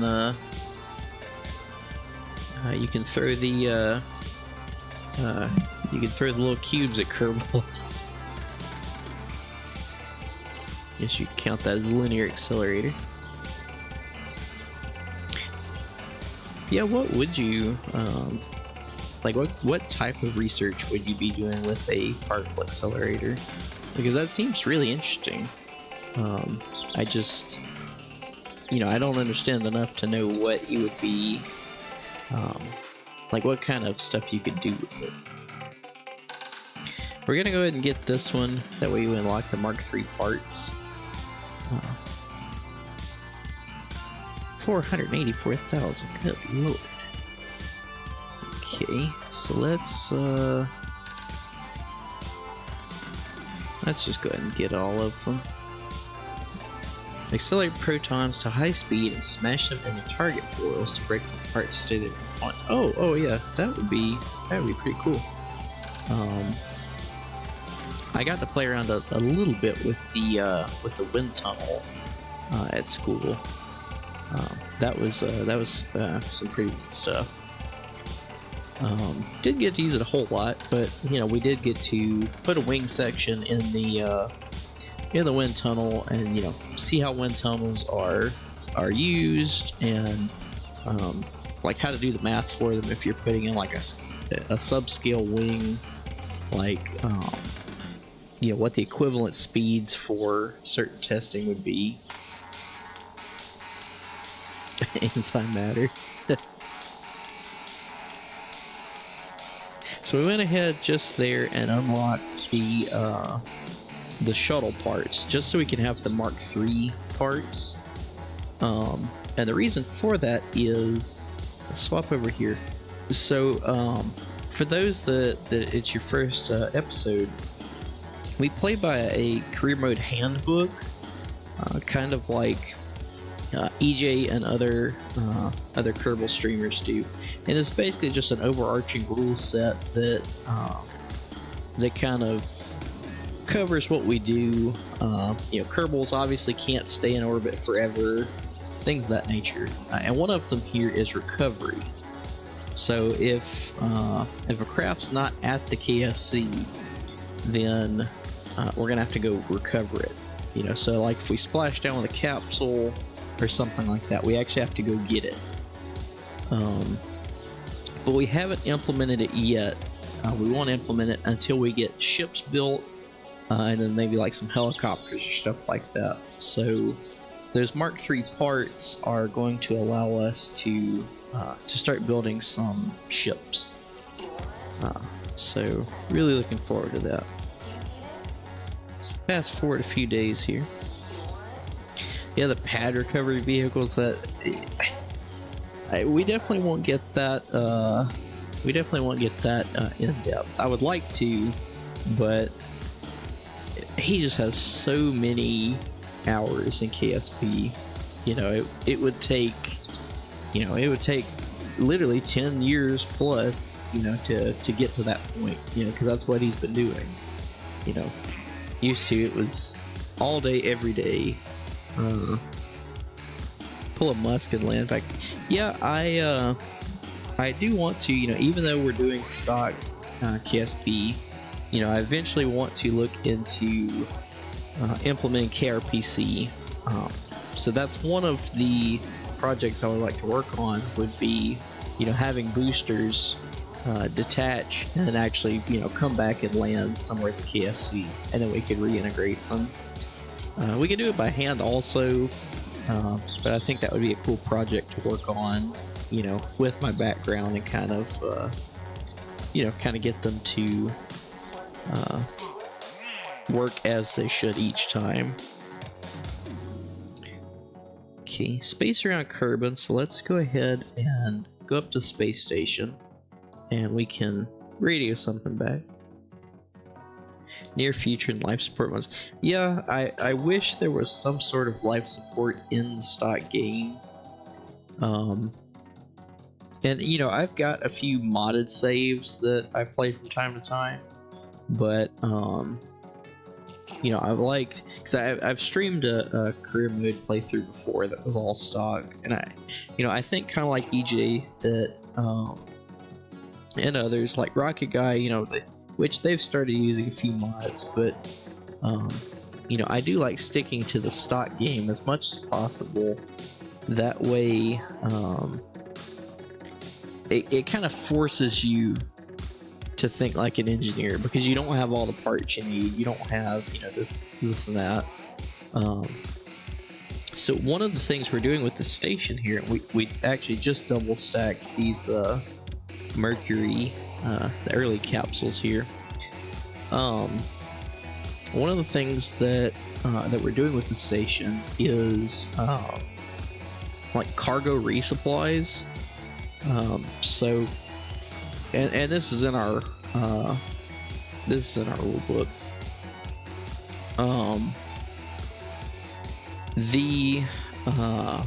The missions have to have, like, so for a space station like this, we have to send up a cargo resupply every so often, and it can just bring like more fuel, more RCS, and then we have a set number of parts we have to bring. Like, we have to bring more of the EVA tanks, and then we'll haul the old ones down, like as if they've been used. We also have to bring up a certain number of EVA repair kits, and then just other things that would be useful. And we actually, last time we brought, which we need to do one soon, but last time we brought a cargo resupply module up, we actually got our engineer out and took a lot of the parts, a lot of the old parts, like these non-deployable solar panels. We had a ton of them on here, we still do, but we had a lot more. So we actually got the engineer out and just attached it to the side of the cargo resupply. It's kind of like a Cygnus. We called ours Centaurus. The only thing I didn't realize when we named it Centaurus, because we were naming it after a different constellation, since Cygnus is a constellation. The only thing I didn't realize is we launch our Centaurus on an Atlas Centaur. So our rocket is an Atlas Centaur Centaurus. So it definitely wouldn't get confusing at any point during the mission. Let's go ahead and transmit our data here. 107 sites, not bad at all. So yeah, this is an older station here. It's just kind of hodgepodge together. This is the second long duration crew we've had on board. At this point, we've done enough space flights that Kerbals can stay on orbit for 180 days or less. So at about 175 odd days last time, we sent this crew up, and they met with the old crew, kind of did some handover procedures, and then the old crew went home, and now these guys will be up here for 165, 170 days, somewhere in here. Do a grand tour right now, yeah. Yeah, we're still unlocking a good number of parts. What I will show you though, because we're beginning to my big thing, and I said I wasn't going to do it this time, being an aerospace engineer, but I'm also a big history buff. I always end up making historical rockets, and I said this time, we'll make a few historical rockets, but it's not gonna be the focus. And so far we've built an Atlas Centaur, we've built the Titan booster, and we have an Omega rocket. It's kind of our own in-house design. It's a 2.5 meter rocket. So we'll start with Atlas Centaur, and actually let's make sure we get the newest one. So yeah, here's our Atlas Centaur with working stage and a half. So you get a certain way up in the atmosphere, and this whole center section decouples, leaving you with just the sustainer motor. So there's the Atlas Centaur, and at one time this did have Centaurus on it, but we have taken it off. So that's our Atlas Centaur. Let's see. Here's our Titan 1 missile. You try making Saturn, yeah. So here's our Gemini capsule on our Titan 1. Although we do need to update that upper stage engine now that we've unlocked. I know we haven't unlocked the new ones yet. So eventually, we had Mercury Atlas, Mercury Redstone. Here's our Omega rocket. So this one is an in-house design. Although we do need to upgrade it to the 2.5 meter fairing. So there's Omega. That was an in-house design, but for our MUN missions, I had said, we're not gonna call it Apollo. We're just gonna, we're gonna use the stuff we have on hand. But I couldn't help myself. I unlocked the parts. So, where's it at here? We had the parts available, so earlier today and last night I've been working on our Saturn 1B booster. We don't have the Saturn V parts unlocked yet, but in a test mission in simulation mode, we were able to launch 9 tons of payload out to the MUN with like 14 or 1500 meters a second left. Brienne was a success. Yeah, I want to, once we eventually implement KRPC, I want to automate our shuttle ascents and descents. And I feel like, at least for the early missions, we'll have it do the descent, like the deorbit burn and everything, and get us close to the runway, and then from there I'll take over and actually land the shuttle. But eventually it would be cool if the entire shuttle mission was scripted. So that's the plans, moving forward. Yeah, it is a Saturn. This is the Saturn 1B. So it was kind of the precursor to Saturn V. Similar architecture. But yeah, so we were actually playing around with it earlier because we've got 4 swivels and then 4 Reliance, because they actually look correct for the engines that the Saturn 1B used. Unfortunately, they were a little underpowered, so we did have to overclock the Reliance with a cow controller up here. But it now has plenty of thrust, so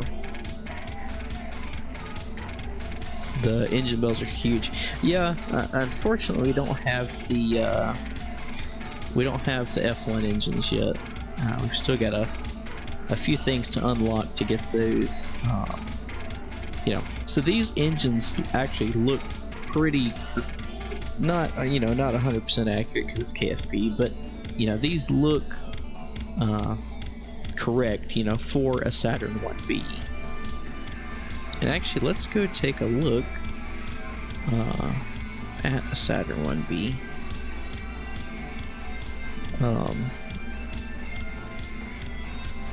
So I got something in my...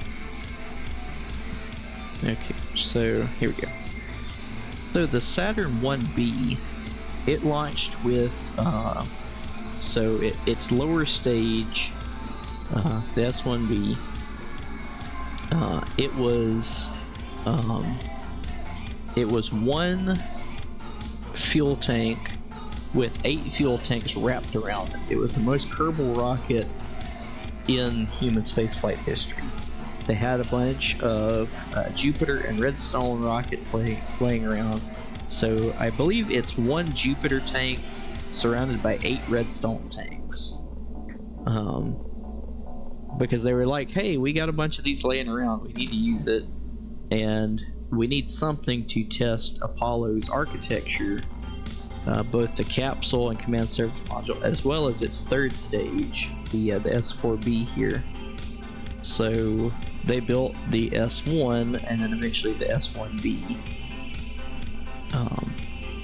There's not a lot of differences between S1 and S1B. I don't think Saturn 1 actually ever flew. I think that the only ones that actually flew were the B variants. But, and see, here's a Saturn 1B next to a Saturn 5. So you can see it's a lot bigger in scale. No, they never launched a Gemini with it. I think they had looked at doing like a space station with a Gemini capsule at one time, but the Saturn 1Bs did some test flights for the Apollo hardware. So like a couple of them, they just launched like boilerplate capsules just to see, kind of procedure, how things were working together and everything. And basically just tested out Apollo flight hardware in preparation for the Saturn V launches. And the Saturn V, at that time they were having some engine instability issues, just because the F1 engines are so big. They were actually basically just shaking themselves apart. So they were still having to do a lot of research on that, but they wanted to go ahead and get the flight hardware, up into space and start testing things out. So the Saturn 1B, really came in handy in that regard. But yeah, it's, like I said, the most Kerbal rocket ever, because it's just 1 tank in the center, surrounded. It just has 8 other tanks strapped to it. So, and is there... this picture shows it okay. So, the engines we have actually look pretty similar to this. These 4 center engines don't move, so that's why I use the Reliance for them. Those are fixed in place, and these 4 outer engines are the ones that can gimbal. So they can gimbal and actually steer the rocket, but they're not... the center ones aren't. They're just fixed in place. So yeah, pretty cool rocket. Like I said, I initially said, we're not going to do historical rockets. But the closer we started getting to Apollo hardware, I was like, well, maybe we'll do that. Maybe we'll do it anyway. And thinking of, let's get the Munner lander. I forgot I had stuck it on an Omega. But rather than launch it on there, let's go ahead and put it on here. Okay, get rid of that. And our Apollo hardware is not going to be it's not going to be 100% like a recreation, because we don't have like fuel cells yet. So we'll be using solar panels, a few little differences here. Let's make sure nobody's in it. So real quick, let's go back to our mission log. And yeah, we'll just copy this one. So this will be we'll call it Apollo 2, and I'll speak to that as why in a little while.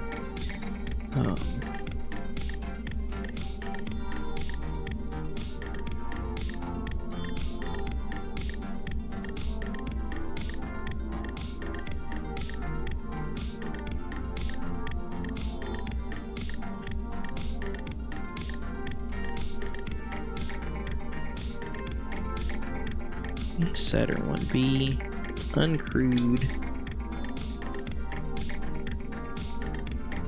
Delete that.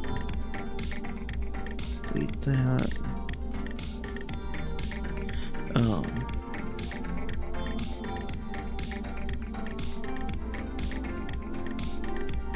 No Apollo 1 mission. And so each time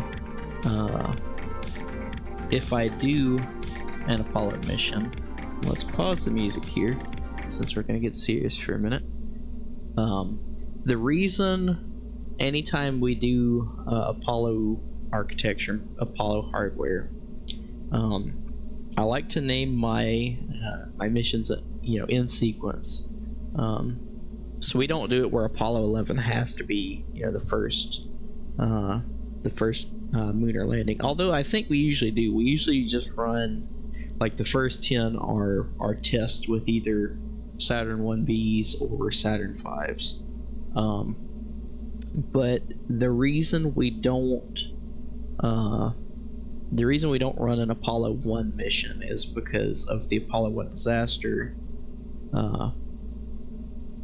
in what year was it? 1967. The disaster which saw Gus Grissom, Ed White, and Roger Chaffee lose their lives in a plug-out accident in an Apollo capsule. So they were doing a full-up test, and it was with the Apollo capsule on top of a Saturn 1B. The reason they were doing this test was just kind of a dress rehearsal, if you will, for the actual mission. And yeah, there was a fire on board. So the whole test they were having issues, and so it started out just like a real launch would, just like a real mission. So the astronauts woke up that morning, they ate the traditional, I'm pretty sure they had the traditional breakfast of steak and eggs. They went through all of the procedures, like they would an actual mission. They got suited up, driven out to the pad, they boarded the rocket, and went through every procedure you would on launch day. as if it was launch day. And so, you know, you're looking at hours. The pad crew got them in, they got to their seats, got strapped in. The pad crew seals the door shut, and then they start running tests. And the whole test mission, like, was going bad.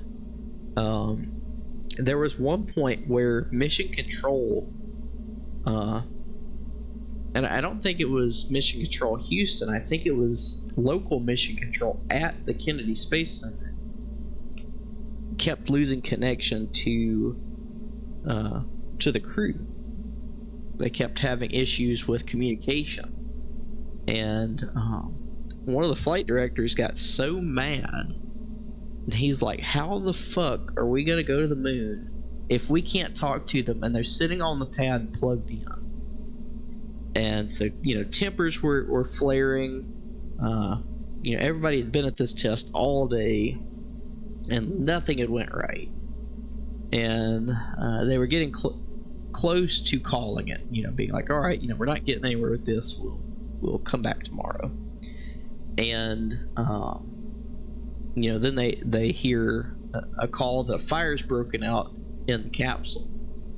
And so, you know, the pad crew, they were right outside the door, which is the worst part. You know, they were right there, but the atmosphere in the Apollo capsule was 100% oxygen.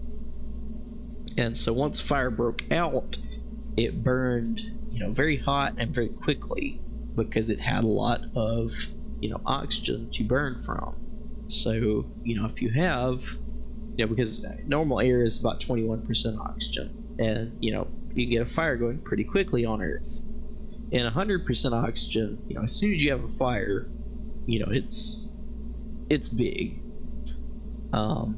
So even though the pad crew was just on the other side of the door, the at the time, the door on the Apollo command module opened inward. So, you know, once they got the locks off of it, which still took a little while, the door actually went inward instead of outward. And so, because the fire started and it was 100% oxygen environment,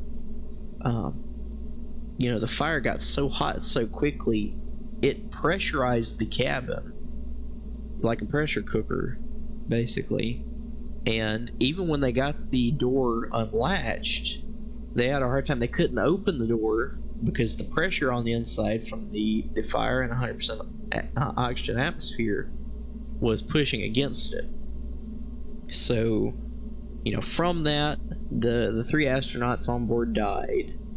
And it's kind of morbid. There was, I don't remember which one of them it was. I think it was Gus, had done an interview like 2 or 3 days before, where some reporter, somebody had asked him, like, wasn't this stuff dangerous? Like, you know, why are you wanting to do this stuff? You know, why do you want to go to space? And you know, things all along those lines. And he's like, well, look, you know, if we go and do this test, you know, even if we die, you know, we're gonna be furthering humanity, you know, from the lessons we learn, you know, and the science and the engineering and, you know, all the data we get, you know, from a mission like this. You know, so even if something happens, which he was talking, you know, they were really talking about, you know, once they were in orbit, if anything happened. But, you know, it was very candid of him, you know, being like, look, we know we could die. You know, it's a possibility, but we're not going to let that stop us, you know, from doing this mission, because, you know, even if something happens to us, we're furthering humanity, you know, through this research. And, you know, it's just, it's kind of morbid and a bit creepy that, you know, just like 2 or 3 days later, they got killed, you know, in that fire. And so, you know, the Apollo 1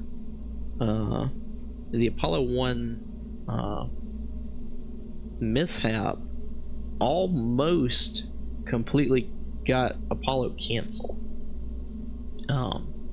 It put Apollo back as a program at least 2 years. They had to completely redesign the capsule. Now it wasn't like 100% brand new capsule, but they did have to change a lot of stuff, including there were so many wires in the command module. I can't remember how many, like thousands of miles worth of wires was in that CM, but they think maybe like a frayed wire or something like that caused the fire. So they had to go through and completely redo how wires were routed, how they were insulating wires, things like that. They completely redesigned the hatch system to where the hatch opened outward. That way, on the pad, because they still used 100% oxygen environment on the rest of the missions. The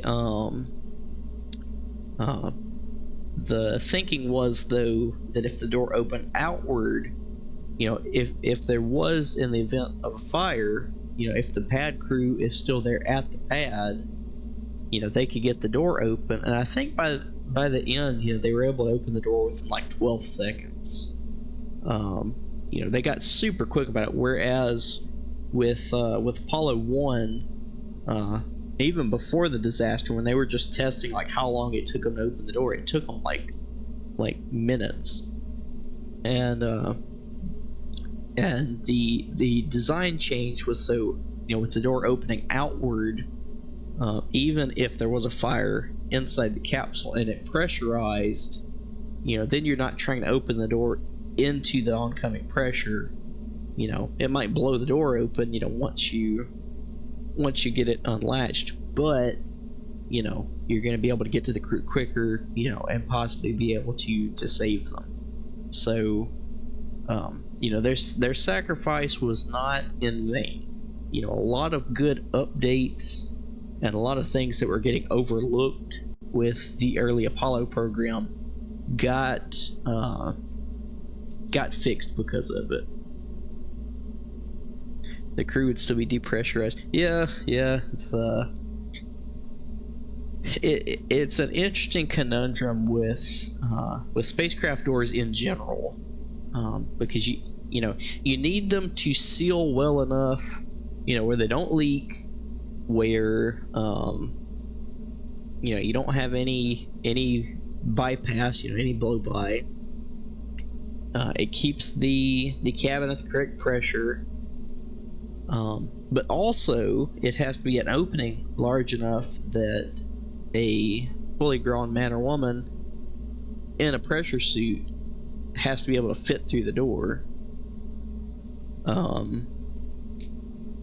but also still seal. And then also, as we found on Apollo, you have to make sure the door opens, a certain way, because if it becomes over pressurized for whatever reason, then you've got to deal with that. So it's pressurized with air. Yeah, I would have to research into it. I know there was a specific reason that Apollo used 100% oxygen environment. I don't remember 100% offhand what it was, but I know there was a specific reason that they stuck with it, Apollo, even after the Apollo 1 disaster. They stuck with it, but yes, that's a little, like I said, a little backstory, a little history into why we don't have an Apollo 1 mission. Apollo 1 mission in not honor of, I don't guess that sounds insincere, remembrance of the Apollo 1 crew.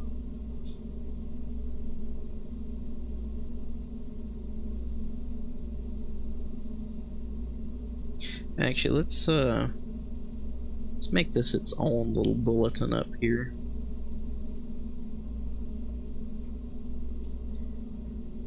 No Apollo 1 mission ran in career mode in remembrance of the Apollo 1 crew who gave their lives to further manned space travel.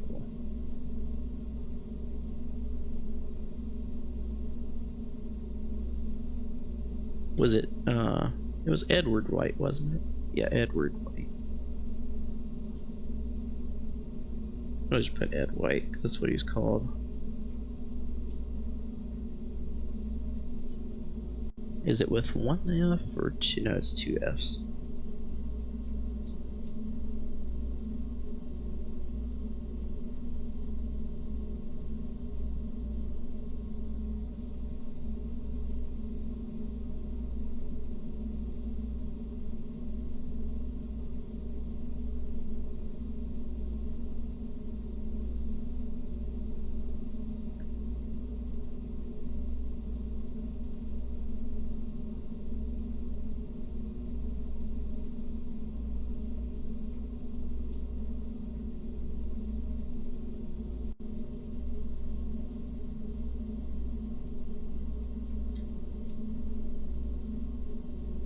No, alright.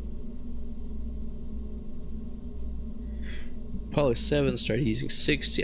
So they went to a different split. Yeah, I don't like I said, there's some little things like that, that I'm not 100% on. Why they did it that way, for what reason.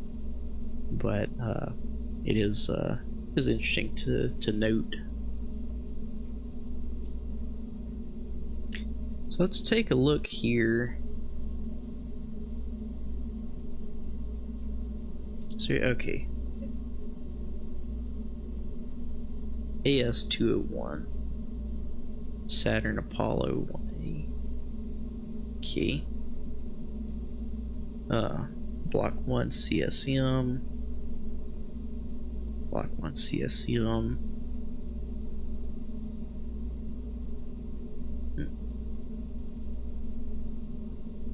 Wow, they really...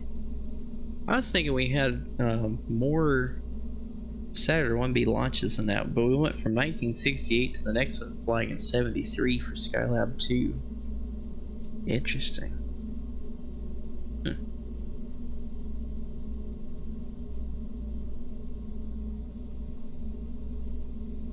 So let's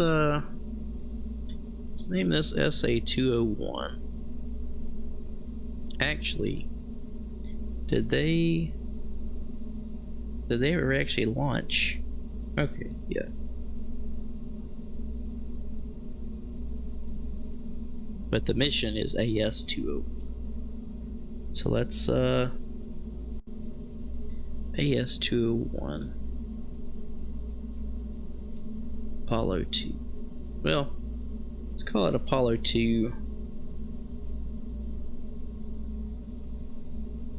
And then SA-201. Or AS-201, I'm sorry. And then the booster was SA-201.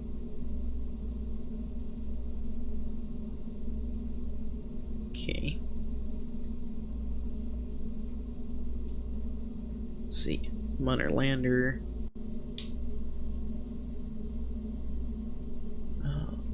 Let's swap back over to KSP.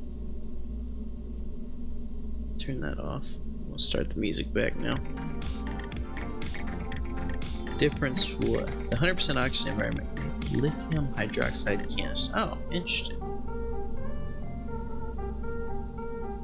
Yeah, I knew there was a specific reason. I could never remember, what that specific reasoning was. So let's go in here.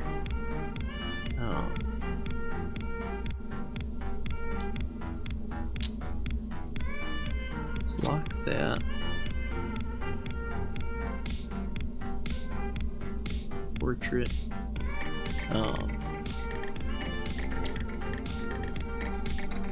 Serial number was SA201.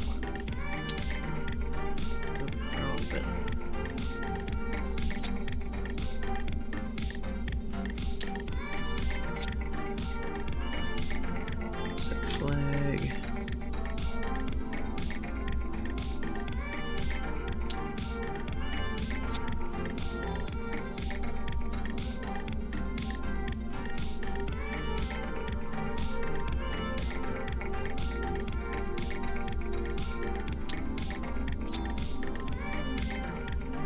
I was gonna do a dash, but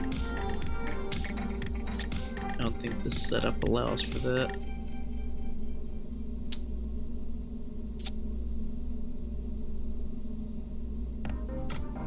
Okay. They later found that the pure oxygen environment was detrimental to the crew, as oxygen toxicity had become a problem of long duration. Ooh, yeah, that wouldn't be great. But you know, that's some of those things that, you know, that's what Gus talked about. You know, some things are just unknown. You know, and unless you run these missions, you're not gonna find them. So, you know, it had to happen. You know, not that they had to die, but that mission had to happen. You know, the fact that they did end up, you know, losing their lives, you know, was just a byproduct of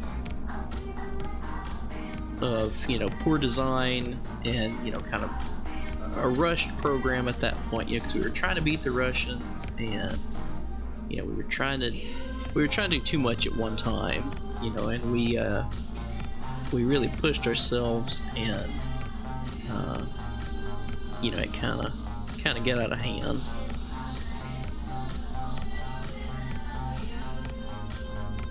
%, oxygen, 70% nitrogen. Yeah, I mean, you know, that's, you're getting pretty close to, you know, normal atmosphere, you know, at 21% oxygen. So it's, you know, I'm sure it's got its advantages, you know, running a little bit more oxygen, you know, but then that much nitrogen, you know, you are limiting the risk of you know, fires becoming so big. Now, you know, if you have fire on board, especially in space, you know, it's still gonna be an issue, you know. So they actually flew some of these missions before Apollo 1. That's interesting. So we'll still call it Apollo 2, but then we'll call it, you know, AS201. Actually, let's see.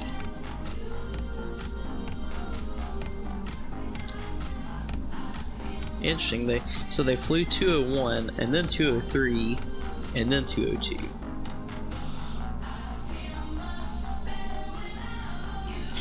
Yeah, that is true. They would have had to have more tanks, which, you know, heavier. Yeah, that makes sense.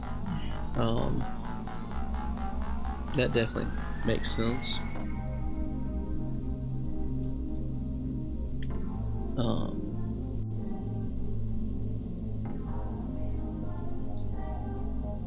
So yeah, we'll call it the SA2, and then the mission AS2. Okay. So let's research the lunar landers and how they were.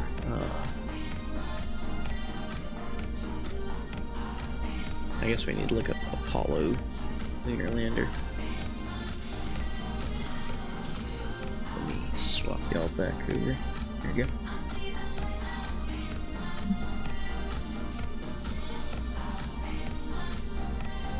Operational profile. So we built 15, but we only flew 10. That's a shame. We really should have put those to good use. Well, the space shuttle missions experiment with using an atmospheric mix using neon or argon. Good one. Isn't argon slightly radioactive? I feel like that would be not great.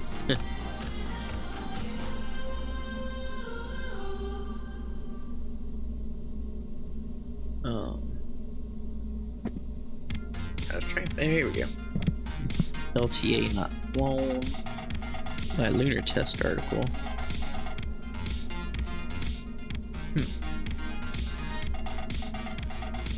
So we'll call this LTA1. So actually, let's make that note over here. Lander LTA1. Okay. Swap back over to KSP. I should log off there. I guess we actually need the 1.875 meter.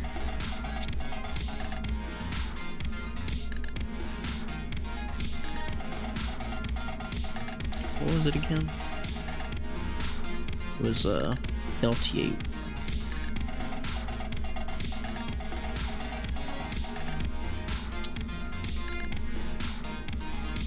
Interesting.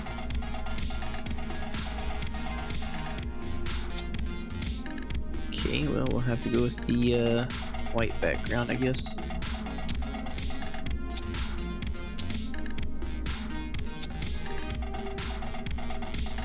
LT.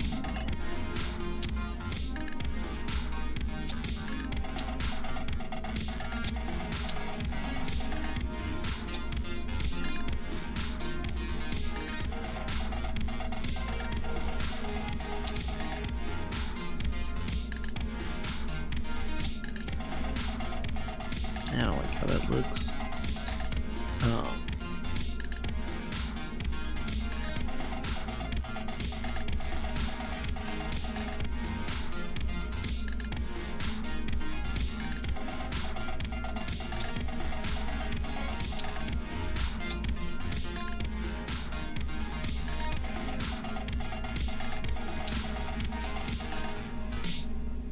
Okay then.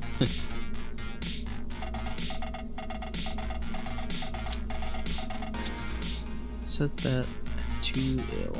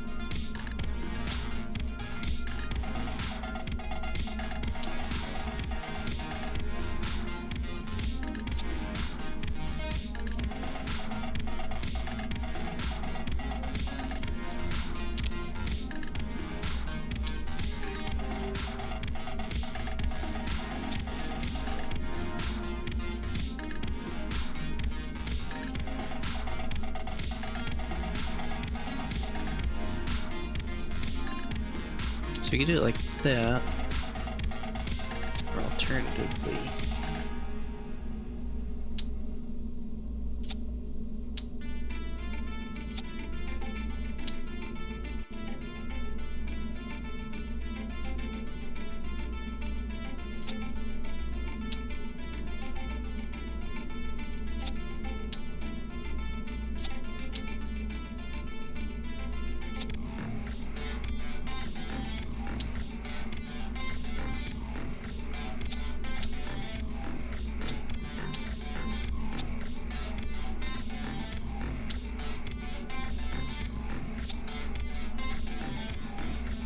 Just does fit, but then I don't like the I think it's xenon. Yeah, I guess so. Oh well, well, the reason I was thinking that was I used to work at a I used to work at a undergraduate research facility that had like a metal 3D printer, and it used like a medium through argon, and I remember they said it was like slightly radioactive. I guess just like how it interacted with the laser or something like that. That's what made me think of it. Apparently a lot of, and like they didn't design it or anything. It was like a manufactured 3D printer, but I remember there being something about like the argon being like slightly radioactive or something like that. I don't mind that. LTA1.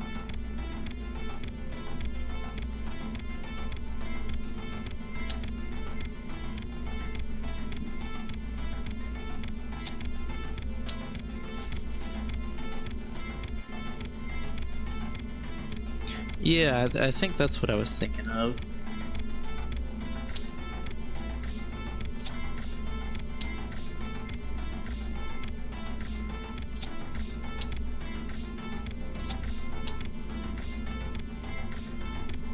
So I think we're actually going to grab those.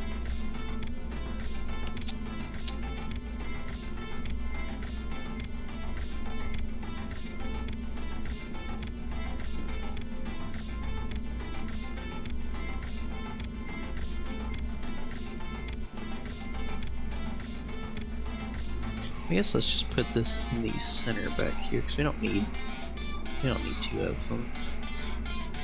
So see, we're already finding ways we can save on parts and whatnot.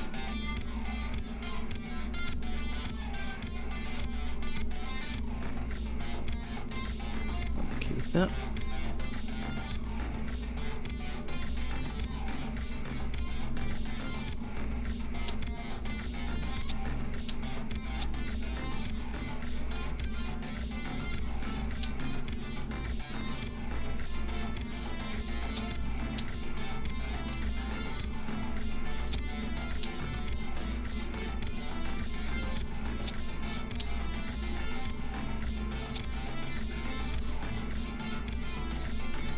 TA1. Alright. So there's that updated. Let's check our staging. That's good. Got our separator motors, that's good. Pop the fairing and then the lamp. Yeah, I don't think it was like a big concern, but it was like enough for them to be like, hey, keep an eye out for this.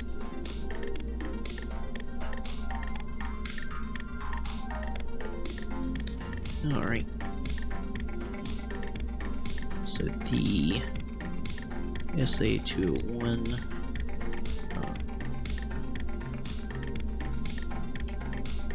Saturn 1B, and then the Munner lander, test vehicle, and I guess actually lunar test vehicle. I guess this one should be MTV or LTA. LTA. What the hell is LTA? Lunar test article. So I guess this should be MTA1. Lunar test article.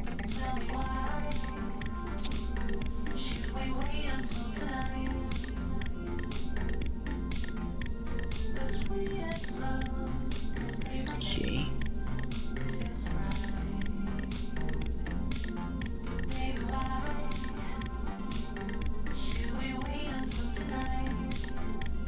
Okay. Munner test article. Okay. So they don't use noble gas in the mix. I don't know what exactly the mix of it was. I think it was like not pre-canned, but like whoever that 3D printing company was, it was like you bought canisters already filled from them. I could be misremembering, but I think that was the thing there. Let's go check and make sure, because I want to document all this stuff. So we'll leave that one open. S4B. S4B stage. Yeah. Stage is built. Here we go.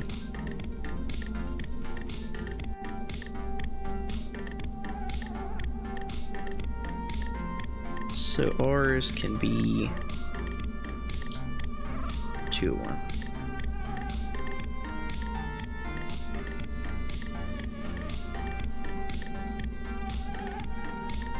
Okay, just put a on there. Upper stage.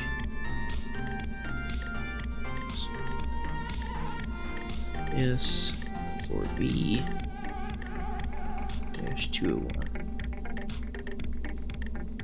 Okay.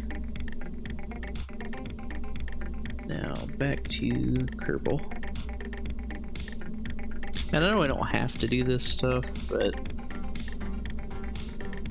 I think documentation like this is really cool. I don't know why I'm a nerd.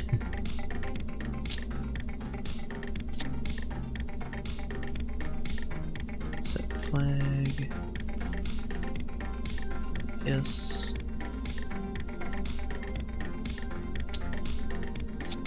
Is there any way to make that smaller? No. I guess we could use some of these and just like, yeah, we'd have to do a lot of clipping. Yes.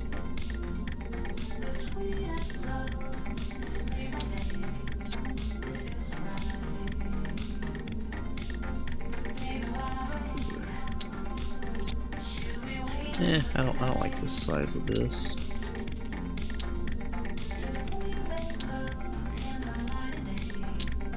What if we put the flat one on?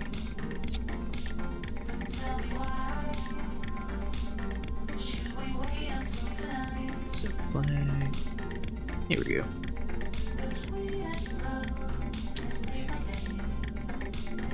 Just have to not look at it too hard.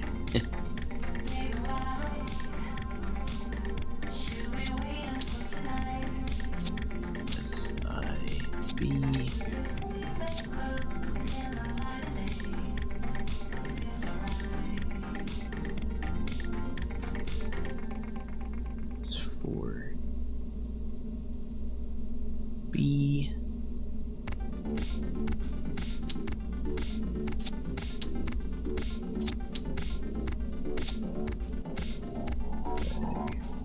Two.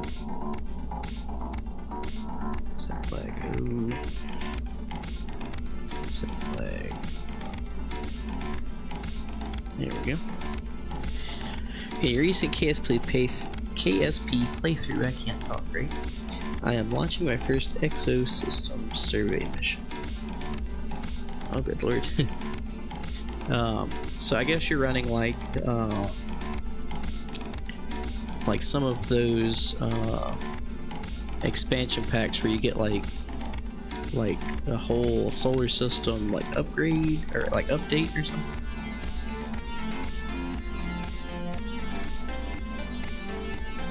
Alright, everything is... Actually, you know what?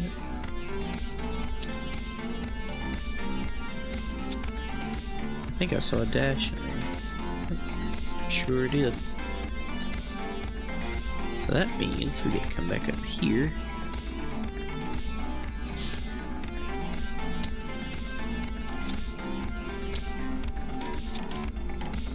Set the flag to a dash. How did they write it down again? S-IBB.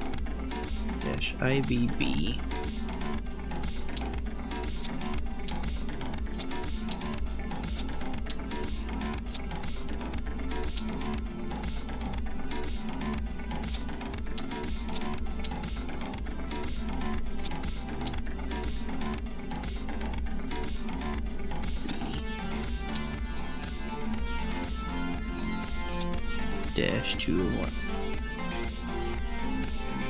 Okay.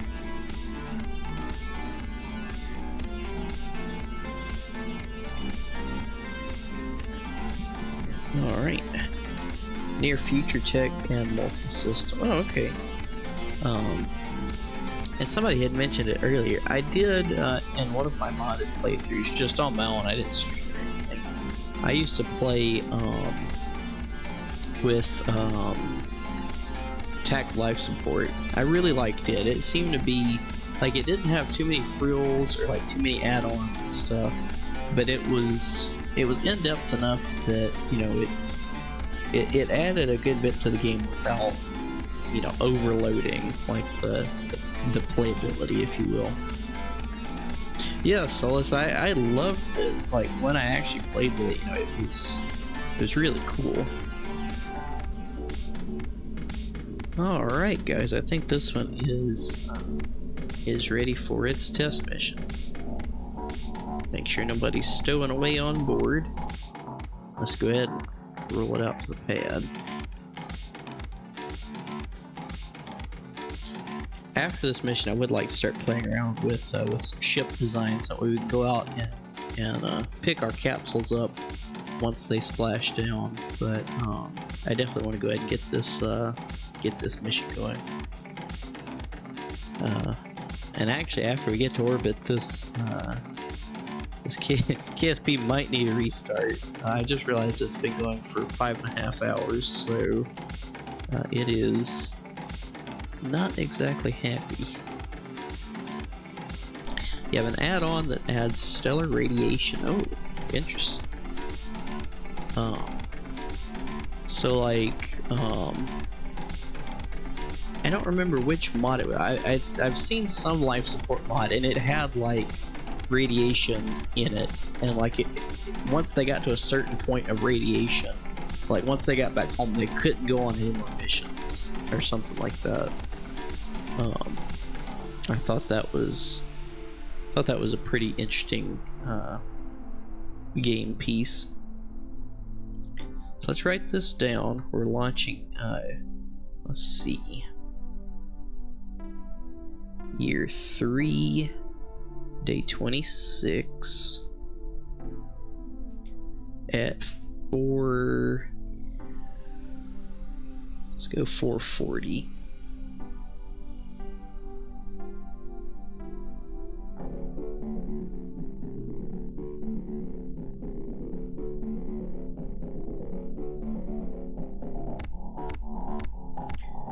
All right. Oh. You have to worry about shielding your kernels get fried. Yeah, that would not be great.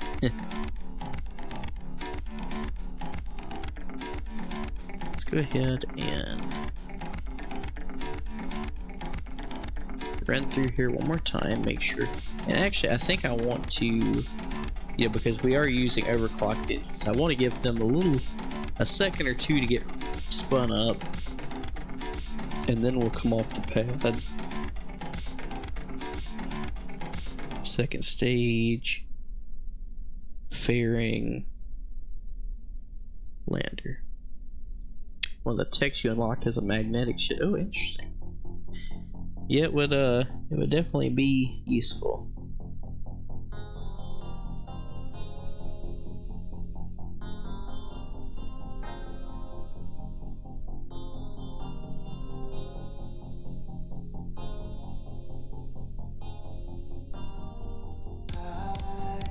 Alright, got T minus 40 seconds here.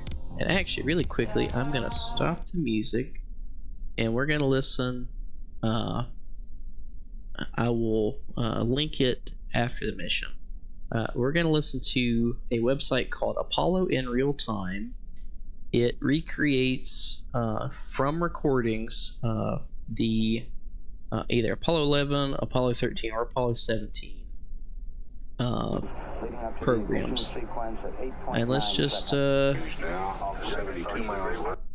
skip ahead and listen to Guido. No cross range error, they all on the ground. Okay, 3, 2, 1, ignition, and lift off. Yes, I'm glad we have those overclocked because we're right at 1.4. Before we would not have even been able to get off the ground. We were at like 0.7 or something like that.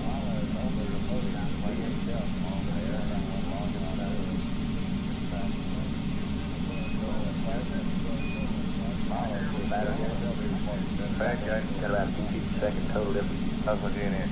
Great. Go. Vehicle performance is looking good. So we're gonna begin our pitch maneuver downrange.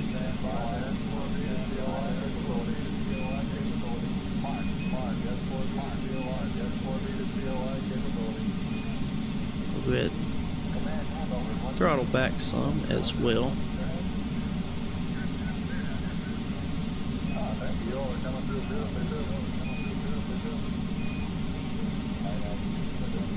We might actually have to overclock the swivels. They're having a hard time getting us turned here.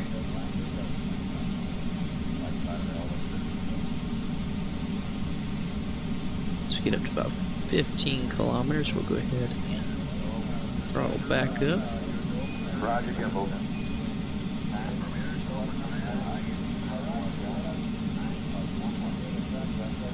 Alright, lean further into this gravity turn here.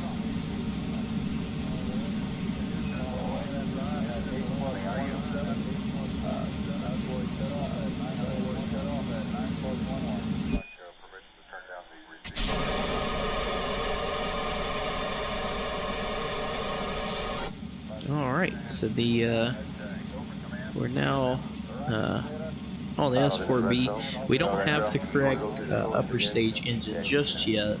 The next tech tree we unlock will give us the J2 engine. So as soon as we get that tech unlocked, we will implement it. But till then, we'll hold on to the fairing until we actually get into in orbit. There's no need to pop it just yet. You're trying to unlock the antimatter reactors you need to start working towards the Alcubierre drive. Oh, those are always super interesting. And the fact that, like, you know, Alcubierre himself was just like, hey, it would be cool if stuff worked like this. And then he did the math and it's like, hey, actually that might could work. The whole premise of it's just amazing to me.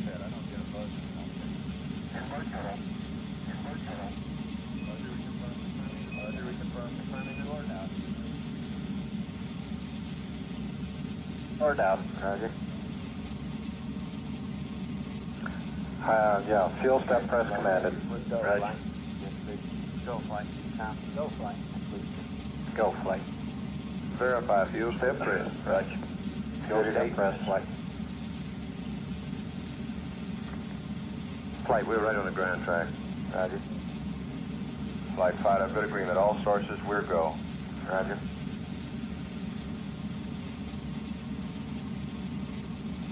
TMR ship time. 11 Houston, you are go at 8 minutes.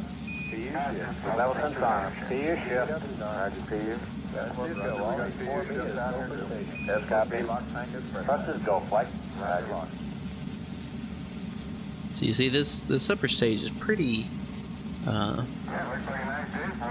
It's pretty efficient, but especially with the Saturn 1B, it's just it doesn't get it up to quite a high enough speed. So while it is efficient, you end up burning for so long. Stand by for mode 4 capability.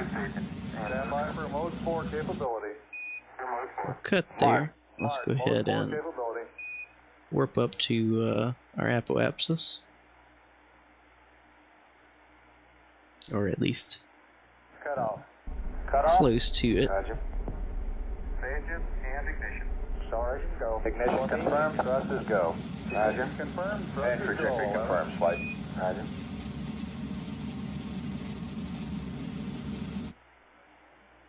All right. I can go ahead and pop the fairing now. I forgot to set it to clamshell. That was interesting. Oh, and I accidentally put 2 radiators on here. Guidance converge flight, go. Well, that'll help. We'll get both of them Booster, going. we'll go all the way. Go ahead and extend these solar panels, as well as our high gain antenna. We'll go flight. We're good at 10 minutes, Capcom. Apollo 11, this is Houston. At 10 minutes, you are go. Roger, 11, go. Oh, I didn't copy those top ones over. Roger. You all right? Roger, we have 908 TB4. All right. If y'all guys don't mind, I am gonna step out for just a moment to get something to drink and all that good stuff. And I will leave y'all with the sounds of the Apollo mission going. I'll even turn off the mission mode and me. And yeah, I'll be back in just a moment. We're go flight. GNC. We're go flight. Econ. Go flight. Guidance, how are you? Go all the way, booster. Roger that. Go flight.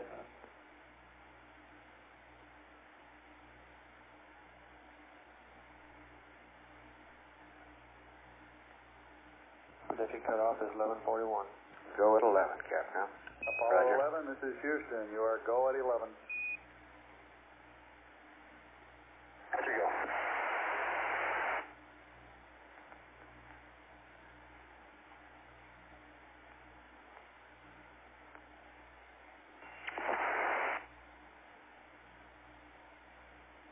Fido from flight, how are you? 20 seconds to go. Copy. All sources agree, we're go. Okay, if you stand by for your confirm. Roger that flight. Vanguard, go for command, CSM. All stations. Up for John. CSM. Roger. 498 to Vanguard. Flight, we've cleared East Coast of Africa. Roger. Cut off. Cut off. Roger, Roger. Attitude is go for orbit. Roger, attitude. Vanguard shut down. We copy 101.4 by 103.6. Stand by for you, Fido.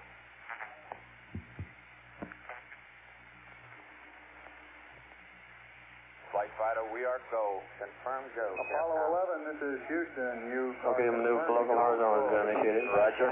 4B, range safety receivers are safe. Copy. Roger. Standing by for you, booster. Roger, flight, we have the range safety receiver safe. Roger, range safety receiver safe, Capcom. Flight Fido. Apollo 11, this is Houston. The booster is safe. Okay, you copy the booster. Roger. Local horizontal has been achieved. Roger. Econ flight, how are you? We're go flight. GNC, All we're go flight. KSP, we'll hand it over. BDS is open. Roger that. So retro. I'll stand by till you wait. Rod for about 3 minutes. Retro. Roger. All stations KSP, we hand Power on logic you safe. Roger. Vanguard.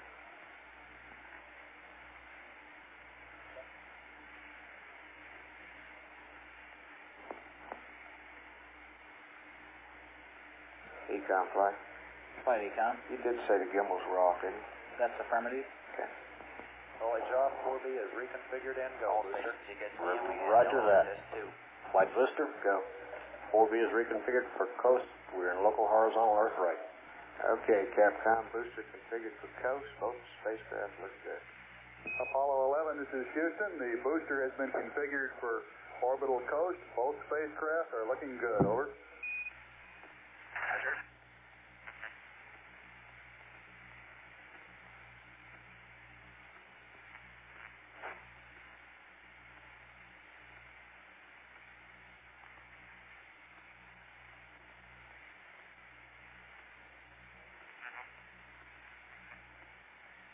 O&T flight.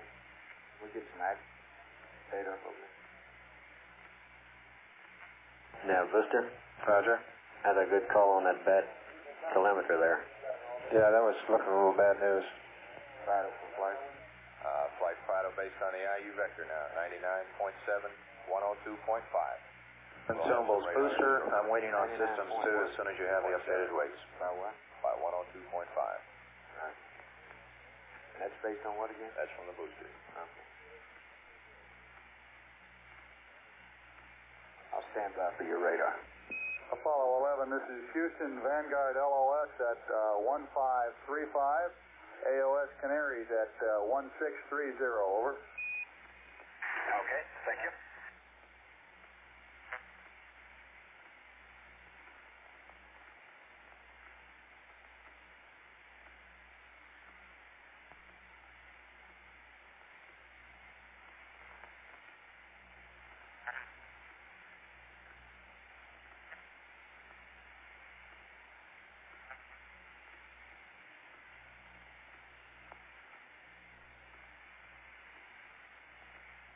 GNC flight. Flight GNC. Everything looks okay in your area now? That's affirmative flight. Looks good. How about you, Ethan? Everything looks okay, flight. It looks like he may still have his fuel cell latching valves on, but it'll give him time to turn them off. Okay, let's check in the Canary on that. Okay. Come back to you.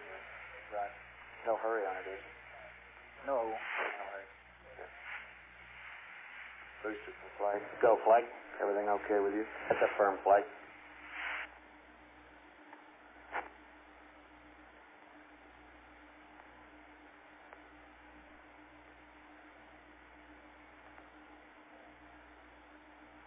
Hey, flight.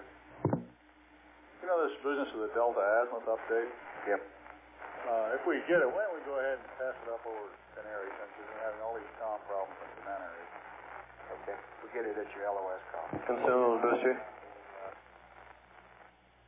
This consumables come. Did you get your summer 58 at cutoff? All stations. Roger. Unit LOS CSM from Vanguard.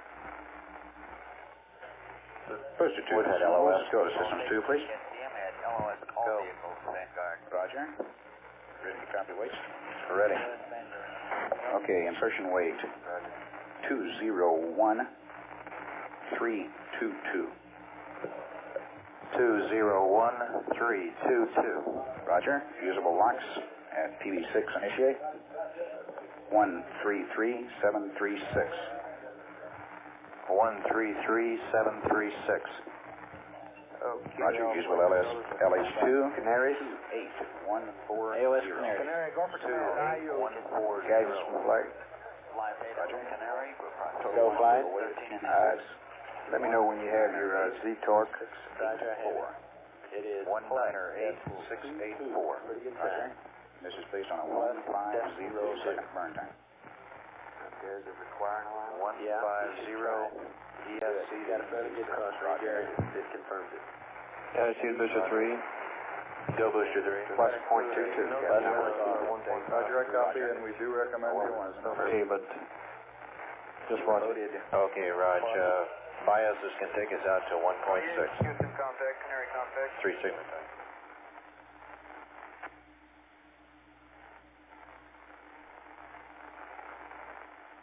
Econ play. Flight econ. How about that current on that? So we got that fixed flight now. It's okay? Yes, we're okay now. Okay. 322. Roger. Usable Okay, Capcom, I don't think we have anything special for him. Did you guys contact yet? No, I haven't. I just been waiting to hear if they call. Most professional operation, most professional crew, and the best viewing in the history of our program. 7 successful launches on time is a record that has never been achieved before, and I trust that will continue to be achieved each time from now on. We started the first mission to land men on the moon.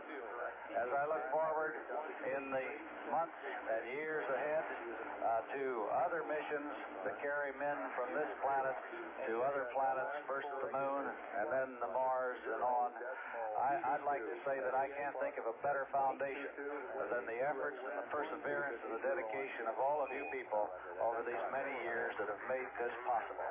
I also want to add just one small personal note. I want to thank you all for the best birthday present any man ever had. Thank you all.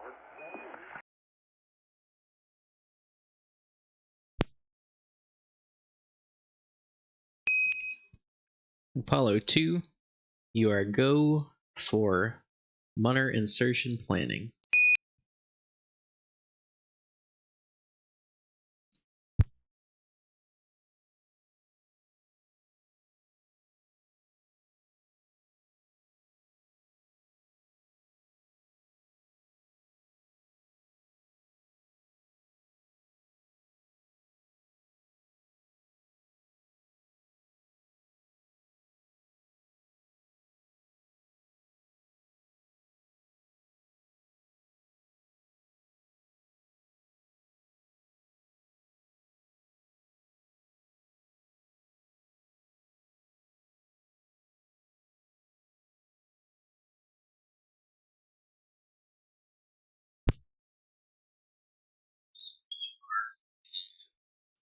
ready to start planning our MUN encounter.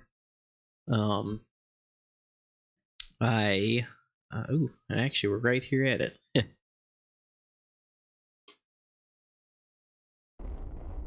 Let's go ahead and burn our engines just enough to get us turned around here. I would like to, not Apollo 11, but eventually one of the MUN missions we do, I would like to actually do the math by hand like they did for the Apollo missions. So keep track of all of our fuel, do all of our calculations by hand when we need to launch, how much we need to burn in what direction. I even keep track of RCS, like, all right, we're going to fire this thruster block for 2.3 seconds, and it's going to burn this much monoprops. We have to keep track of it, stuff like that.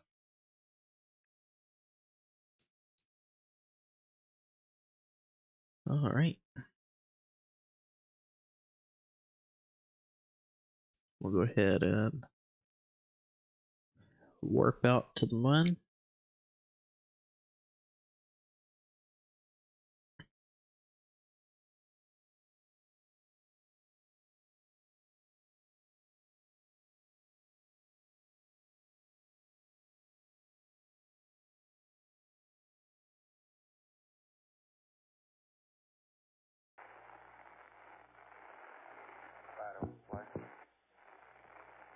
Go ahead.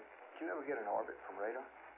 We have confirmation from Canaries. The residuals are real low. We're going to take in all the Canaries and we'll give it to you there. Okay. All right. So it looks like we're gonna get in a MUN orbit here, and still have quite a good bit of fuel margin left. Capcom flight. I think we ought to remind him about this simplex thing. Lieutenant Henry. Get ourselves pointed retrograde here. Apollo 11, this is Houston. 1 minute to LOS Canary. AOS at Tenerife 3704. And VHS Simplex Alpha,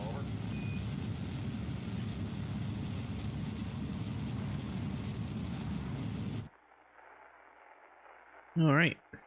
So we got a fully fueled Munner lander out to the MUN. And we still have 1100 meters a second Delta V left. Cruise on board. Block data is in good shape. Within a second. Do the math by hand, have fun, some nasty calculations. Yeah, as I was talking with Centurion last night, when I graduated with my degree in aerospace engineering, I wanted to buy a slide rule, like, just have on my display shelf behind me, and actually try to use, just to see what those guys had to work with, what they had to go through. But at the time, slide rules, like, from the Apollo era, like, even just a basic slide rule, the only ones I could find online were like $500 or $600. So I was like, ooh, yeah, we'll wait on that for a little while. So I would eventually like to get a slide rule, but yeah, not at the moment. Although I haven't checked them in a few years, so I probably need to do that again. This is guidance, sure, dude. Roger. If you have any updates on the... Sometimes flight a slide rule. Yeah, I need to check the antique shops, see what I can come up with. In the band, huh? Let's go ahead and make a burn here. Try to get our periapsis down to about 50 kilometers. Well, we're going to have to wait and see what Huntsville says, but from what we saw here, it looked just a little... Typical hot booster, overperforming its spec again. Right. Okay. Very good. Well, I'll stand by for your go. We're running the TLI right now. Roger. If you have any changes, just holler at us. Roger. Just warp around there. Yeah, 4 slide rules. Oh, nice. Yeah, like I said, I haven't found one just yet. but I definitely want to pick one up. But it, like I said, a mission like that would be so cool. We didn't use slide rules, but back in college, me and some friends actually did a mission in KSP where we had to actually do all the math by hand. Now it was just a low curb and orbit mission, so it wasn't too terrible, but it was still pretty hands on.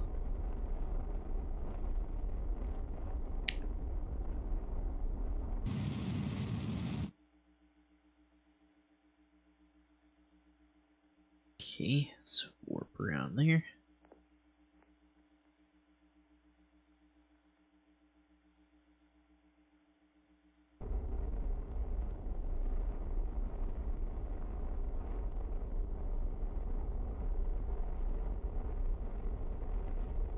So the one thing I know we're gonna have to update with the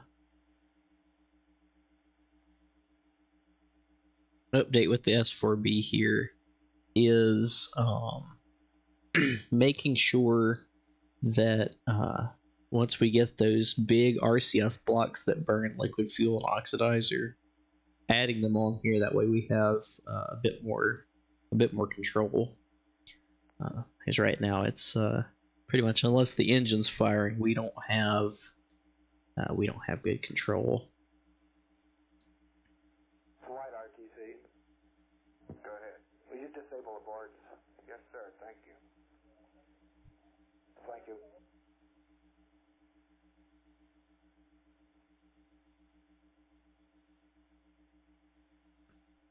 You make that a little smaller. Canary radar 103 circular. We'll make sure it's about the same size. There we go. And that looks a little too small. There we go. I think that's good. All right. So I guess let's go ahead and we'll go ahead and deorbit the S4B into the MUN, and then we will swap over to the lunar lander, or the mooner lander, and try out a landing here.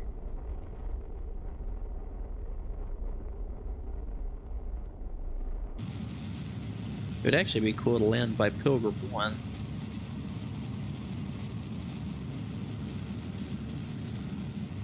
That would be pretty neat.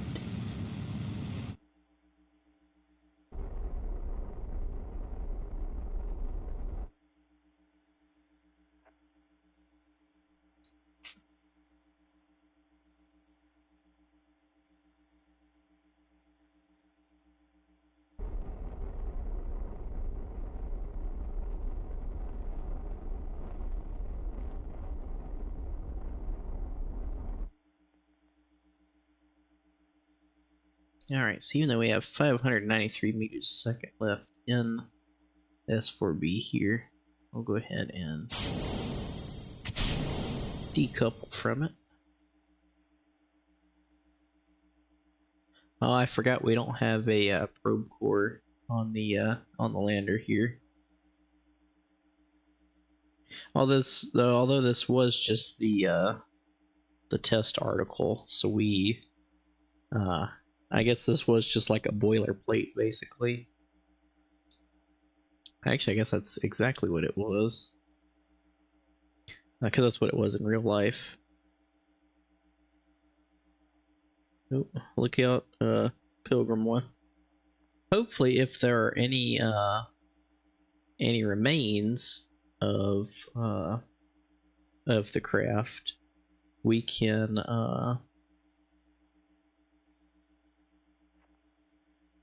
eventually send a crew out here to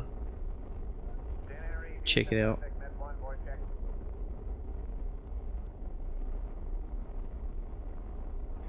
I guess we could try to propulsively land the S4B.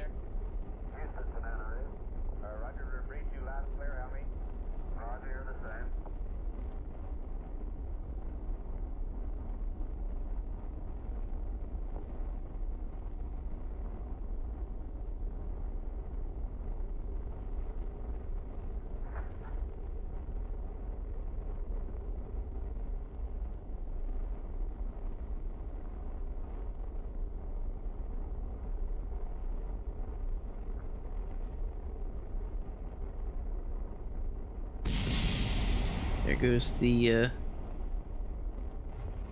lander test article.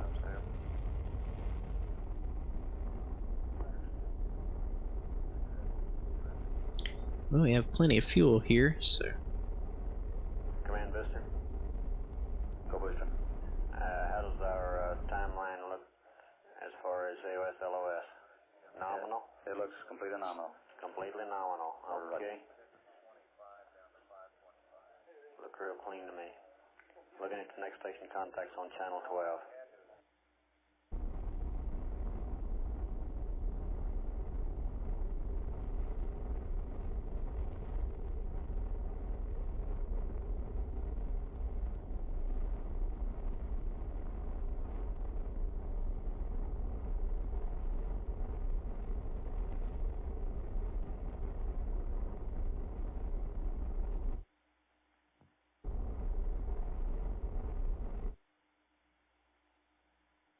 Slight little bounce. Well, maybe once we actually land some crew, if we land by Pilgrim 1, we can come visit.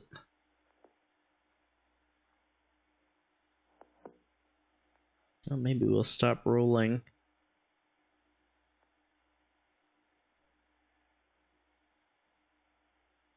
Eventually. Well, we did land closer, now we're just rolling away. Give me an amber light. Surgeon, you on the loop? I'm with you, Flight. Amber light, please.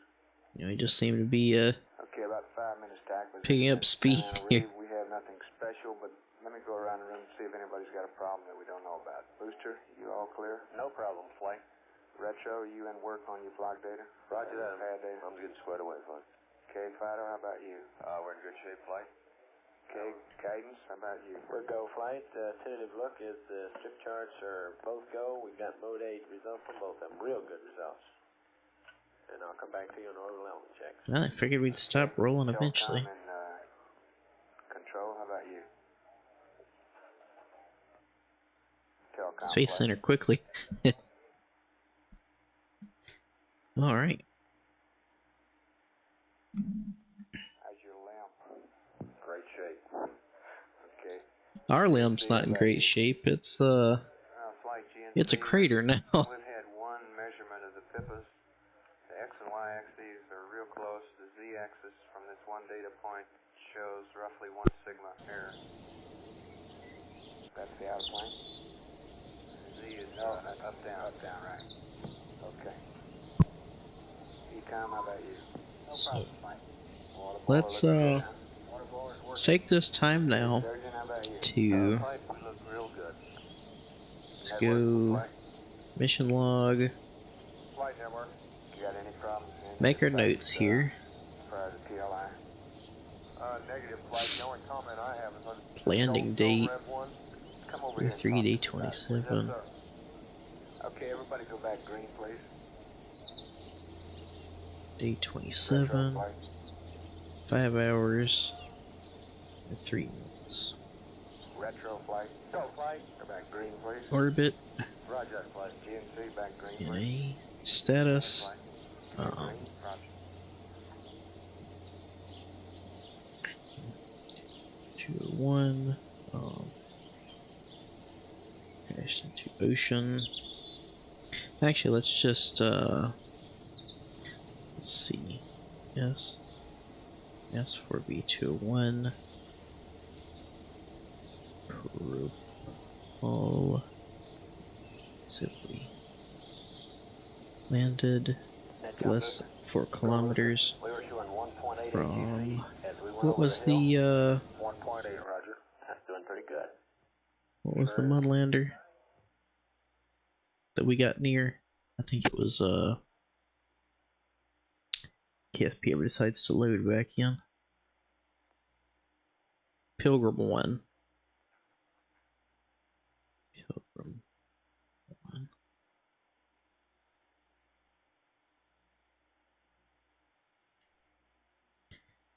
1. Minor test article 1. Impacted Take booster. Go ahead, booster. got any explanation why we were getting such red today on Canaveral? The only thing I can think of is we got better data from this end because of our new decom settings. We had to hand over earlier than nominal. Yeah, you aren't kidding. It was like lousy up here. We was getting about 3 seconds of data now on dropout. We was getting that on all vehicles from. Let's make Apollo have its own section here. One setting. Okay. Look like that. I think so. Okay. Alrighty, we'll be talking at you later. Thank you, man. And T1 was a boilerplate add probe core to all Go booster. all future This S4B exit lunar lander CL scale low. Is that a deucer or is that iterations. LOS? It's below the range of the transducer. Okay. That's a bad transducer range on that one, booster. All right. 59 degrees. So S4B did good. Minor test article. I mean, it did good until we disconnected from it, and then it was just a boilerplate. And let's actually just put that as Apollo 2, because they didn't use like some of them. Let's see. Let's just look at Apollo missions. Go now. Alrighty.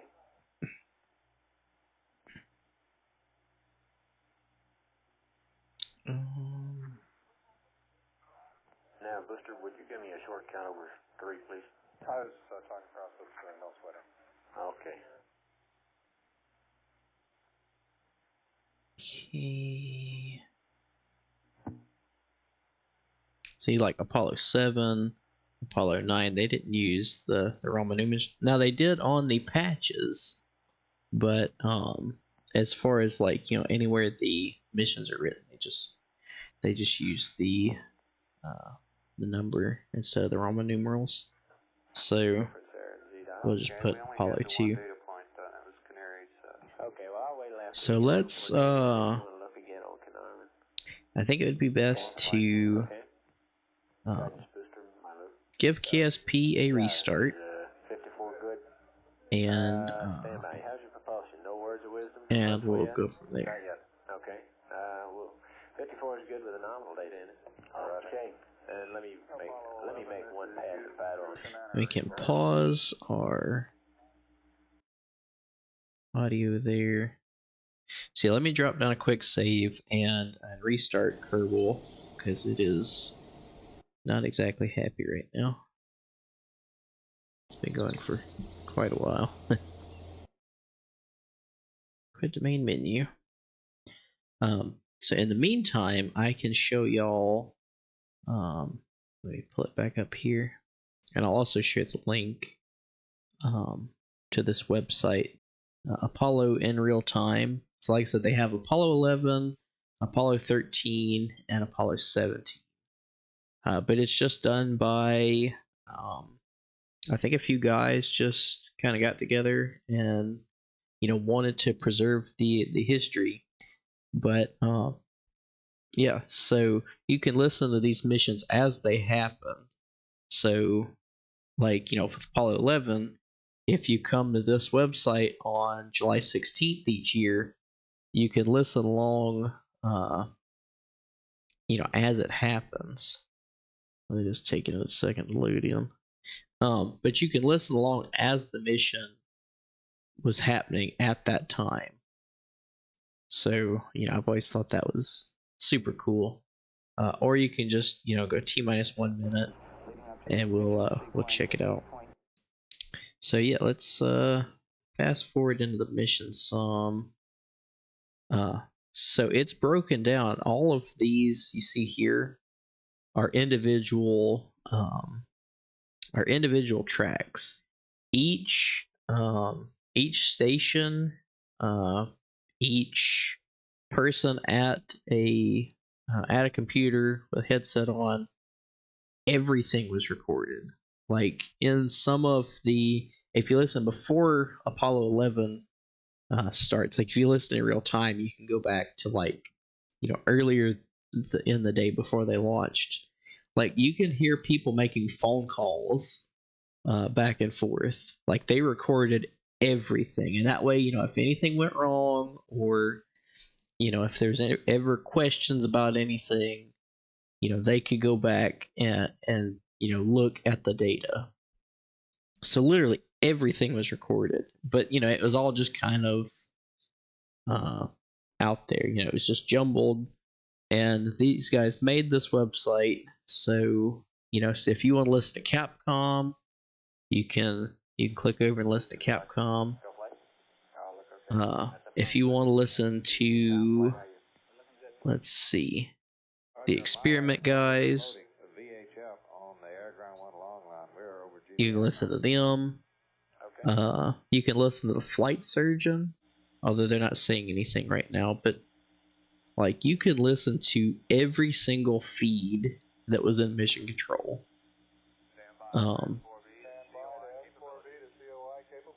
And it's just crazy to see, the amount of detail that was put into this.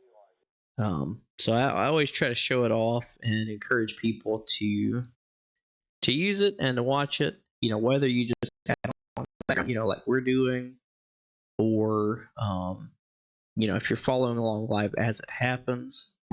I'm looking forward to this December listening along with Apollo 17. I've listened to 11 pretty much every year since 2019. I listened to a little bit of 13, and I don't know that I've watched any but about 5 minutes or so of 17. But, they're all curated, basically the same way. Let's go to T-minus 1 minute here. So see if it's available. They show videos. They show high definition pictures. Let's move forward. So see, during the mission, it gives you this status update, where the crew are, what their current velocity is, how far they are from Earth, like everything. Oh, and apparently sometimes they'll even show you like their heart rate stuff. We expect that there will be a... That's interesting. I wonder if they turn them on later. They may have. But yeah, it gives you all this data.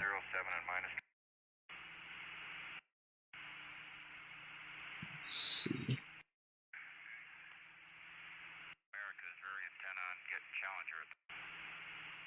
It's like this, you can watch, the docking. Like, there's so much that went into this program.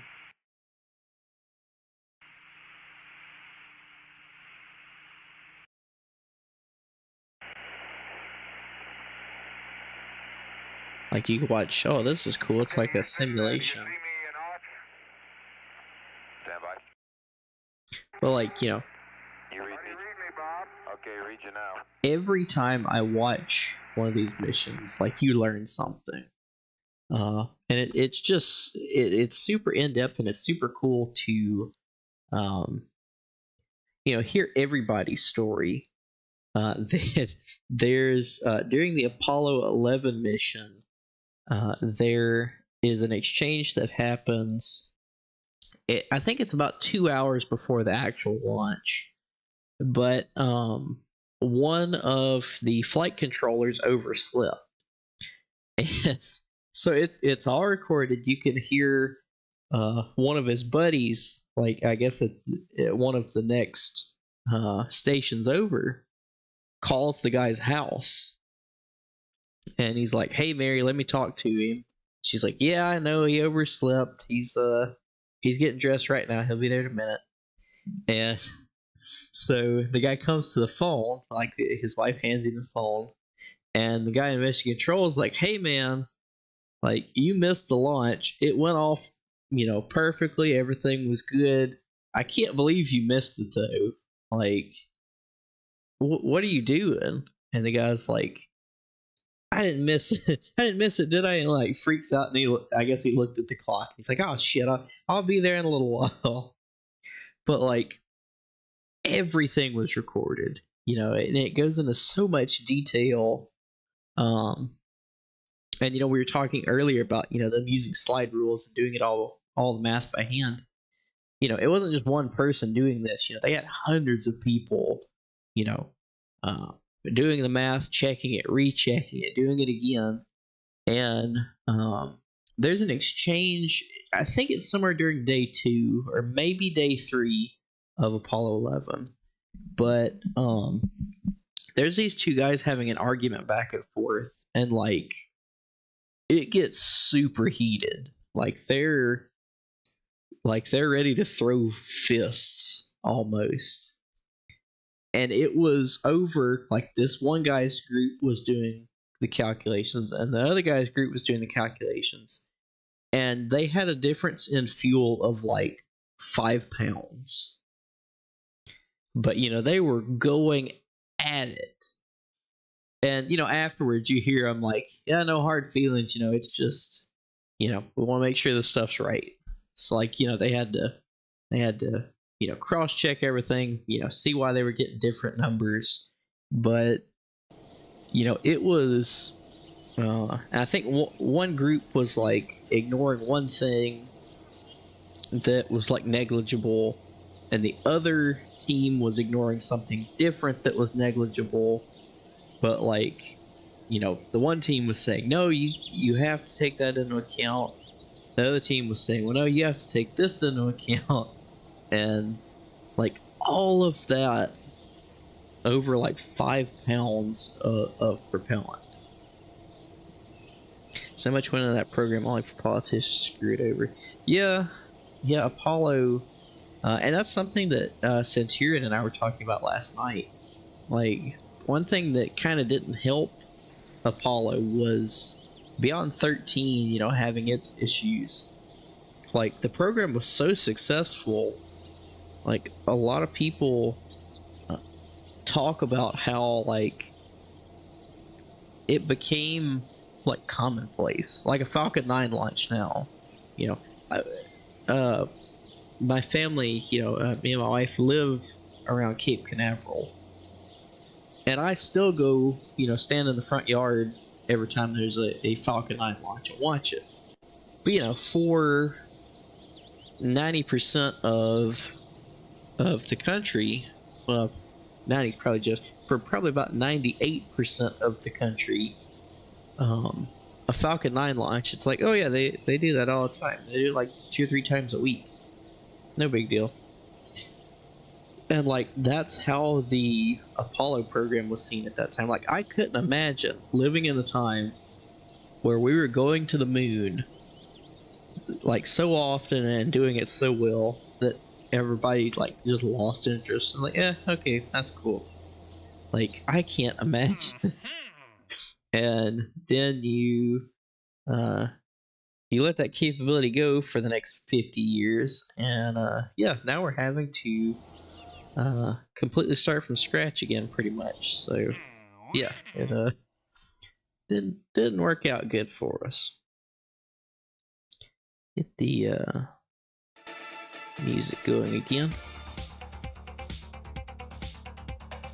All right, well that was Apollo 2. So we know we've got some updates to make to the lander and all that good stuff. So let's get let's go open our Lunar lander, and I think I may have already added. Well, no, because we pulled from Lunar lander, didn't we? Lunar lander. Actually, let's I wish you could make... Oh, you can make different folders. Nice. Apollo. I've never tried that before. Oh, here we go. So how do I put things in this folder?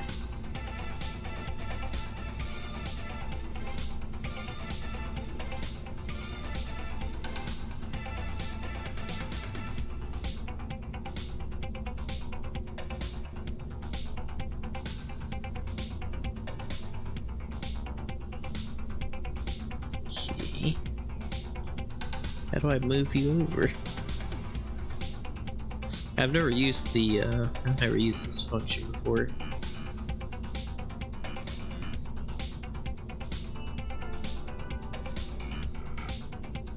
I guess I just have to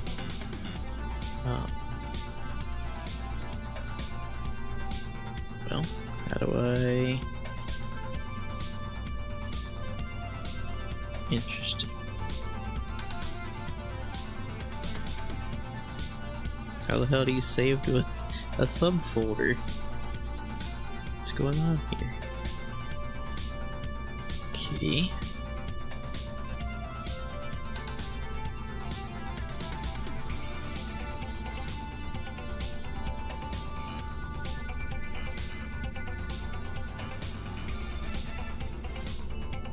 I figured I could just drag it over, but apparently not.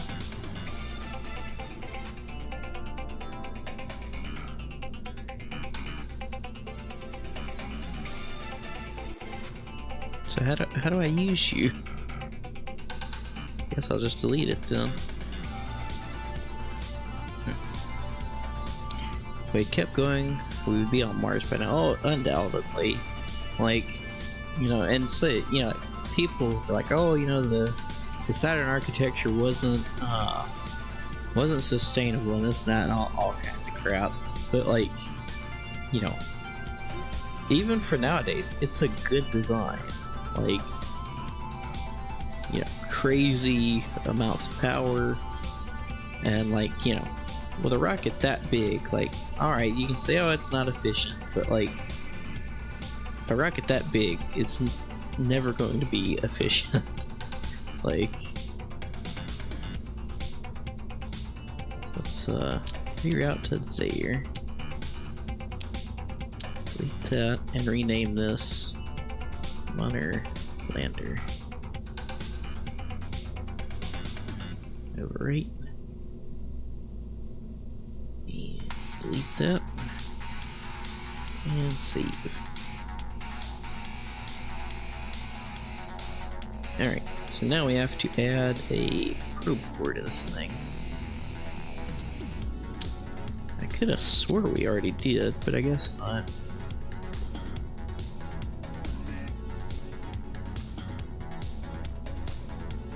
I like that, because you know, it's still there where we can click it easily, but it's not like hidden.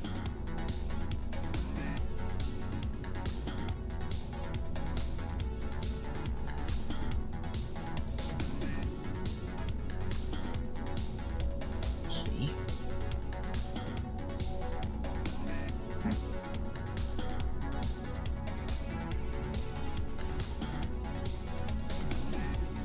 So if I do follow,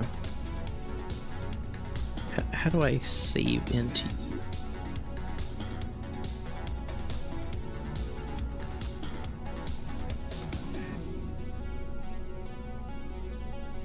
Okay. So this Munner Lander, just rename this MTA1. Save that, and then we'll delete the Munner Lander file. Is there like a move function?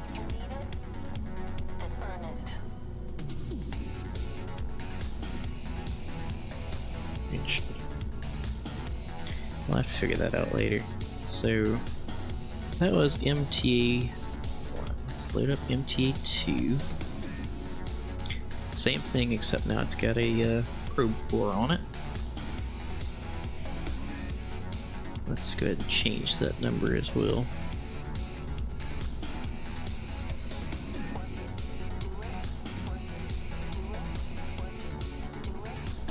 Okay. Save that. Let's go ahead and go out here.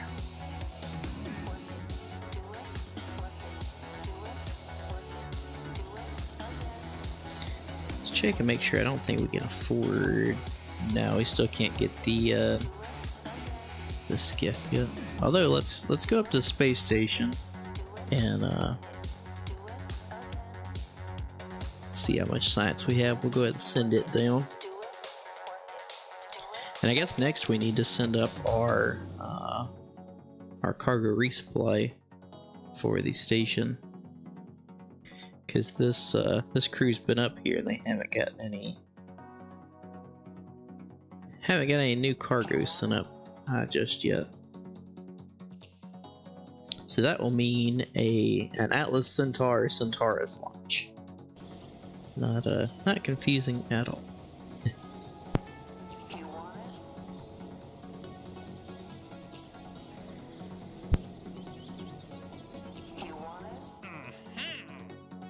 Make sure there's no other. You know, we've been taking the tourist contracts, but I think we're gonna hold off on them for a little while until we finish the ones we've got now, and just you know, do some other programs for a little while. Here we go, Centaurus. And it's still got the old booster, so let's toss that. Save. We're upgrading this to the AC-05 variant.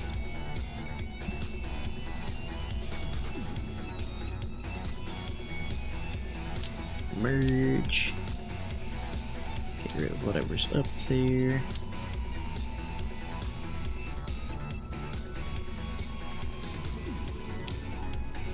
Sure, it's the report. There we go. Alright, check our staging here. Make sure everything's good. What are you? Oh, that's the, that's, okay, I got you. Fairing. Centaur Prestige. And Centaurus. Let's save that. And I need to check two things here. First off, how long is a year in KSP? 426 days. Okay. Okay. So that means that let's go back to, where's it at? Okay, Aries 10. Day 345. So 345 plus 180.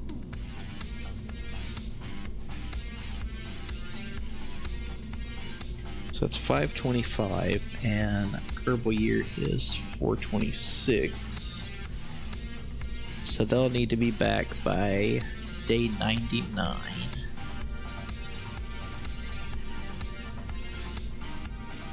So let me just add that up here in their section. Return on or before year 3, day 99. Okay.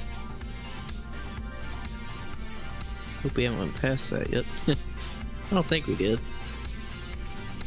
Let's go ahead and roll Centaurus out to the pad.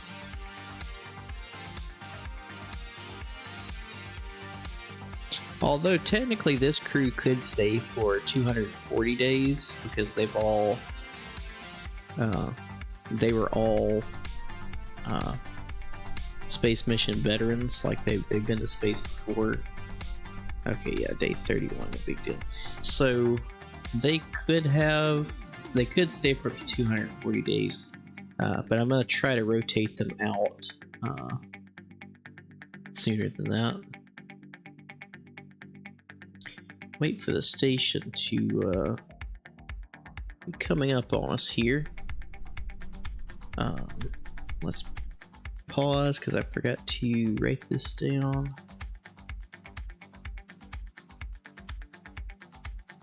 Let me just find the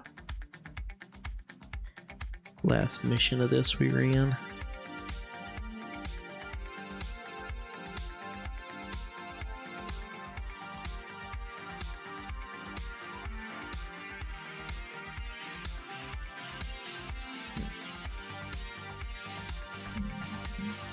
here we go.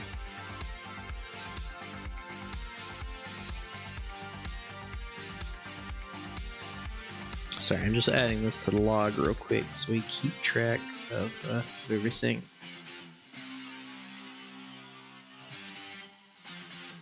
Mission 2, Atlas Centaur 05. Okay.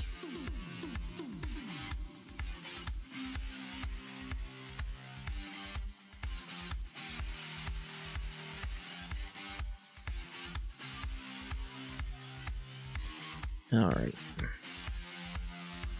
ahead and resume. All right. T-minus 5 seconds. And ignition. And liftoff. So yeah, if this is the first launch of it you're seeing, this is our Atlas Centaur.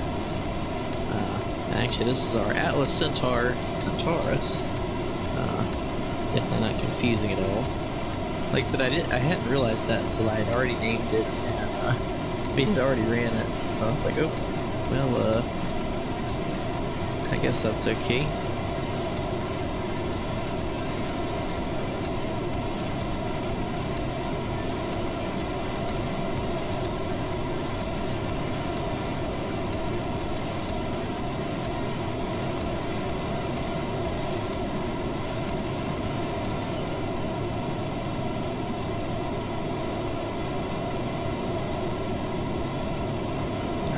Good. Should have already throttled down. I was typing that out. So.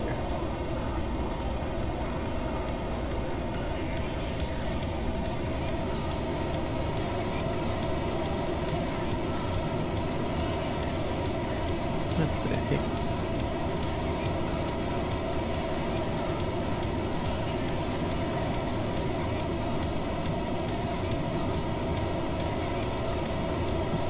We're definitely gonna have to rotate that once we finish this mission. That's ridiculous. Can I roll with the spacecraft? I can. That's better than nothing.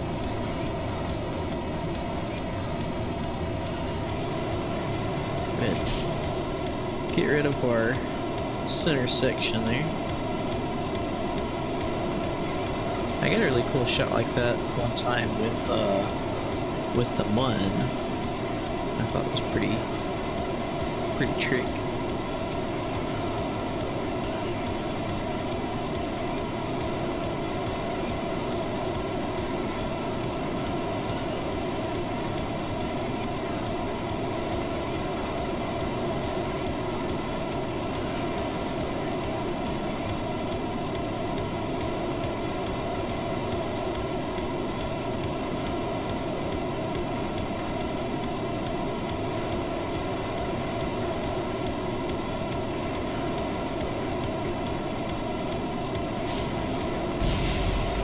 Oh shit.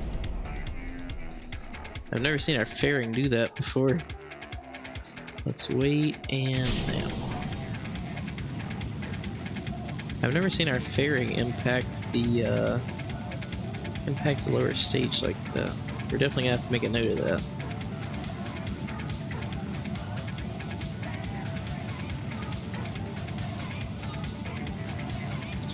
And so now we have to wait on this Atlas Centaur to burn for yeah, crack and struck definitely.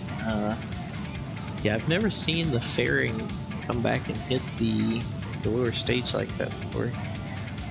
So I love the Centaur here, or at least our version of the Centaur in this save, but its thrust weight is so low.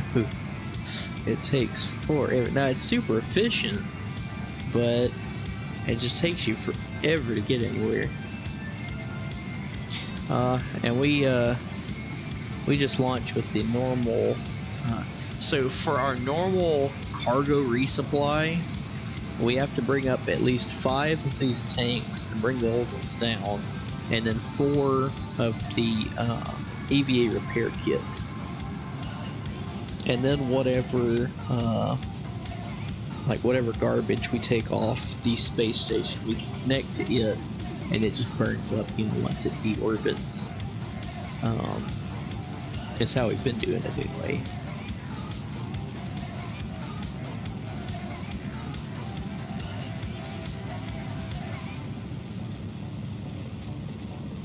So we're definitely gonna have to rotate, because I kept rotating like where the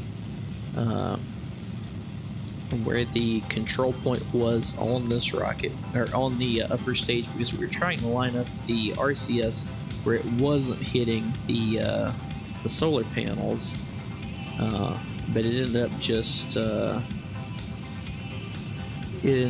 messing with our control point. There's our astronautics crest. If you haven't seen it, it's actually an Air Force emblem. It had 4 stars on it, and this was a lot bigger, so I made it smaller, made it 3 stars, and put Martin Aerospace as well as Astronautics Division.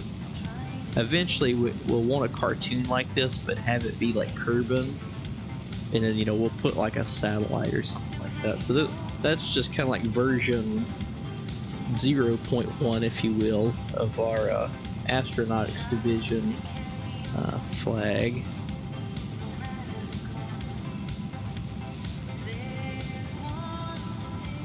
So see, like I said, this thing is super efficient, but we're not really going anywhere. Like, we are picking up speed, but we're just kind of and even if the lower stage hadn't have been broken off like it did, you know, it only had like 100 meters a second left in it, you know, so it's still quite a lot of this. Although Centaurus is by far the heaviest thing we've launched on an Atlas Centaur.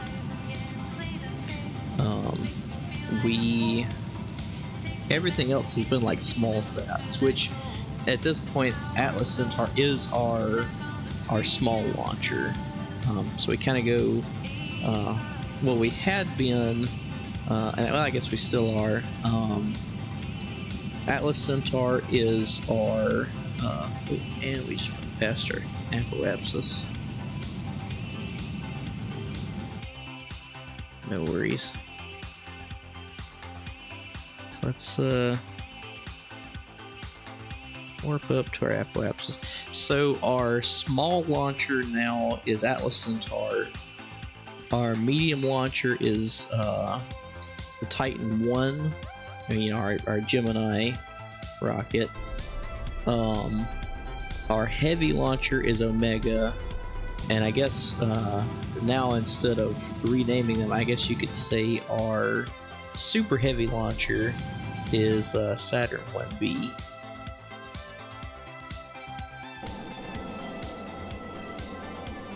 Let's bring that periapsis down some. It's 100. Alright, warp around there. So like I said, once you still got 700 meters a second here, even though Centaurus is the heaviest thing we launch on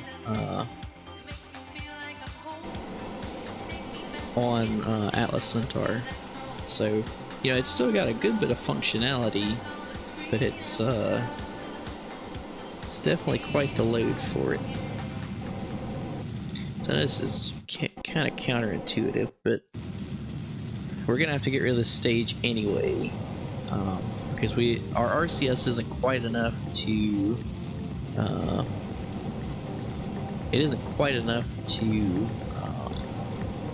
hang on to the stage and take it to the station. So we'll just go ahead and burn around here until we get an encounter.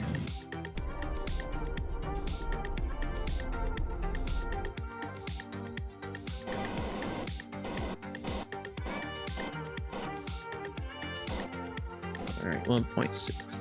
Let's drop down a quick save. Even though we don't quick save, quick load, I still take one every now and again, just you know, just in case the Kraken strikes. Because as we just saw, you know, it will.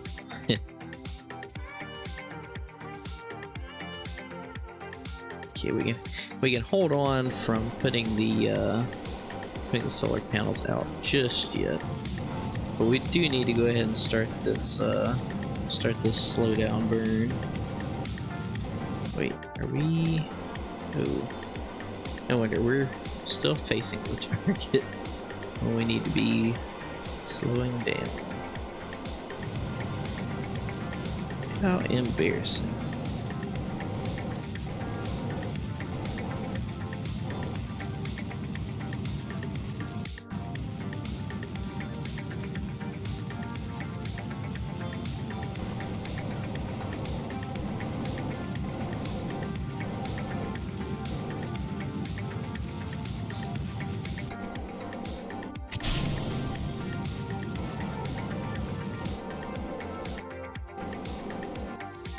I hate that you have to like retarget it. Ooh, this thing slows down quick. It's a bit overpowered.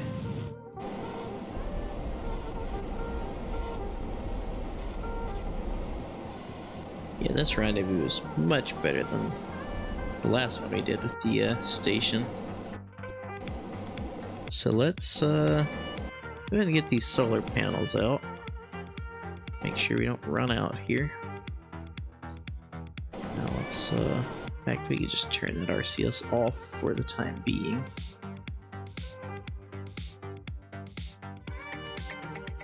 Okay.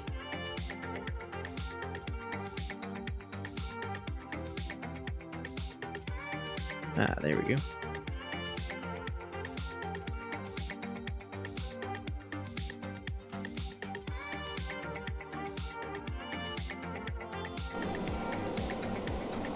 Bring this in. All right.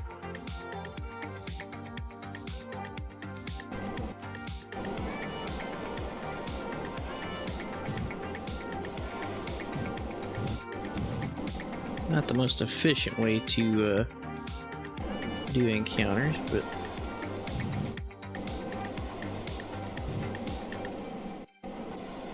not too bad.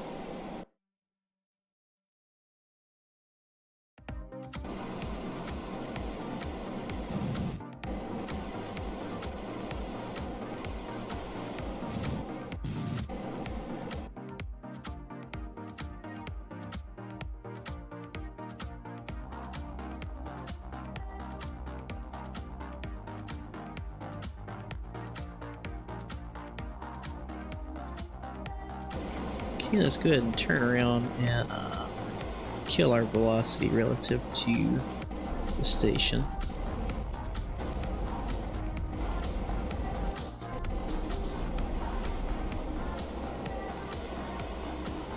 Okay. Turn around and face the station. So one thing I hate about the RCS when you also have SAS on, that it's just like, well, time to burn every bit of RCS you have.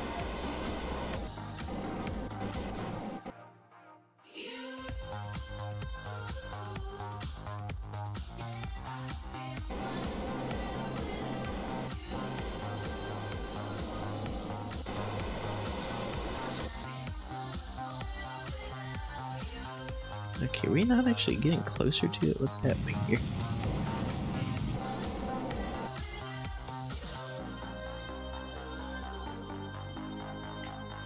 That was a bit unnecessary, but we've got plenty of fuel on here.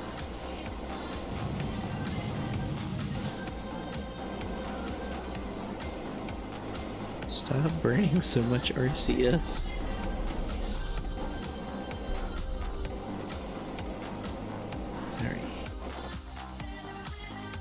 From here, and I don't know which docking port we need to be on.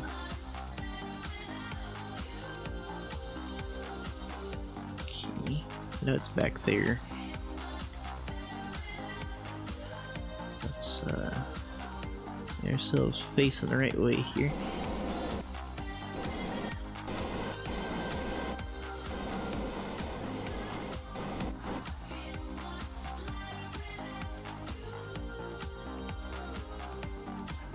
Go ahead and pull these solar panels in.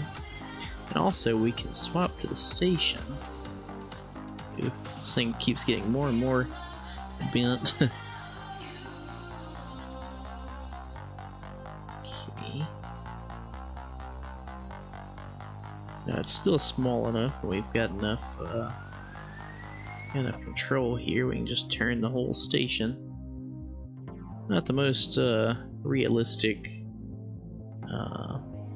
solution, but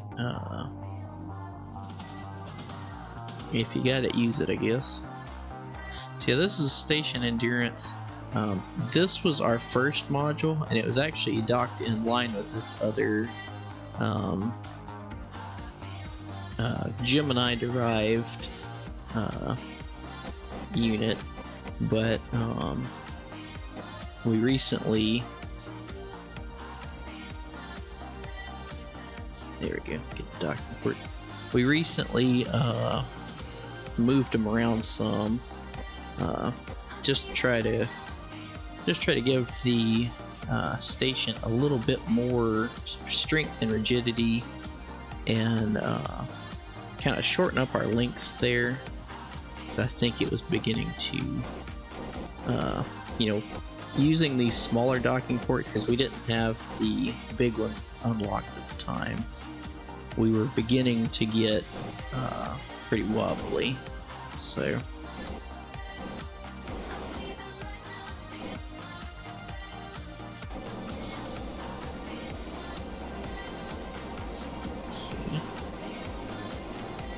Just to bump into it, no big deal. There we go.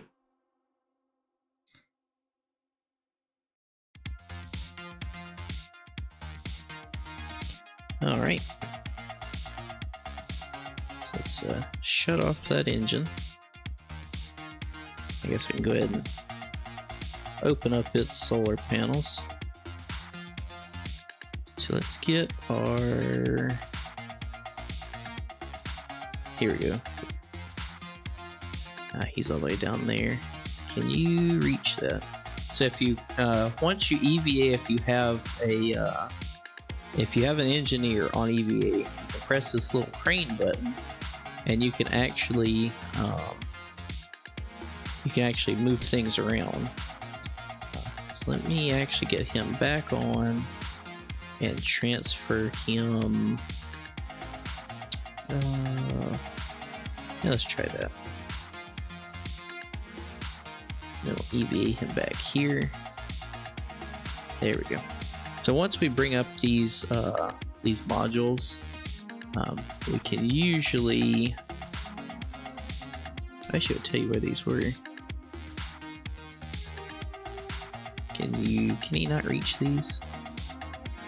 Okay, I'll just have to use the ladder then. No, grab onto the ladder, dude. Okay. Just have to.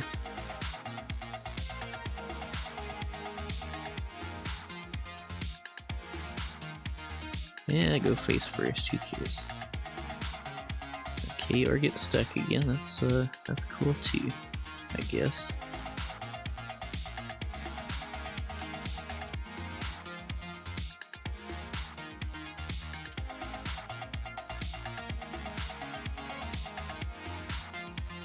There you go. Let's scooch him all the way down here. There we go. So let's is there anywhere we can move that? So let's take the ones out of the mobile processing lab. We'll say they're empties. Oh, not that. So that's a good one.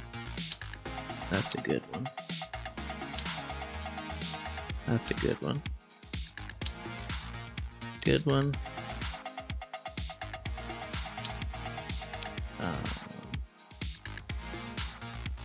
So we'll send these down as if they're, let's say these have a shelf life and theirs is expired. I've never even used these EVA repair kits, but I guess it's nice to have them on hand. and just to ensure everything is good, I guess. All right. So now that we've got our cargo resupply moved over, we can start taking some of these unneeded parts that we still have on the station, and we can just connect them to our Centaurus, and then once it goes and deorbits, it can burn up in the atmosphere, and nothing's lost. Nothing that we need is lost anyway. Although I think the last one did survive re-entry, so it happens. But yeah, we'll get these old panels off of here. So when we built this station, at first we did not have the deployable solar panels yet, so we were just having to use what we had. The only thing, you do have to be careful on EVA with an engineer doing this, because anything you click, he's taken off. So if you don't want it moved, don't click it. I'll go ahead and get rid of these two, I guess.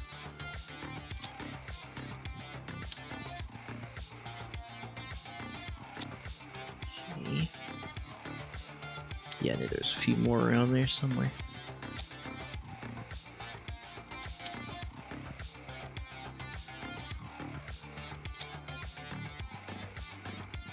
But like, realistically, he couldn't reach that, but I guess we're saying, we're retconning that, he lets go, floats over here, grabs it, comes back, all that good stuff.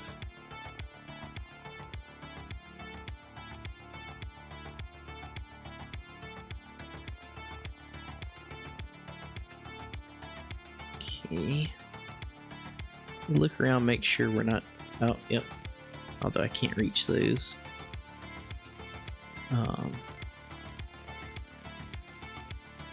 Alright, so let's have him crawl forward. There we go. Oh, okay. That's not great. You okay, buddy?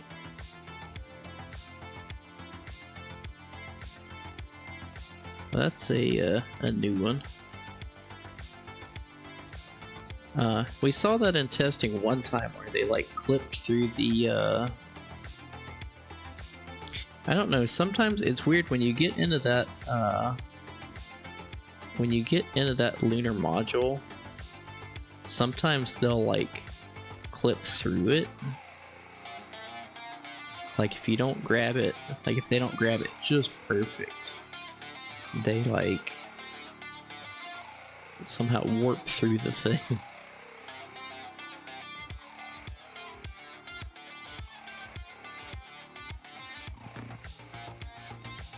Alright, well, I guess now we'll get to use one of those EVA repair kits. Since we broke a solar panel. Oh, we broke two, it looks like. I've never used the EVA repair kit. I don't know exactly how we go around about doing that.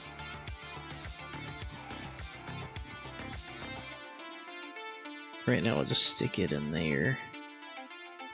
Let's grab one of these good repair kits. Actually, two of them. And now, do we just click on it? Oh, I guess we're too far away.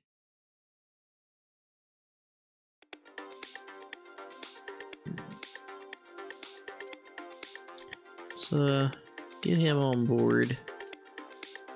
Transfer... I guess transfer him here. Transfer EVA.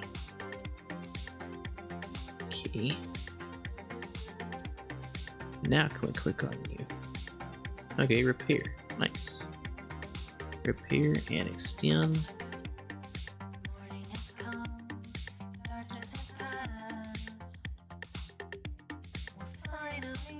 Repair and extend.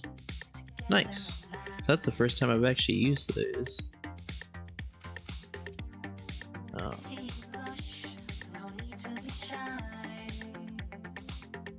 What? How does he have another parachute? That's the stupid thing about parachutes. Sometimes they just like multiply. So honestly, I'm okay with us getting rid of some of them.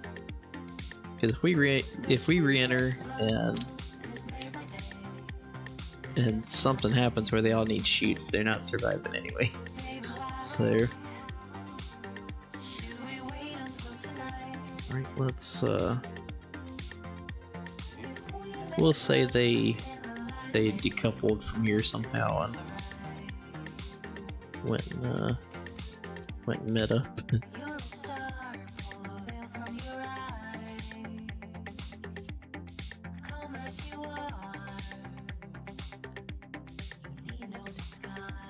Okay. So now we will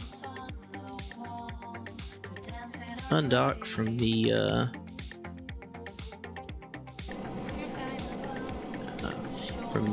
Centaurus module here. See, it burns so much RCS for no reason.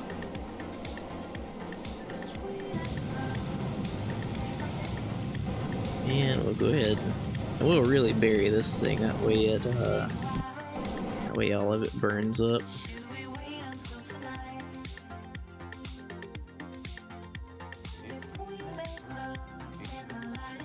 What the heck was that? Why is it below us? We're in the atmosphere. That was interesting, to say the least. Maybe maybe all these solar panels will act as act kind of like Starship's heat shield. Although oddly enough, they're I guess technically working so far.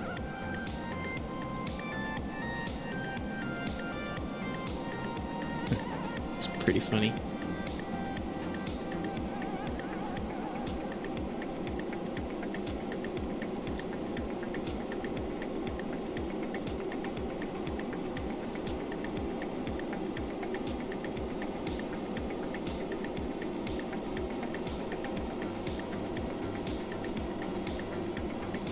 Well, surprisingly, they actually kind of are acting like Starship's tiles.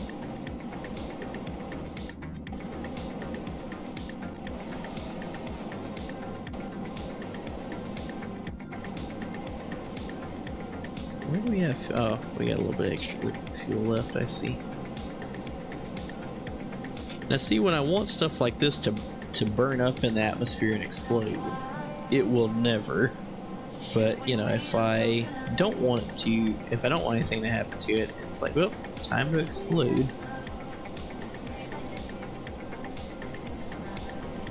Oh well, where are we coming down at? Oh, I don't know, because it's the middle of the night. Interesting.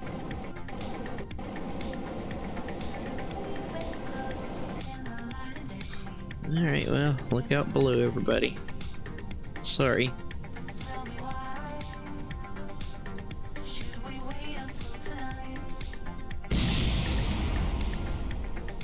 Alright.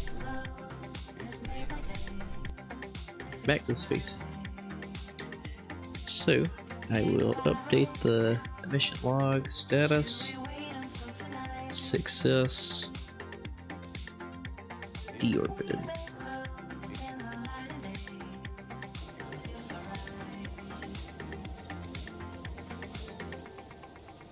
Alright.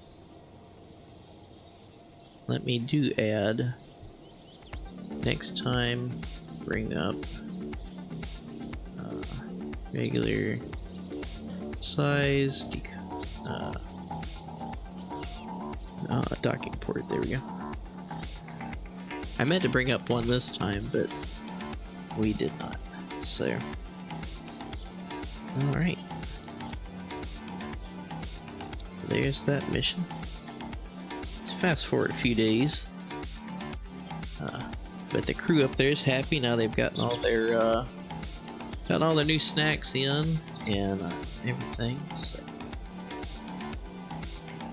give them a few days to settle in with all their new goodies.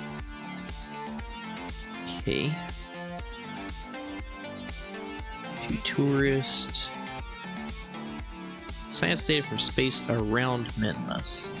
So we'll go back, even though we've got a bunch of stuff in orbit of Minmus, but they're all relays, and I forgot to put any thermometers on them. So yeah, none of them can do that.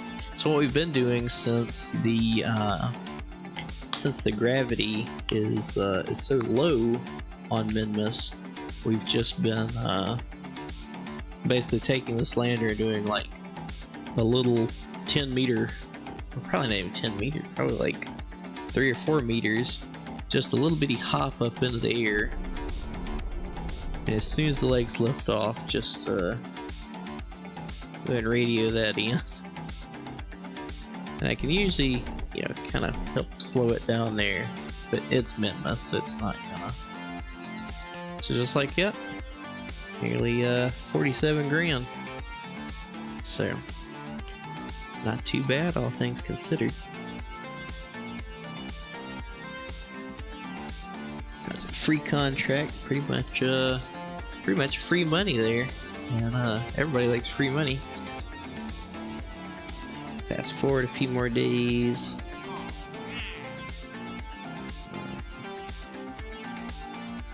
So I guess let's see. We might do the 2 tourists and the 3 tourists together on an Ares mission. I think that would probably be. So Ares, for those that haven't seen it launch just yet, Ares is our what do you want to call it? It's our low carbon orbit capsule. And it's launched on an Omega. That was just a science experiment we've been doing. So this is our Omega rocket, 2.5 meter. And then this is our capsule up here. I actually did kind of steal this design a little bit from Rocket Guy.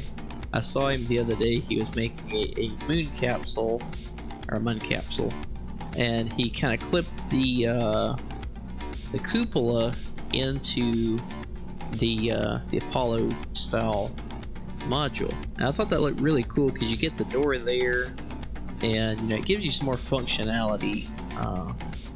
Now our Apollo architecture will just be from here up. So I also use one of those Mark 1 crew cabins as kind of a extended area, and you know, that's what we did here for Ares. I'm still deciding on our Apollo architecture. We might just copy it from here up and just not fill those 2 seats, but use that as you know, maybe future proofing it, you know, if we want to send 5 Kerbals for something, or you know, it just gives us some flexibility. So I'm either thinking about that, because we do have, like, it's supposed to go up here on top, the this little piece for the Apollo missions, but even though it's a shroud and it's made for mounting like parachutes and stuff too, if you put a parachute in it, like 9 times out of 10 it's gonna say, oh sorry, the parachute's included, you can't use it.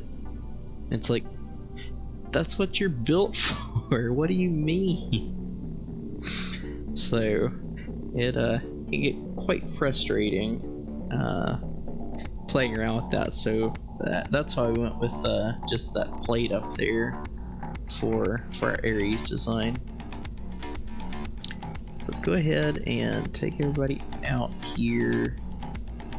We'll put it in Gimby, because Gimby hasn't been in space in a little while here. Let's check our contracts.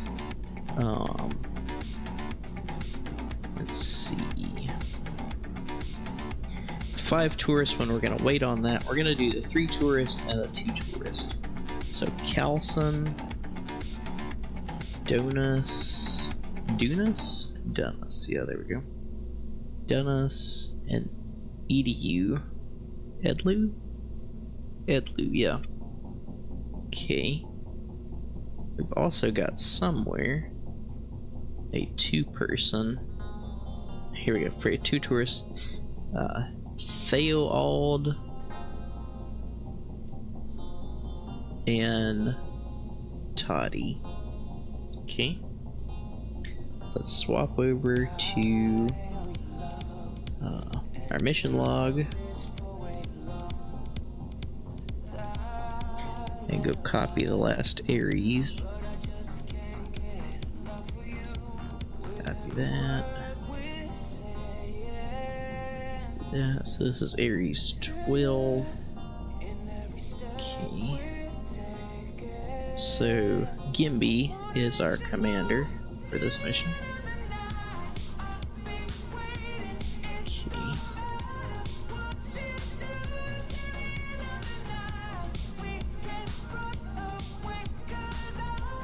This is the 19th orbital crude mission.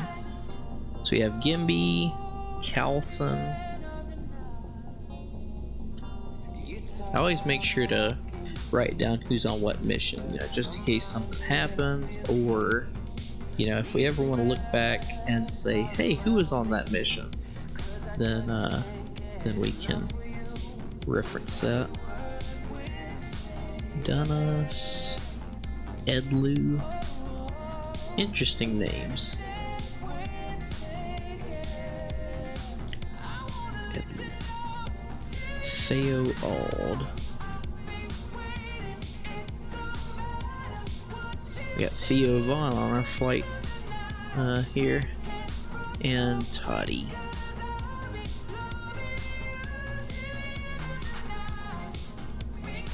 All right.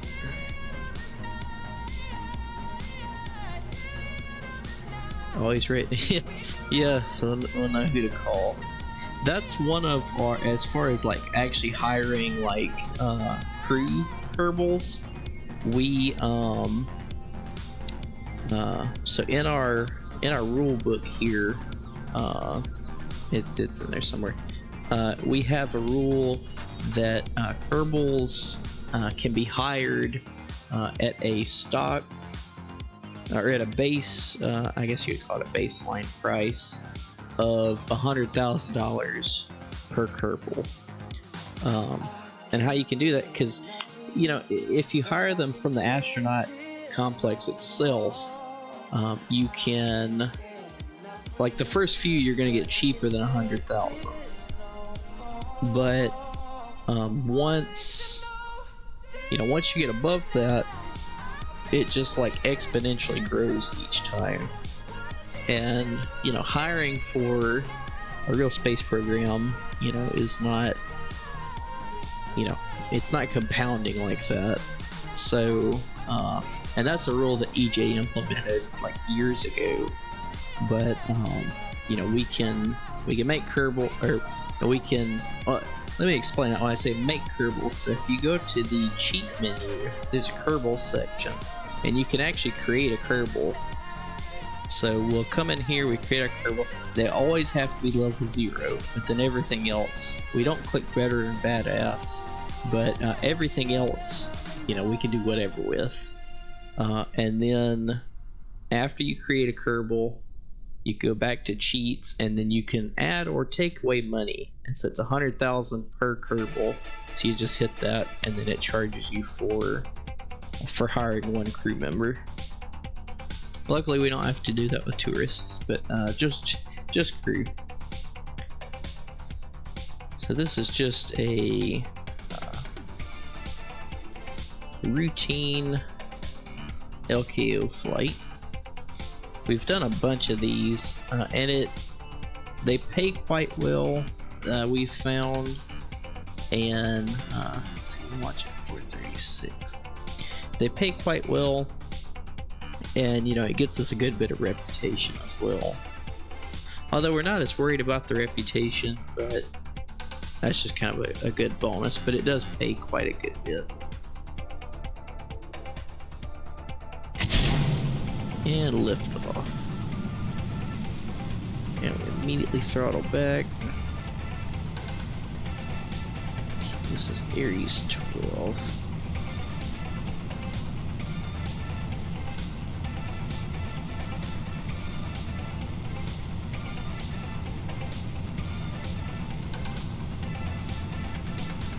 There we go.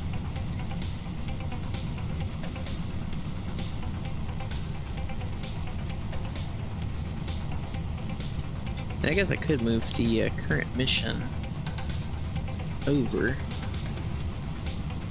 to this section where there isn't anything going on.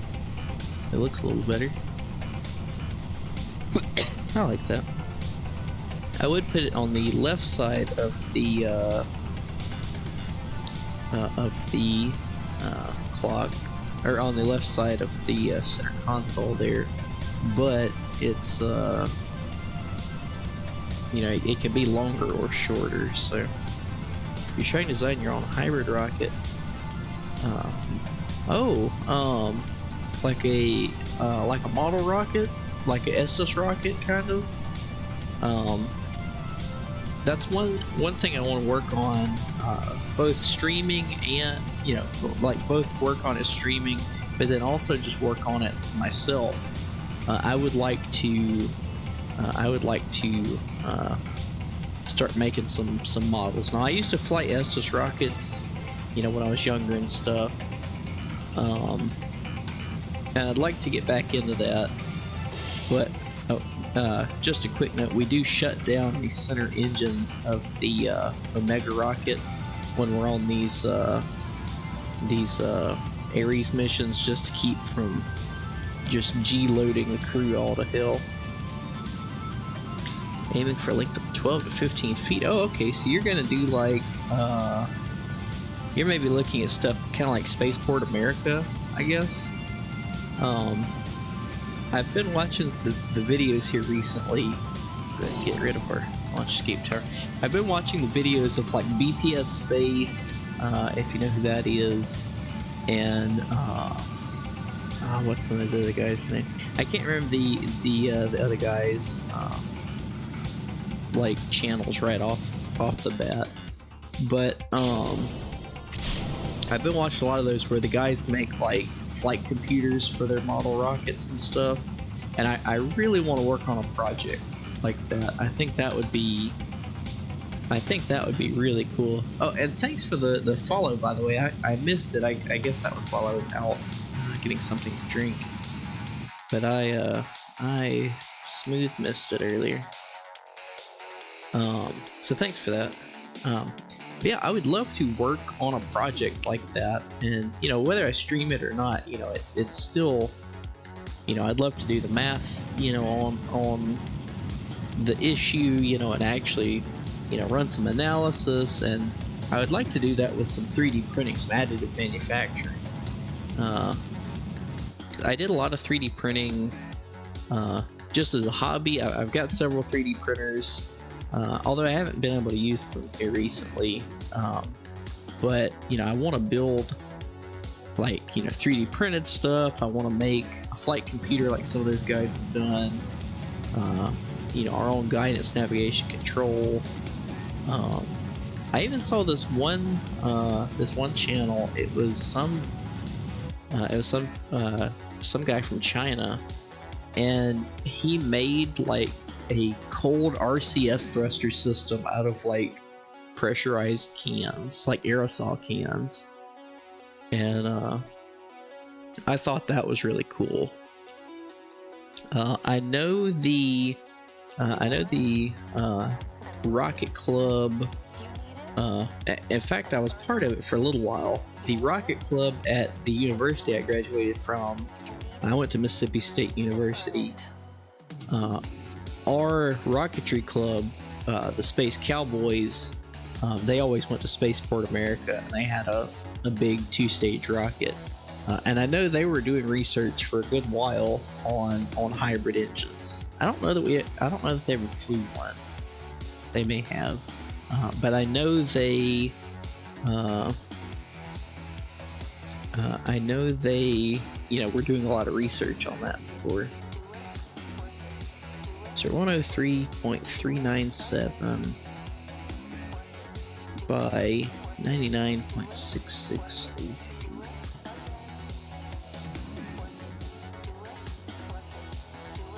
Alright, made a note of that. You're gonna try to build one about 4 or 5 feet long. Yeah, hit me up on that. I would love to, like I said, get back into building and flying model rockets. I would also love, like I said, to work on designing one. So maybe if you want a little collaboration, or work on a project, at least compare notes. Just reach out to me on that, because that's actually, I keep notes on my phone of like stuff I want to work on, like projects and stuff like that, and I wrote that down the other day. It's been kind of difficult getting to a lot of my hobbies and projects here lately, just because of how everything's been so busy. My wife and I, so right out of college, I graduated in May of 23, and I got offered a job with a nice aerospace company, a really good company, and I had actually interviewed for the Cape Canaveral area. Oh yeah, I definitely want single stage. I would like to look at like flight computers and stuff though, but at least starting out, single stage. I interviewed for the job, and it was supposed to be in Cape Canaveral, Florida. And the company was like, well, we're not, for that project, we're not really set up down there yet. We need you to come to Washington, D.C. for a year. And so right out of college, my wife, my then fiance, and I had to move from Mississippi to Washington, D.C. And so we were stuffed in a little apartment there, and I hated D.C. It was terrible. And earlier this year, they were like, all right, well, we're set up now in Cape Canaveral. We got an office and everything. So, if y'all would like, y'all can relocate to Florida. So we immediately jumped on the option, and yeah, everybody always says like, oh, Virginia's in the South, but to me, Virginia might as well be Canada. Like I didn't think it was gonna be that bad, but like there's just so many people. Like there was nowhere you could go where there weren't just like hordes of people, and it was just it didn't feel like home. And we got to move to the Cape Canaveral area, and I told my wife when we first met, that one of my goals in life would be to live, on the Space Coast. And there you go. Not that advanced yet. Yeah, I definitely want to start back launching Estes rockets and kind of build my way back up. Maybe do some 3D printed rockets, or at least some parts, stuff like that, and kind of build back up. But yeah, so like I said, just last month actually, we moved down here to Cape Canaveral, and so I'm starting to pick up a lot of my hobbies again, because you have to save, because even on an aerospace budget, and then my wife being a teacher, even with dual income and no kids, a move costs so much. But now that we're getting settled, we're unpacking everything and kind of, we're in a big house now versus a small little apartment. So, everything's actually got room for, we've got room for stuff. We could actually unpack and like do stuff, so we're picking up some of our hobbies again. We're looking into some new ones. Oh, cool. Yeah, my wife is a special education elementary teacher. She's really good at her job. But she, we talked about it, because I guess for me, she was still optimistic because we moved to DC last summer, and I was and I brought it up a few times, but I'm like, yeah, I don't really like it here. And we did Christmas there. Well, we did Thanksgiving and Christmas in DC, so we didn't get to see family. We luckily had some friends over for Christmas, like Christmas dinner. But afterwards, I said something about like, I hated being here, and she's like, I can't take it anymore. I hate it here too. I'm so ready to go back closer to home. And yeah, so like I said, they had the gave us the opportunity to come back down to Florida. And even though, so I'm from, we're from Mississippi, or, that area. And so, I've been to Florida a lot, never lived in Florida, but we knew it was leaps and bounds over DC. So, like I said, we moved to Cape Canaveral area, and so far we are loving your special education in high school. Oh, okay. Yeah, she's told me before, like, elementary is kind of like she likes working with elementary kids, but she's like, there's no way I would do high school. There's just no thanks. But yeah, she really likes it. And like I said, she's really good at it. She's kind of been back and forth about, like, and I don't know all the details. I try to keep up with it as best I can, but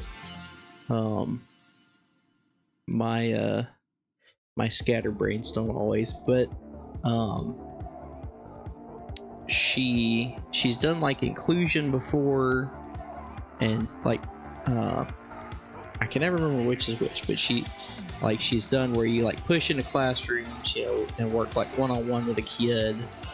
She's had her own self-contained classrooms, and so she's done a little bit of both.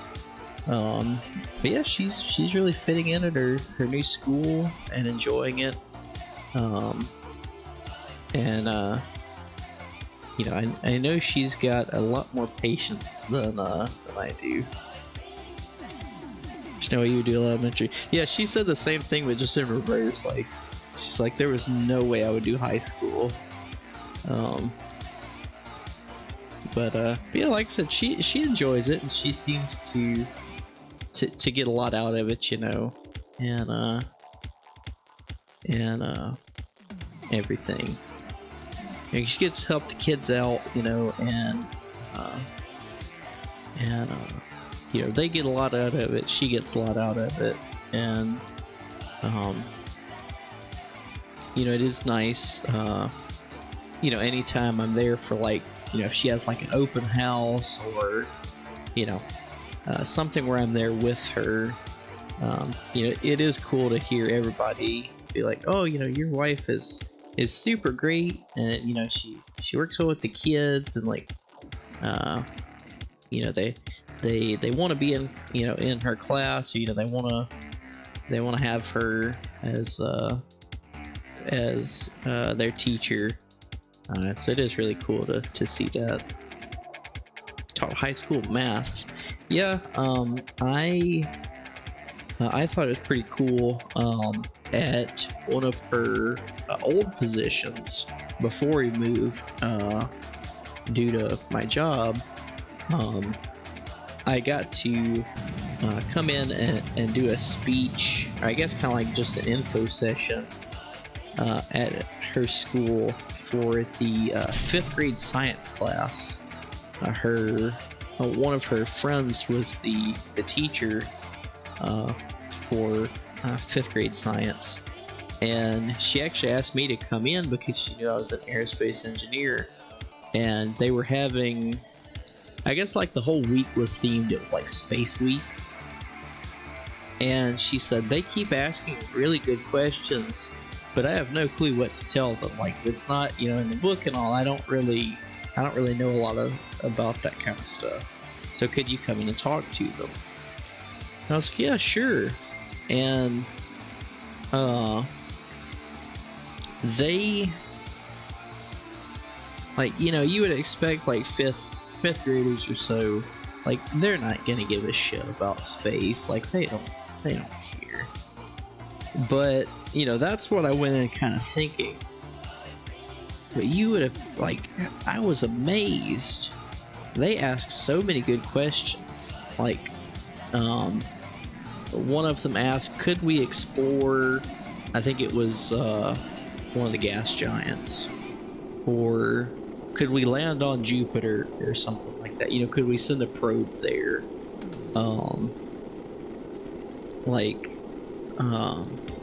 How do things get into orbit? Like, what actually keeps them in space? Just all kinds of good questions. And after I was there for like 2 hours, and she's like, all right, kids, well, Mr. Martin has to leave. He can't stay here and answer y'all's questions all day. Although, I would have gladly done it, but they needed to get on to, different lessons and things of that, besides just science. And she said, like, all right, he'll be over here to the side for a little while, so if you had any questions that didn't get answered, or, you just want to ask him something, you can do it there. And this is 5th grade, two 5th grade girls came and asked, how do we become aerospace engineers? Like, what do you recommend we do? And I was like, well, you really got to pay attention in math. That's number one. That's non-negotiable. I said, because there was one day in like 5th or 6th grade where I didn't pay attention, and the next 3 or 4 years was a struggle. Although, I made all A's in high school and didn't know how to study when I got to college, so college really kicked my ass. But I said, study, like, work all the math problems you can. Even if it's a boring problem or whatever. And I told him one thing that's always helped me. I said, work the problem the long way. I don't know what it was, but like all throughout all the math classes I had to take, to become an aerospace engineer,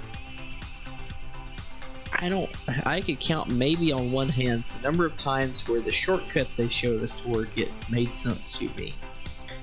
On nearly every problem, I always work it the long way, because for whatever reason, shortcuts, because you can use this shortcut unless this and this and this, but if this and this happens, you can use this shortcut.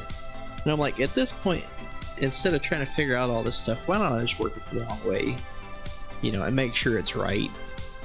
But I told him, work problems the long way, stay in school, study hard, and then, just apply to, here's how you'd go about applying, to something like that. But they're like, all right, well, once we get ready for college, we're gonna do that, and we'll ask you if we need any more guidance or something like that. And it was so cool to see that, you know, they, you know, not for a second were they like, oh well, I'm a girl, I can't do this, or oh, I can't do it because of this or that or the other. They just ask, like, what do I need to do this? And I thought that was so cool that, like, the whole class, you know, were like super engaging. They really loved, you know, the subject matter, and they had great questions. So, like, you know, what happens between then and then, you know, when they graduate high school, where they're like, they don't care anymore. Yeah, the physicist teaching math. I mean, you know, a bit overkill, but it's like hiring a pilot to fly your model airplane for you. But you know, hey, it's overkill is still a kill. Going back to your rocket, you think you have to use paraffin wax and nitrous oxide. Interesting.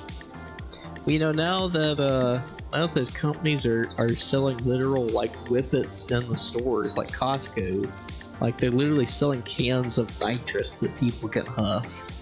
Now that they've got those and you can legally buy them, you should be able to source some nitrous pretty easily.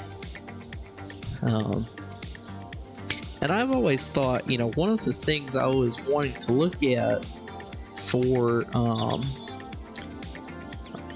when I start building model rockets, like, you know, I know a lot of people do solid rocket motors. You know, you can do hybrid. Has anybody just made like a liquid fueled model rocket? Like, I'm sure there are some, and obviously it couldn't be like cryogenics or anything, because I mean, you're in your backyard, you know, it's not that in depth. I don't know. It might would. I don't know where you get liquid nitrogen. And I guess since it's just it's gonna be an atmosphere anyway, I don't think it would have to be liquid. In aerospace, you can have two concentrations. You can either go aero or astro, and I'm an aero, so they would have learned all of that in astro propulsion, but I took aero propulsion, so I'm not really up to date on hybrid rocket engines. And, you know, I'm sure there's a bunch of rules around, like, liquid fuel model rockets, which is funny because, you know, it's kind of the opposite with full-size rockets. You know, solid rockets are not more dangerous, but, you know, they're more prone to accidents because you can't shut them off. But then with model rockets, it's like, oh yeah, we'll sell you some solid rocket motors. Like, you can buy them at fucking Hobby Lobby. Who cares? But then, you know, I'm sure if you made a liquid fueled model rocket, might get some knocks on the door. Like, I'd have to look into it, but I've always thought that would be like a really cool project. Like, you know, see if you can make legally chat. See if you can legally make a liquid fueled model rocket.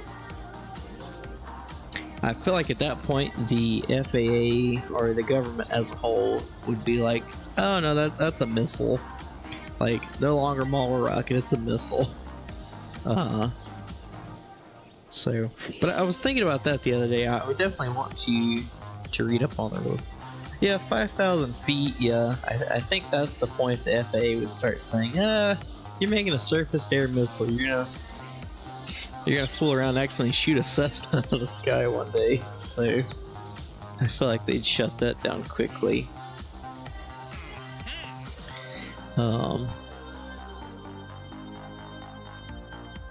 That is interesting, though. I'd have to think on it and have to do some research. But yeah, I don't suspect that they would like that. They might allow it. You never know. You have to get a flight clearance. Yeah. I wonder if you do like Spaceport America. I guess Spaceport America gets all of those clearances, because you know it's out in the desert for one, and then it's like, you know, 100 different universities and individuals launching high performance rockets. So I'm sure all that's taken care of ahead of time by somebody, but now by who, I have no clue. There are model rocket people that have flown model rockets near the Carmen. Yeah, like there are some really cool projects that that people have made. I know my university, my rocketry program, Space Cowboys, they've set a few speed records. Like they broke in Mach 3, and I think their last rocket went like 20,000 feet or so. But they had one, I want to say probably 10-15 years ago, they had one that would like almost broke the Kármán line. Oh yeah, I bet it would. I bet it would get exponentially more complex in paperwork and government bullshit the higher up you get.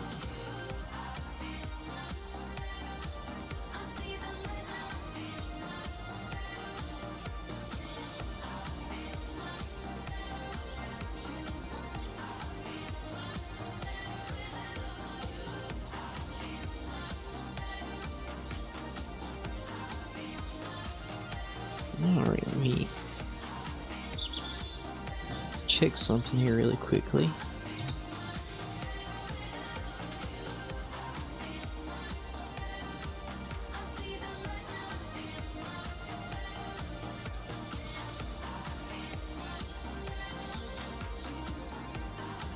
Alright. Good. Fast forward just a little. Check, see what we got going on. Polar orbit. We've actually yet to do a polar orbit, so that one would be interesting. But I don't know that it's enticing enough. I would like to get us back above million Kerbugs. There are places where if you get clearance, you buy model rockets to crazy heights. Yeah, you know, like I was saying, like Spaceport America, it's in Arizona, I think. Maybe New Mexico. I think it might be New Mexico. But you know, you're out in the middle of the desert, so you know, beyond planes flying, you know, and if you get the clearances, you know, they'll get rerouted. You know, beyond that, there's nothing really to hit out there. You know, they have seen that a lot. You know, somebody's rocket veers off, or you know, parachute doesn't deploy or something, it becomes a lawn dart. There's nothing out there for it to hit, so. You're a NASA fanboy, you love space techs. One day you hope to go to orbit. Yeah, you know, hopefully hopefully Starship, you know, picks up and you know, really gets developed and everything, and it will it'll be hopping all over the place, you know, because they've looked at using it as like quick transportation from like Australia to the US, or like US to Tokyo, stuff like that. Like that would be so cool. Like it would literally take you longer to drive the airport and get on the thing than it would the flight. Like, it's crazy to think, you know, you get on a starship somewhere and then, you know, in 35-40 minutes you're on the other side of the planet.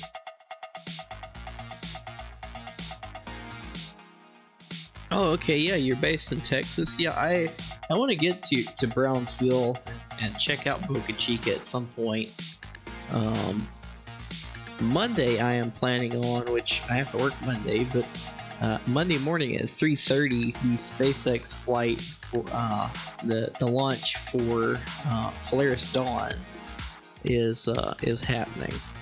So I can't, because we live about 30 minutes or so from Cape Canaveral, so I can see launches from my front yard, but I want to drive up and see it in person, you know.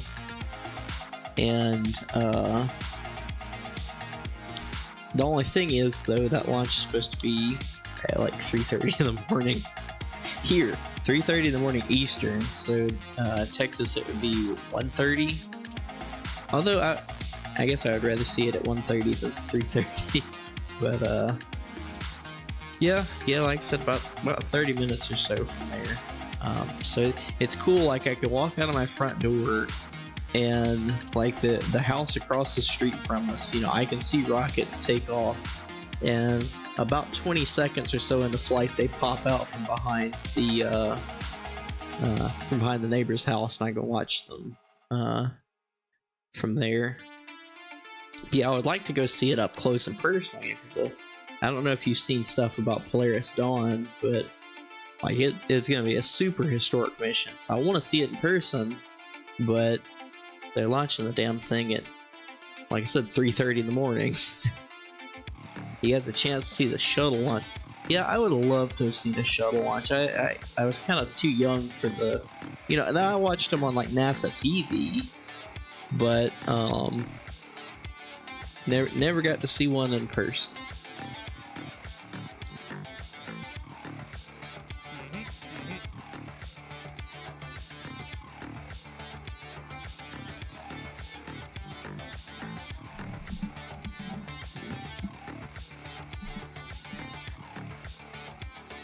I think we'll skip that one for now. I thought about taking that one, but it's not super enticing. Space around the Mun. We were seeing a Challenger X. Ooh. Yeah. I remember seeing something on the news. I was, let's see. Columbia crashed in 2003. Yeah, 2003. So I was 5. I remember seeing something about it on the news, but that's it. But I remember seeing it. So I kind of remember that one. Yeah, both Challenger and Columbia were both just like, Columbia was pretty much a freak accident, but the Challenger, like, you know, you literally we had to take a course in engineering. It was like engineering ethics.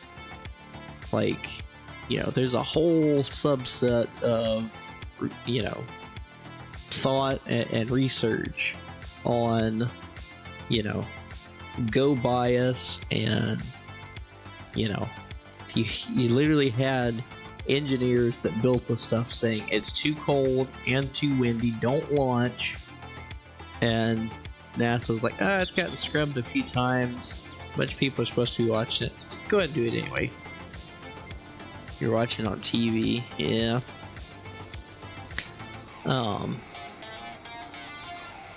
Yeah, it's really tough because, like, and you know, everybody always blames Challenger on the SRB O-rings. The O-rings were a known issue. You know, they blew out pretty much every launch, but, you know, what is that SRB besides basically a big ass torch? You know, so it would just basically weld the sections together. In fact, you know, when they get back, most times they'd have to torch them apart. So like the segments would literally weld themselves shut. No big deal. It was a known, not even an issue, I guess. It was just a known function of it. And you know, so it was a known issue. But they launched, you know, it was 20 degrees colder that morning than the engineers said a shuttle should ever launch in. So, you know, you've already got degradation on the O-rings. And yes, you know, the blow-by was a non-issue, but most of the time they just welded themselves shut, and you know, it went on to orbit. But the issue here was there was also a second flight constraint that morning, that the wind shear was way too high. So you've got the coldest shuttle launch ever. You've got the how'd you say it? I guess you could say the gustiest or the windiest shuttle launch ever. And you know, so you can see it if you watch really closely. You know, as the shuttle rolls around, the wind shear on that SRB, you know, you could see the blow-by, but they had seen blow-by, you know, on pretty much every shuttle mission. But you see the blow-by and it's getting bigger and bigger because, you know, as the shuttle rolls upside down, you know, there's pressure on those SRBs. But you've also got, you know, that's one thing people don't take into consideration with rocket flights. You know, you could have, you know, 150 mile an hour wind shear, you know, up at altitude.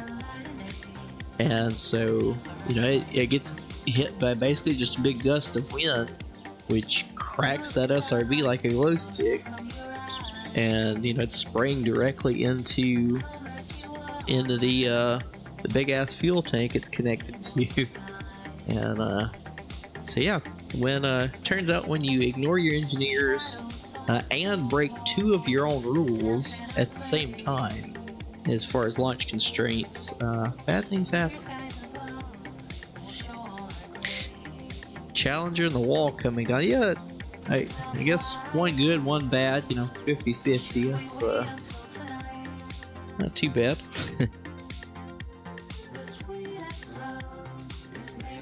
Let's check here. I would like to get those wheels. Where the hell do we get the regular wheels? Oh, okay, there we go. We'll eventually get them.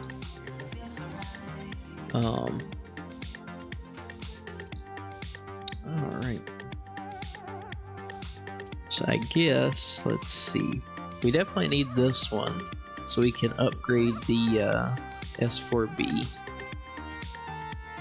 I don't think we're gonna buy all these others, but we will buy the J2. We're gonna need about 20 more science, but I think we might go for actuators next. I think that'll be a good goal. Interesting to tell your students about the Soviets. Yeah. Something I was thinking about the other day, and I guess you could weigh in on it. No, I didn't mean for it to sound like that. You know, but you know, you can weigh in, you know, and you know, see what your thoughts are. It seems like to me,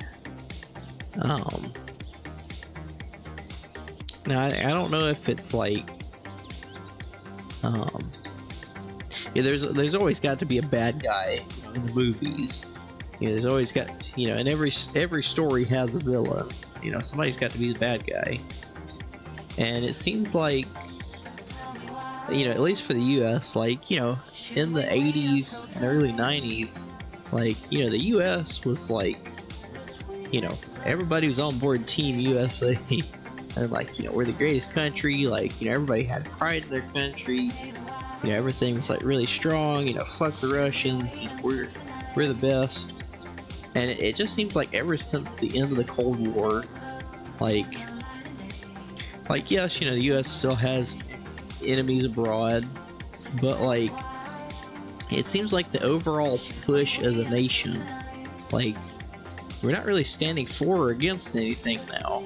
Like, we're not fighting the communists anymore. You know, we're not standing up to the Soviet Union. They don't exist anymore. And like, you know, no, I'm very patriotic. You know, and I you know, always keep my political views to myself. But like, it doesn't seem like, you know, like back then during the Cold War, it seemed like, you know, everybody in the U.S., you know, knew what the goal was to beat the Soviets. You know, the U.S. was, you know, supposed to be a superpower, you know, and we needed to act like it. But now it's almost like we don't have any goals. Like, you know, in the 60s we had the space race, you know, and then and the Cold War, you know, all the way up through the mid-90s you had the Cold War. And now it's just like, alright, what do we do now? You know, we beat the Soviet Union, what's next? And, you know, now, you know, and people have talked about it some. I know Jim Bridenstine talked about it a little bit, and like, it did feel like, you know, a new space race is kind of kicked off, you know, because you got China going to the moon, you know, you've got all these other different countries looking to go to the moon and kind of claim their stake to, you know, one part or another of it. And, you know, we could lean into that some more, and that would be cool. But, you know, it seems like in the US's art, you know, it's like, you know, like I said, we have enemies now, but it's like, you know, we're not fighting anything like, you know, any one big, you know, principality or something, you know, like, you know, World War II, it's like, alright, let's beat the Nazis and the Japanese, you know, Imperial Japan and Nazi Germany, you know, they're enemy number one. And, you know, then after that, the Cold War, alright, well, Soviet Union, you know, enemy number one. That's, you know, we're beating them, fuck them. And now it's, you know, yeah, we don't have any peer we're not like, and that's one thing that you know, me and my friends have talked about. Like, you can see it in everything.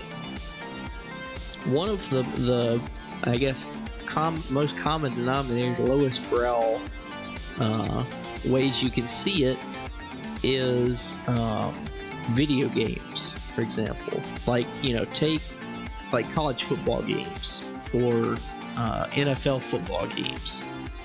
You know, back in the 90s and early 2000s, you had 2 or 3 different companies making NFL games, or like NBA, like, you know, several companies made NBA video games, and they were always competing. You know, they were always like, you know, every year one of them be like, oh, look at these new features we've made, you know, look what you can do in our game that you can't do in the other guys. And then, you know, when they do their presentation, oh, well, look at the stuff we've added. You can't do that in our competitors' games. And like every year the games got better and better and better. And then, you know, the NBA, the NFL, college teams, you know, all of them signed exclusivity deals that said, you know, oh, only this one company can use our name and likeness, you know, to make their game. And, you know, so for years you've had like EA Sports making, you know, all of the sports games, and they suck. And like, yes, you know, you can somewhat blame EA Sports, but they don't have any competition. You know, who's gonna compete with them? You know, there's nothing to drive innovation if, you know, there's no innovation going on. You know, if there's no competition, there's no other groups saying, oh, we can do better than that, and, you know, coming up with their own thing, then why bother innovating? We'll keep putting out the same crap every year, and, you know, if people are gonna pay for it, you know, it's either us or nothing. What else are they gonna do? So the indie studios are pushing limits. Yeah, perfect example, Kerbal Space Program. And funnily enough, versus Kerbal Space Program 2. You know, KSP 1, a guy did it for fun because he was bored.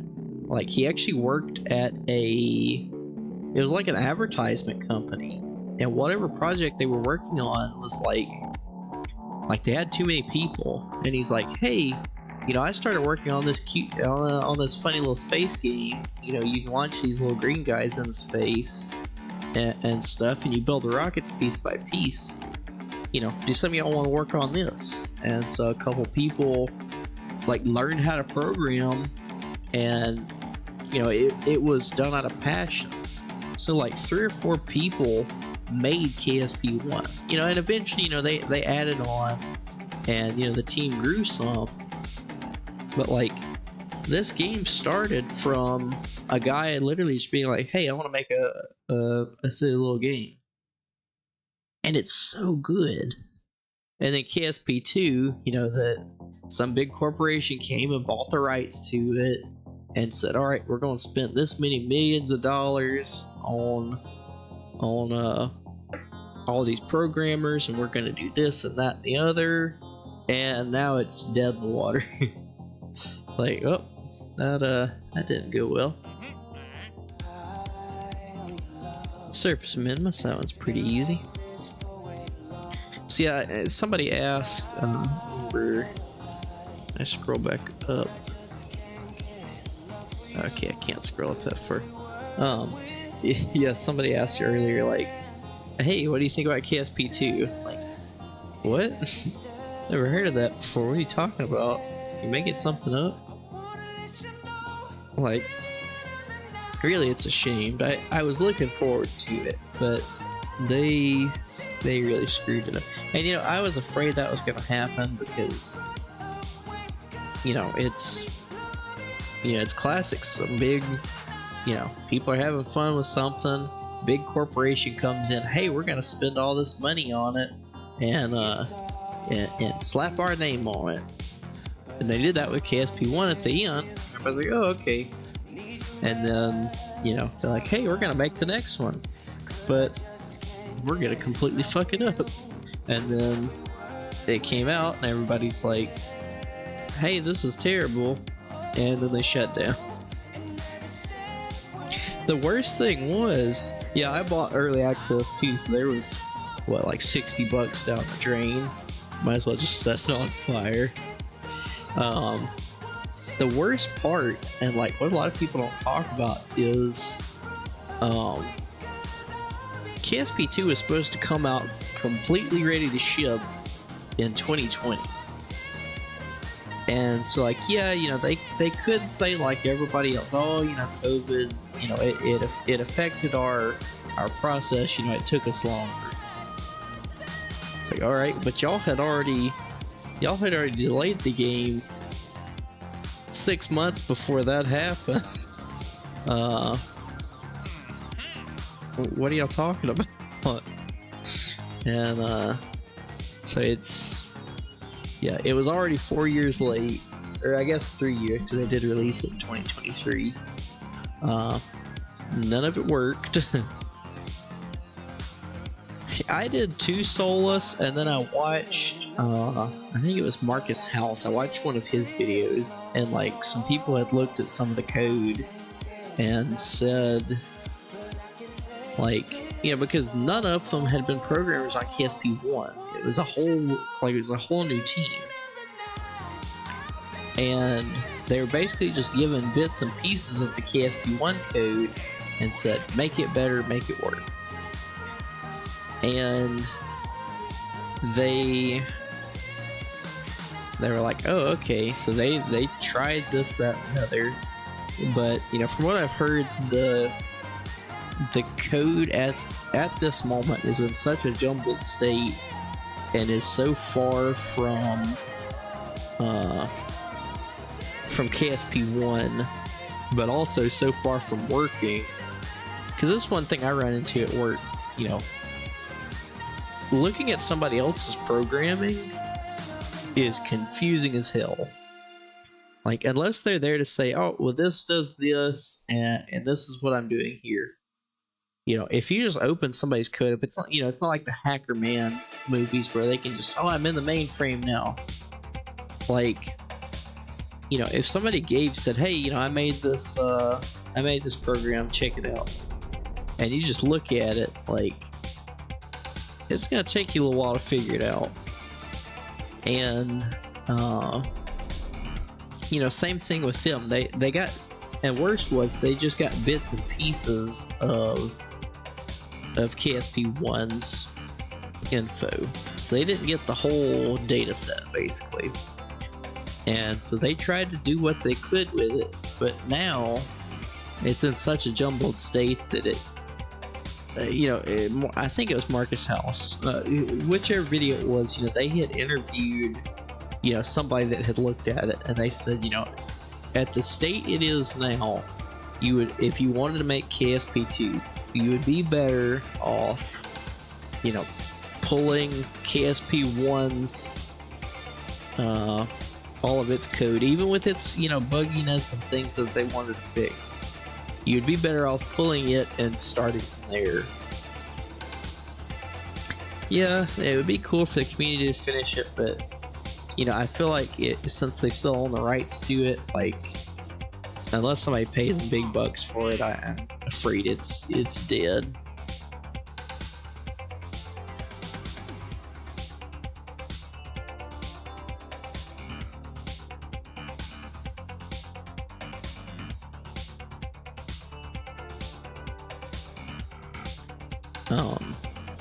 It would be cool, like I said, but honestly, at this point, you know, because that's one thing, like, when the original creators of KSP were like, hey, you know, we'd like to make KSP2, you know, they knew, you know, what they had done in KSP1 and what the issues were. You know, like Kraken strikes and things like that. You know, they knew of some ways that they could fix stuff and make things better. And it was basically just, you know, how they had handled the data, you know, data structures and stuff like that. You know, they knew what they needed to update and could have made it better. But then, you know, when the new company bought it, you know, they had a completely different vision. And, you know, it just, you know, I don't know, it just never materialized. Alright, so we're at year 3, day 93. We have to bring the crew back for the station by day 99.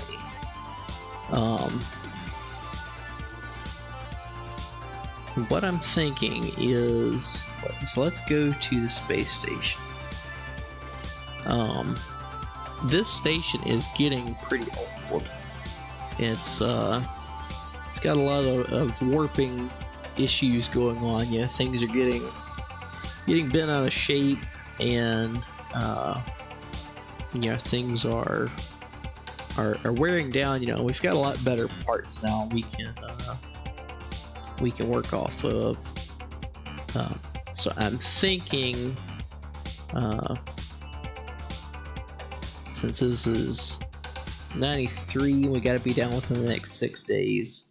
I'm thinking, you know, we get as much science and data out of this thing as we can, pull the rest out with our storage unit there if we can, and then we can either leave this up as just a defunct station, or we can deorbit it. You're looking forward to Interstellar. I was really looking forward to the colony building. You know, once we get our Apollo architecture going here, you know, I want to do kind of like the Apollo applications program. I want us to, you know, establish some colonies on the Mun and Minmus, and I want us, you know, to do some Duna missions. That's the overall goal for this project. And then, you know, from there we can, you know, if people have like community projects they want to do, or, you know, stuff they want to see, you know, we'll do it. But, you know, my big goal is to colonize the Mun, Minmus, at least the Mun, and definitely the Mun, and then Duna, maybe Minmus. But I was really looking forward to colony building and you know, base building in itself. But yeah, unfortunately, you know, it's all gone now. I'm afraid.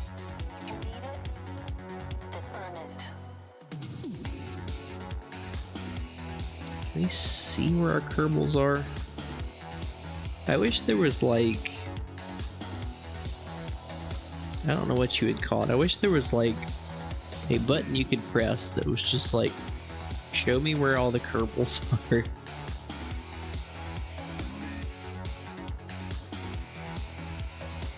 Alright, so we'll leave the 2 scientists in the module here.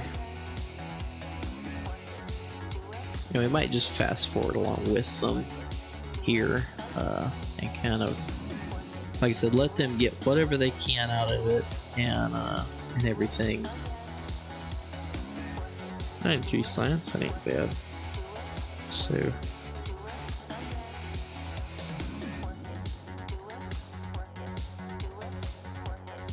94, 95, 96, 97.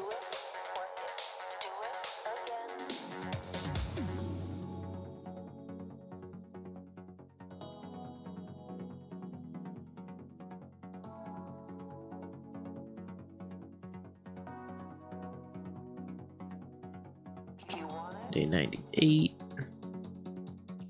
Alright, so let's go in here, transmit science. We got 16 more. Stop research. Now let's see, can we pull from this? We cannot, it looks like. We can though, I think. Let's transfer Mipley over there. Now transfer EVA Shotgun. Now if I click, okay, I can't take data, it looks like. Interesting. So let's get back on board. Let's see.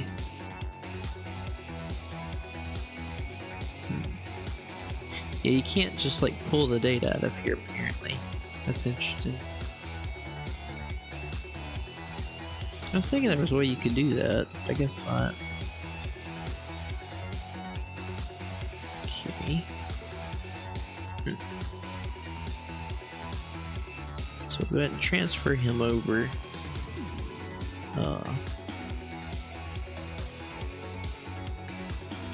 Make sure there's nobody in these. I don't think there is. There was at one time, but transfer. Okay. So, I think what we'll do is we'll send this crew home, and then because I would like to keep that data there, because you know, a lot of that data came back from Minmus. You know, we had our Minmus return vehicle that actually rendezvoused with the station, and a scientist went out, pulled the data from it, and then brought it into that module. So what we might end up doing is, you know, coming up here, basically just throwing this whole section away, replacing this section, you know, having an engineer get out and take those 2 off, putting a regular decoupler on there, and and then going from there. In fact, let's see. Let's transfer Rotop in here. And let's have him EVA. So let's go ahead and do this stuff before we leave. Let's have him crawl all the way down to the bottom.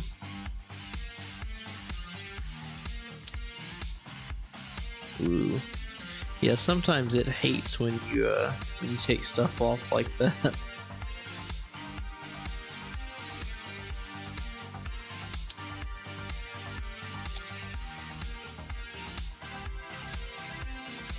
Actually, let's have him crawl up just in case we need to get in real quick. Yeah, we'll just leave that there, and then you know, once a regular docking port is brought up, they can just connect to it, and then should be good to go. And we can hold on to this section, and then, like I said, just throw these Gemini sections away. Let's go ahead and transfer Rotop. Yeah, you can sit up there.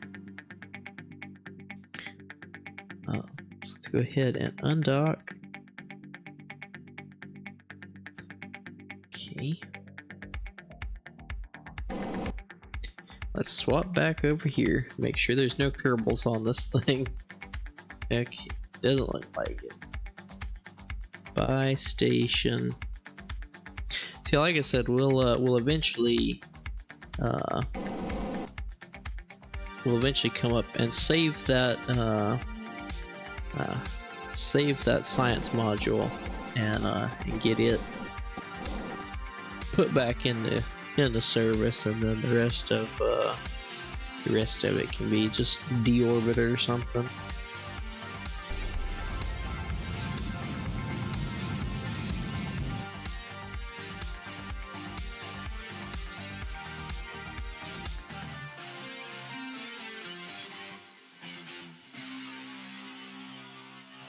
Here we'll stop and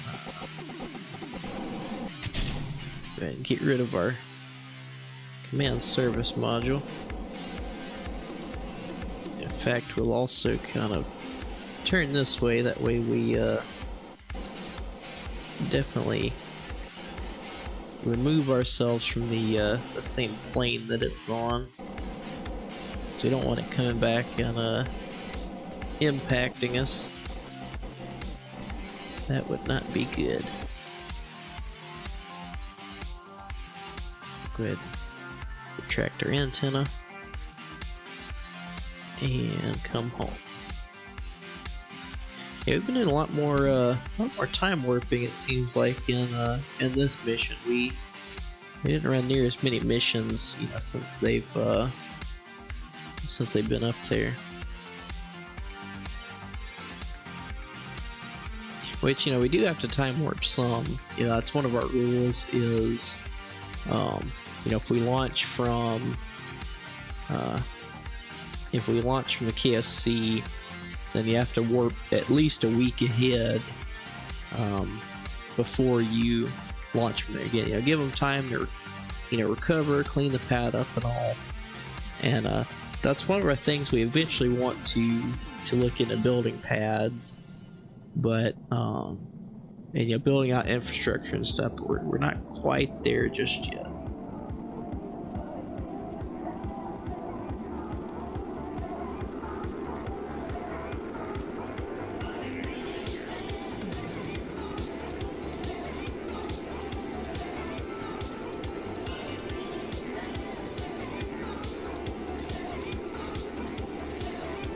Looks like we'll be landing in the desert again.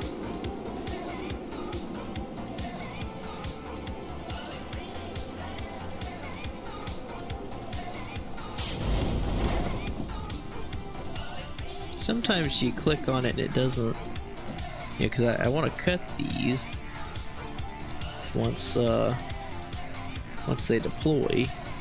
That way we can put out our our normal chutes, but you can't click on it, so we'll just have to let it get tangled.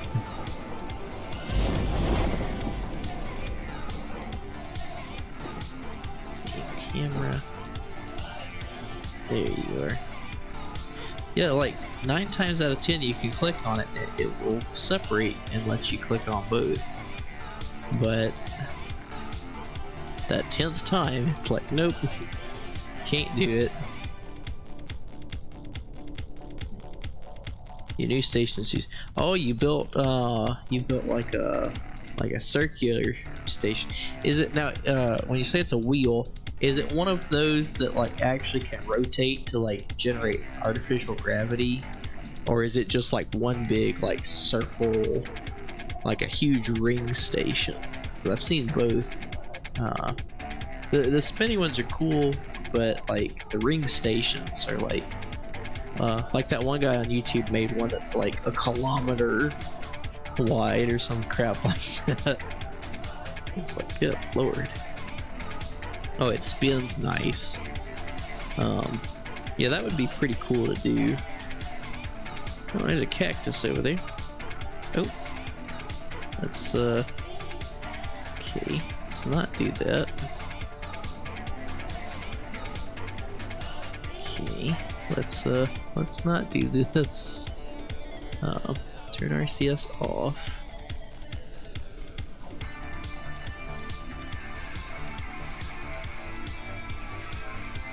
There we go. Thank God for the antenna there. Diameter 650 meters. Good lord.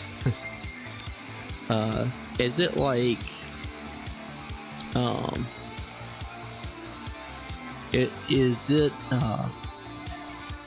is it one of those that's like a mod pack where like you can build it out of a few pieces, or is it like a custom made one? Because I've seen some people do like a custom made one and it'd be like 1,000 parts or something, and it just like kills KSP every time it runs.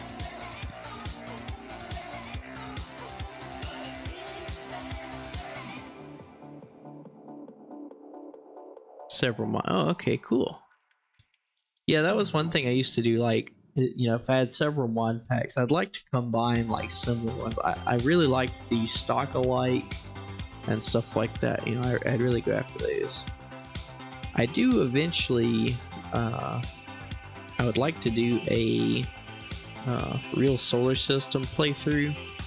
I already did one a couple years ago. You know, I played around with it some, but I didn't super get into it.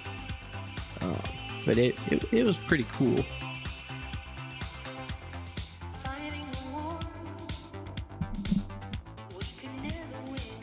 80 Kerbals, that's quite the station.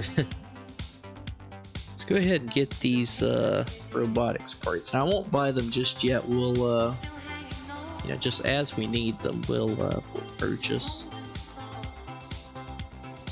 So let's make a note. Year 3, day 98.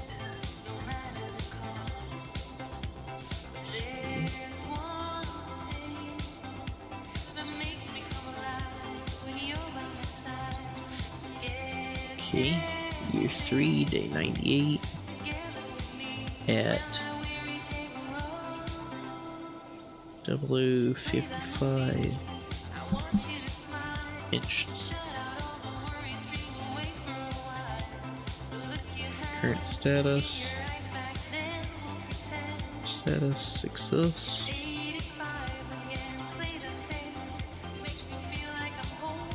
Landed in desert. Nice. All right.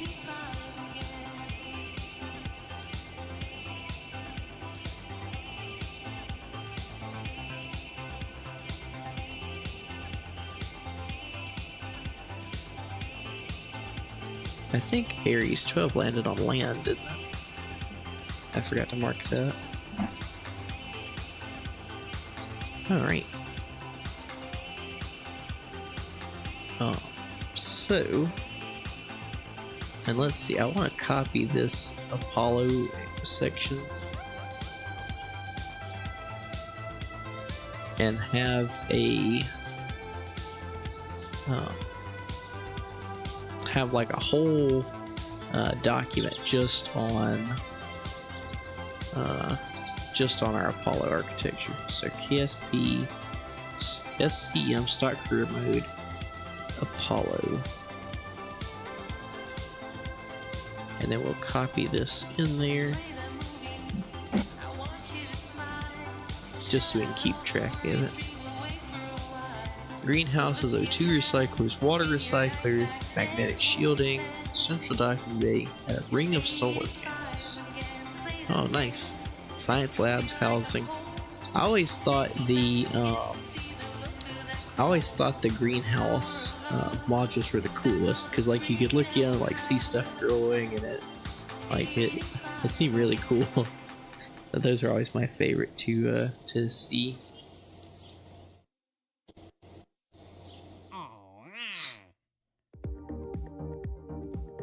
Space around Kerbin. Well, it looks like the station will get to be useful still after all. So we'll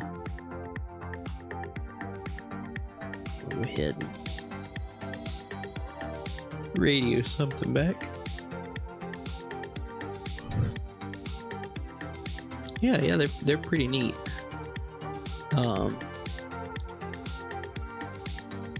I'm since it spins, you're not limited to how long you keep Kerbals. Oh yeah, that would be pretty cool. I guess we could technically implement something like that in this save. And that's one caveat I did make on the all the rules is, the crew duration. It will have to be reevaluated. Once we start doing Duna missions, because obviously, you can't, like, you could bring them home every 180 days, but at that point you would just be going there and then immediately turning around and sending them home, So we'll definitely have to come up with some new rules for that, and basically that's what I put in the handbook there, and it says, like, once we start looking into Duna missions, we'll have to reevaluate this.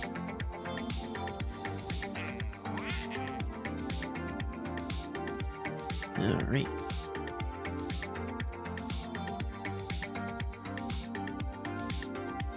Let's check our dates here.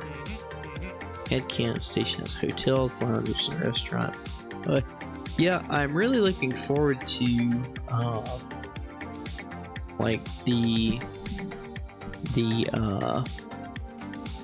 not privatization of space, because that's not necessarily what I want. But like a bunch of companies are talking about putting up like commercial space stations now. And like, people could go up and like, do a vacation on them or something like that. Like, I think that would be like super cool. Like, super cool, future where people are actually getting excited about, space travel. So I do think that's pretty neat.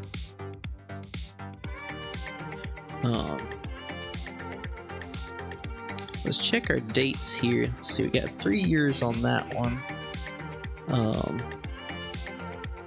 I'm honestly thinking about canceling it if we don't.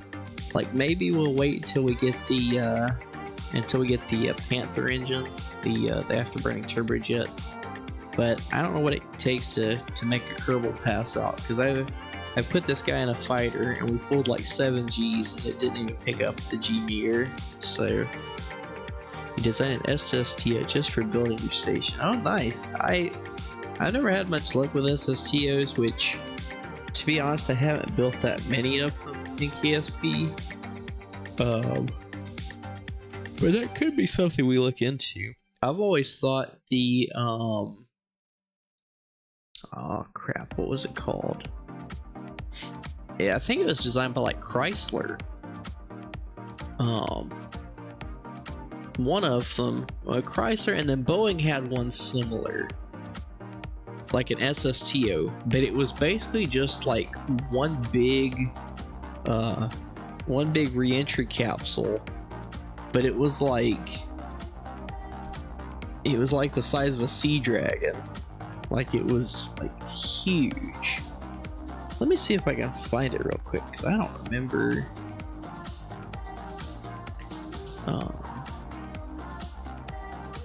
Let's see.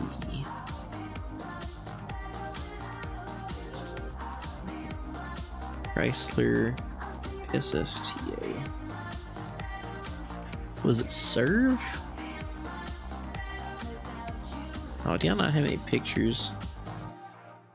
Bastards. Yeah, it was. So Chrysler designed this basically capsule called Serve, and here's a good design. So see, that's a Saturn 1B, which we have, in our current game. That's Serve. It's like, well, like 8 times thicker. Let's see if we can click on this picture without going into too much crap. Here we go. See, like this whole, like the center section is a payload bay, so you could have like another rocket inside of it, or like that, like a little bitty shuttle on top of it, or something. But the rest of it's just fuel tanks and then engines in a circle. And it's inspired by 2001. Oh, nice. I thought that was pretty cool. Like, Serve seems really cool. I would want to do something like that. I feel like, because I feel like that's just stupid enough that like you could probably get it to work in KSP. So yeah, I think something like that would eventually be really cool to do. But not at the moment. Not until we unlock some more parts. So 3 years, 6 years, 12 years. Okay, so we're still doing pretty good on all of our missions here.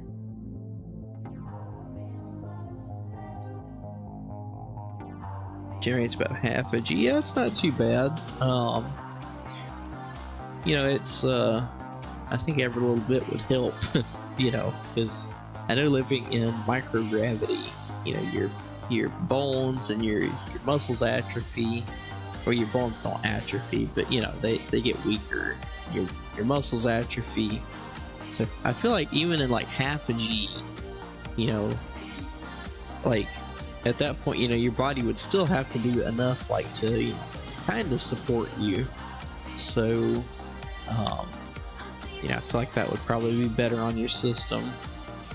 Still, it wouldn't be great, for 10, 20 years at a time, but I hate to tell you, but anything for 10 or 20 years at a time isn't good on you.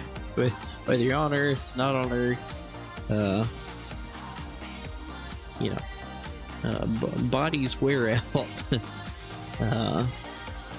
So half a G, I think that would, at least for a few years, I think that would suffice.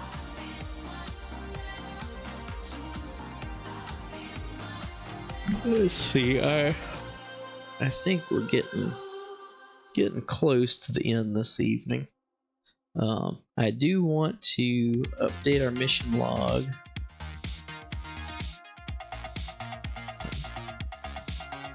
So we got this one with Apollo, and it's basically just the same stuff, just with emphasis on just the Apollo stuff.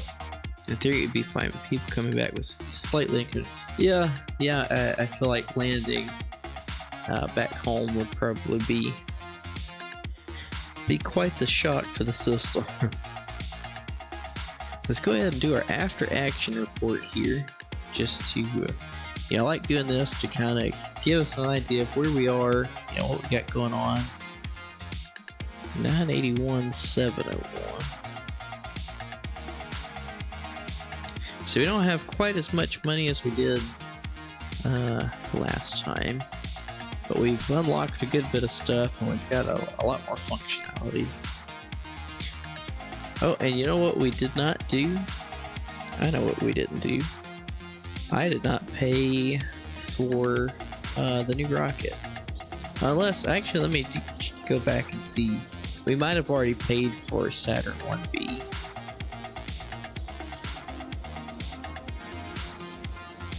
We need to check that. Oh yeah, I even had a note here to add a probe core to the lander. Completely forgot about it. Okay, so we did not. So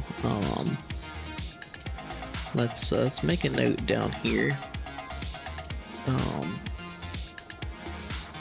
Failed to pay 30,000 Kerbuck fee for Saturn 1B. And actually, let's Control H. I think I want to say, well, we've got like Saturn 1-B. I want to name it. I want to do like they had it as Saturn 1B.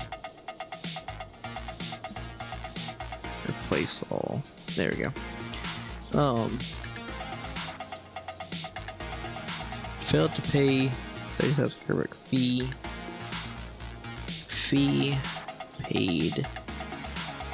Now with 5,000 Kerbuck. Fine for forgetting. See, when we do stuff like this, we have to pay for the new, like the new rocket to be designed and all, basically. And I forgot to do this, so if you Control Alt F12, you can add or take away from the funds. So we need to take 35,000 away. So.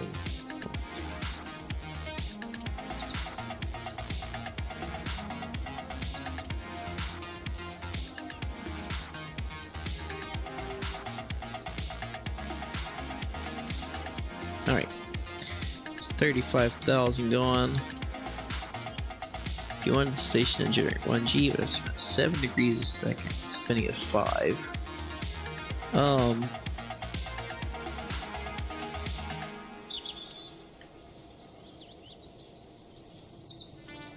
shouldn't it only have to be like 3.5 degrees a second to get half a G?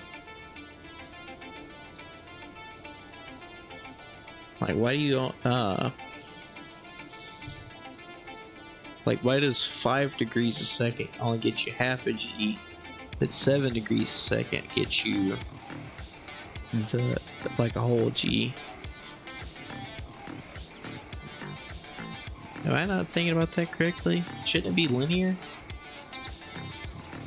So now we got 946, 701.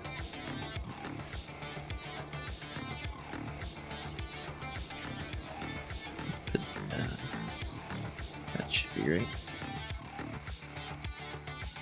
All Kerbals at KSC. Okay. All Kerbals at KSC Astronaut Complex. We have, nope, wrong thing. Now we have 10 astronauts. 1, 2, 3, 4, and 6 tourists. Not too bad. Wrong numbers. That's from a 1.2 kilometer station. You're planning. Oh, you're going even bigger. Good lord.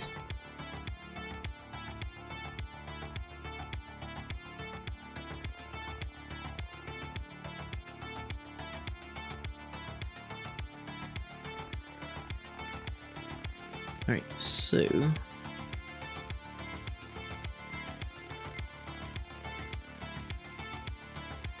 Apollo 3.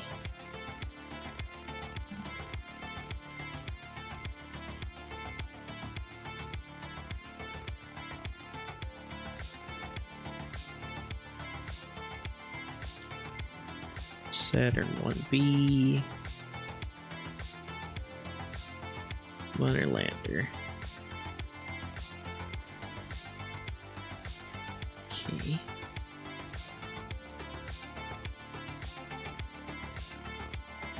Apollo 4. Saturn 1B. And the Apollo command module, command service module.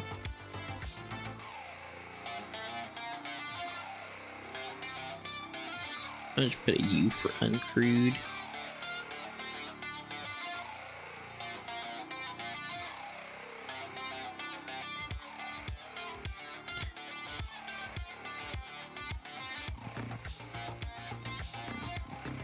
This looks odd.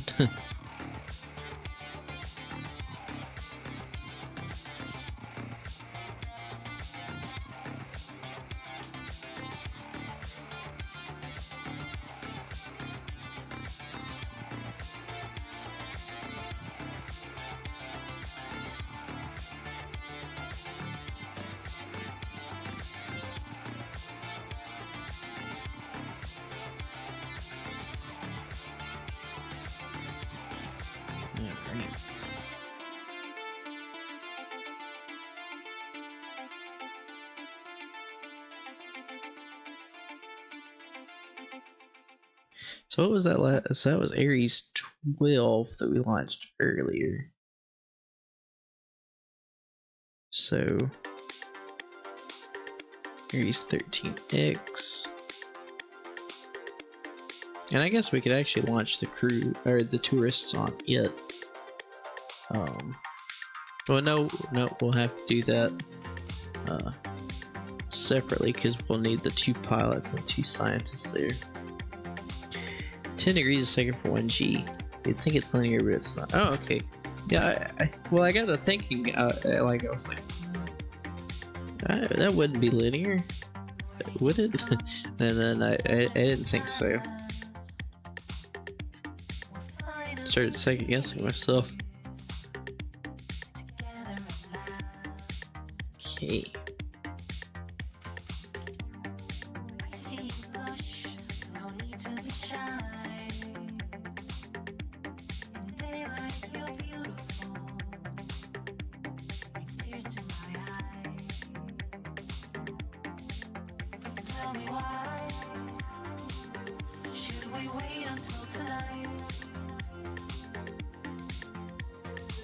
Okay.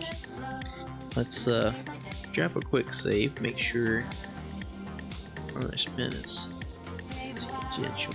I got you. I was thinking, I was like, I've got to be thinking about this roll. So, mission log back on, so y'all can see what we're doing here. So here's our funds, our science. All Kerbals are at the astronaut complex.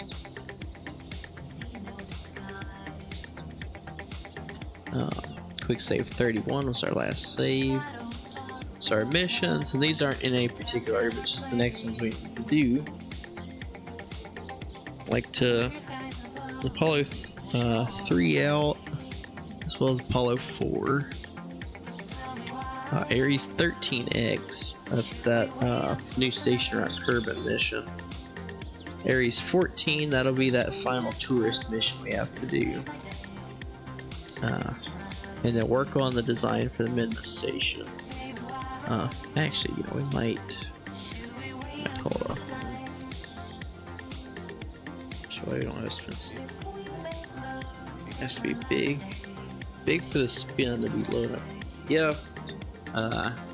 Yeah, spinning people around in a centrifuge.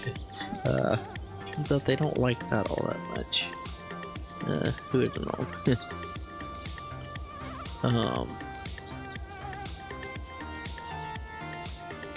Alright, let me look over our contracts one more time.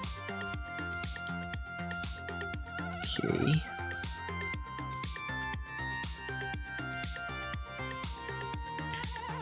I know we gotta do a bud mission soon enough. but I kind of would like to make it Apollo 11.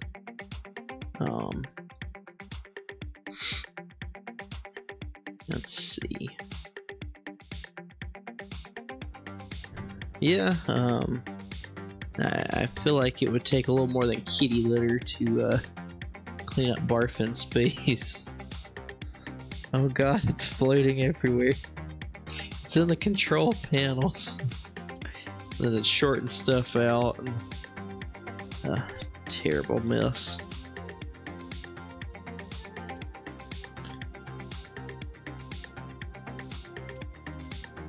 Okay, so let's go ahead and go over here and do the Apollo roadmap.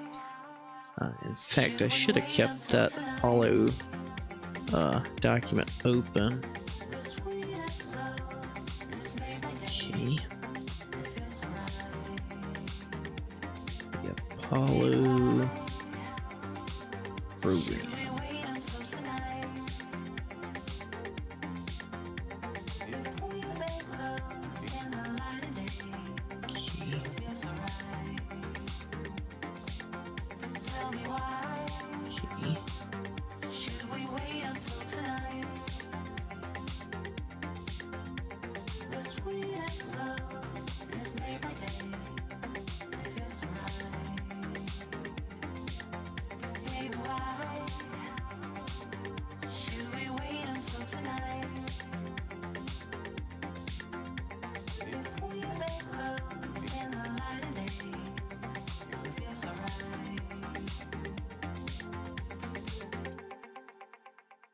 Alright, there we go. One down. No Apollo 1.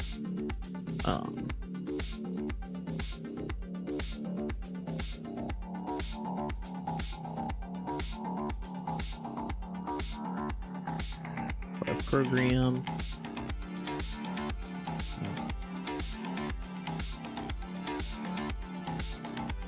Completed missions. Let's take one away from that side and one away from that side.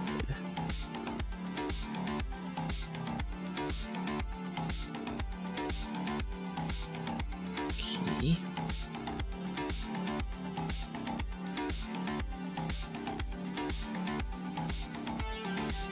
What were we calling this? The Apollo roadmap.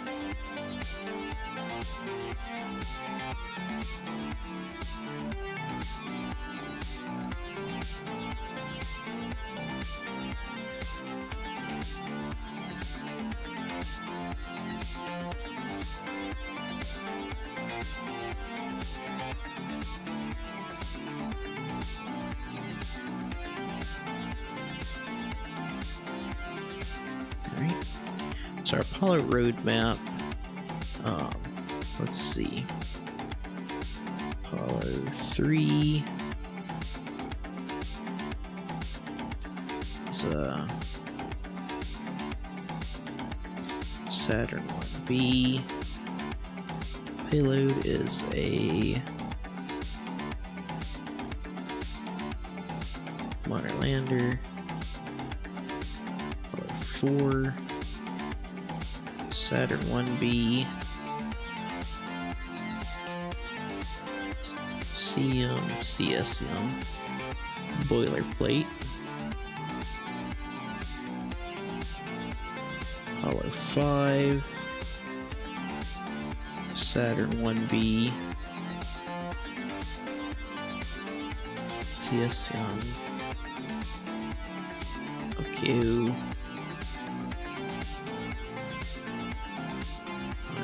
Orbit.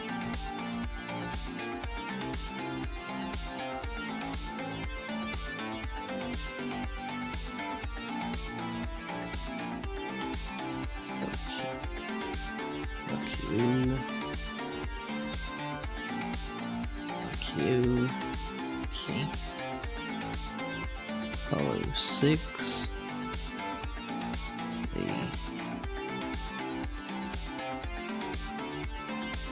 Saturn B. 7.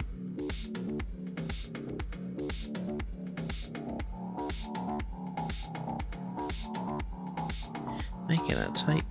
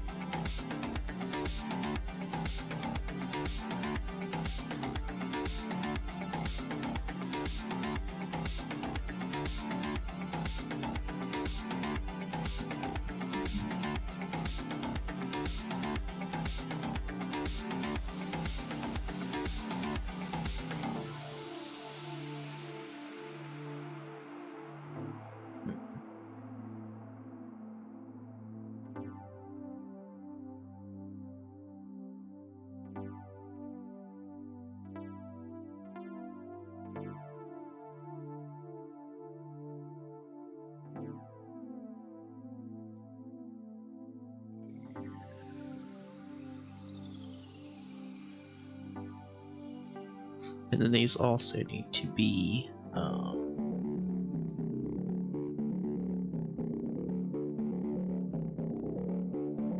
unmanned. Key.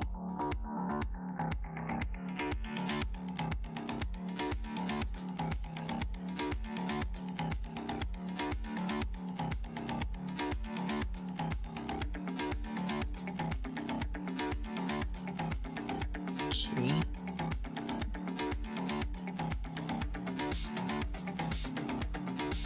And actually, you know, I think I might want to change this.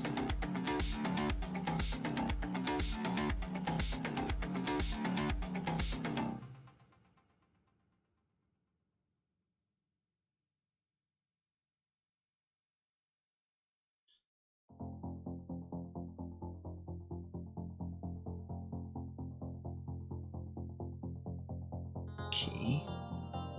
That will change to Apollo 6.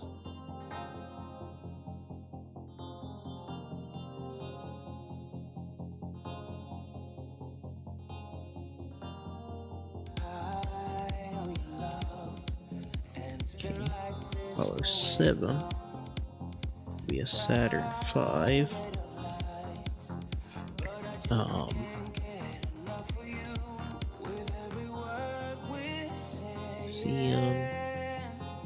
CM, and ML. Copy that.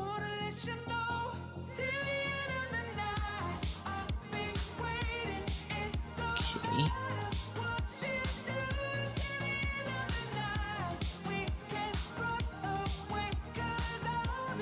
That is crude. Okay. Apollo 9.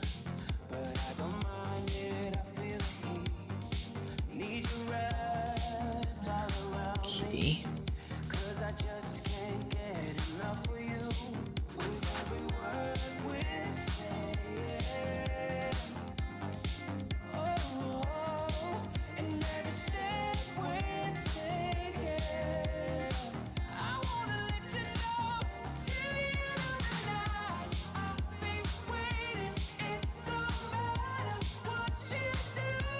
Okay.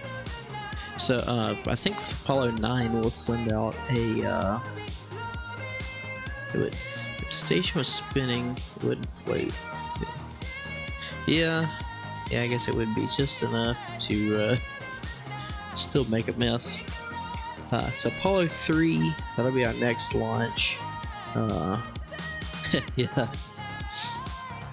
So our next launch will be a Moon lander with a probe core this time, so we can actually control it.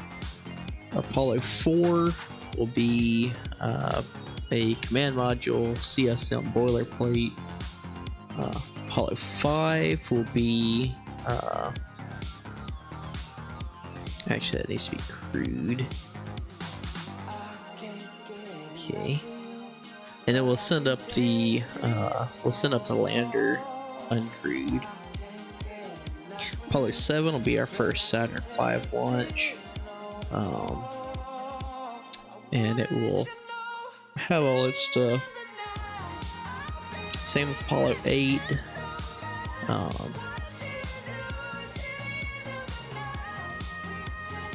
See, Apollo 9. So I'm making a caveat there. Apollo 9 will be another Moonlander, but I think we're gonna put it out at the Mun as kind of like a lifeboat. Yes. So if anything happens while the crew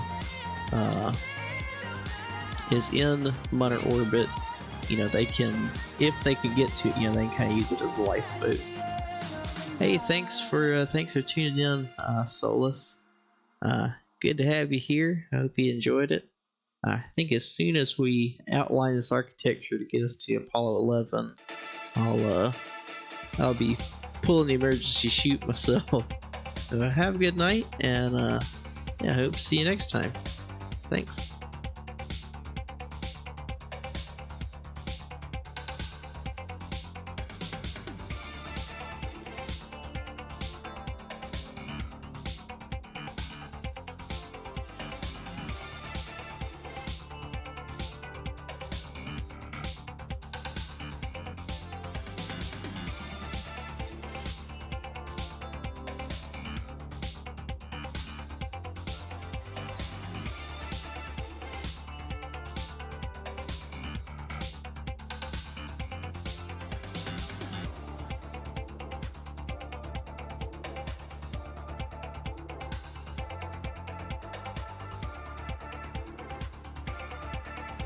Okay.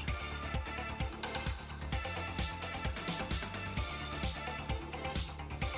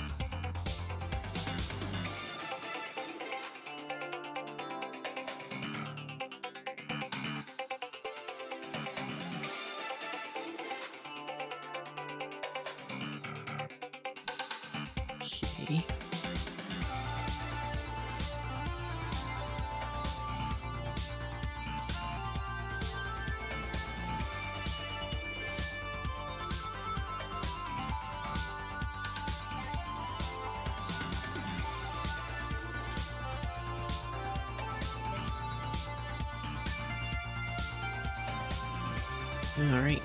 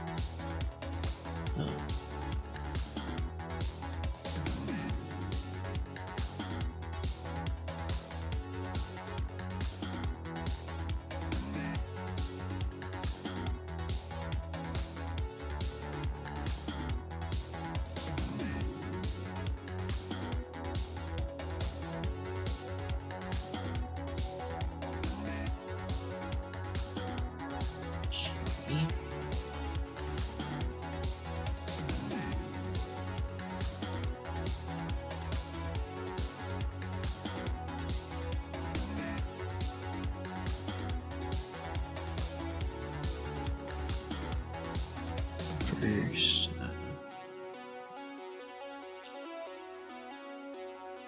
First crewed Apollo mission.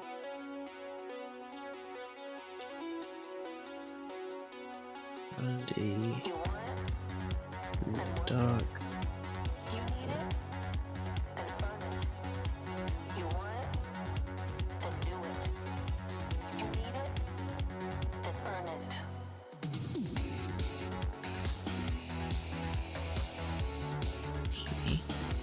Oh. A new dog. It's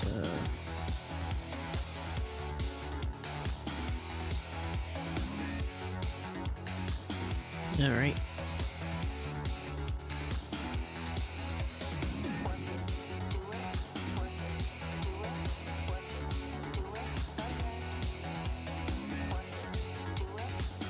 Alright, so I think that gets us a pretty good architecture from Apollo 3 all the way to Apollo 11. I think that's good. Alright, so I think that's gonna do it for us for this evening. But yeah, thanks for everybody joining in. Let's here we go. Swap over to mission control here. But yeah, thanks for tuning in. Hope you had fun. I know I did. I learned a good bit, and yeah, had quite the time. Coming up on almost 9 hours, so on top of a long day of work, it's getting pretty late.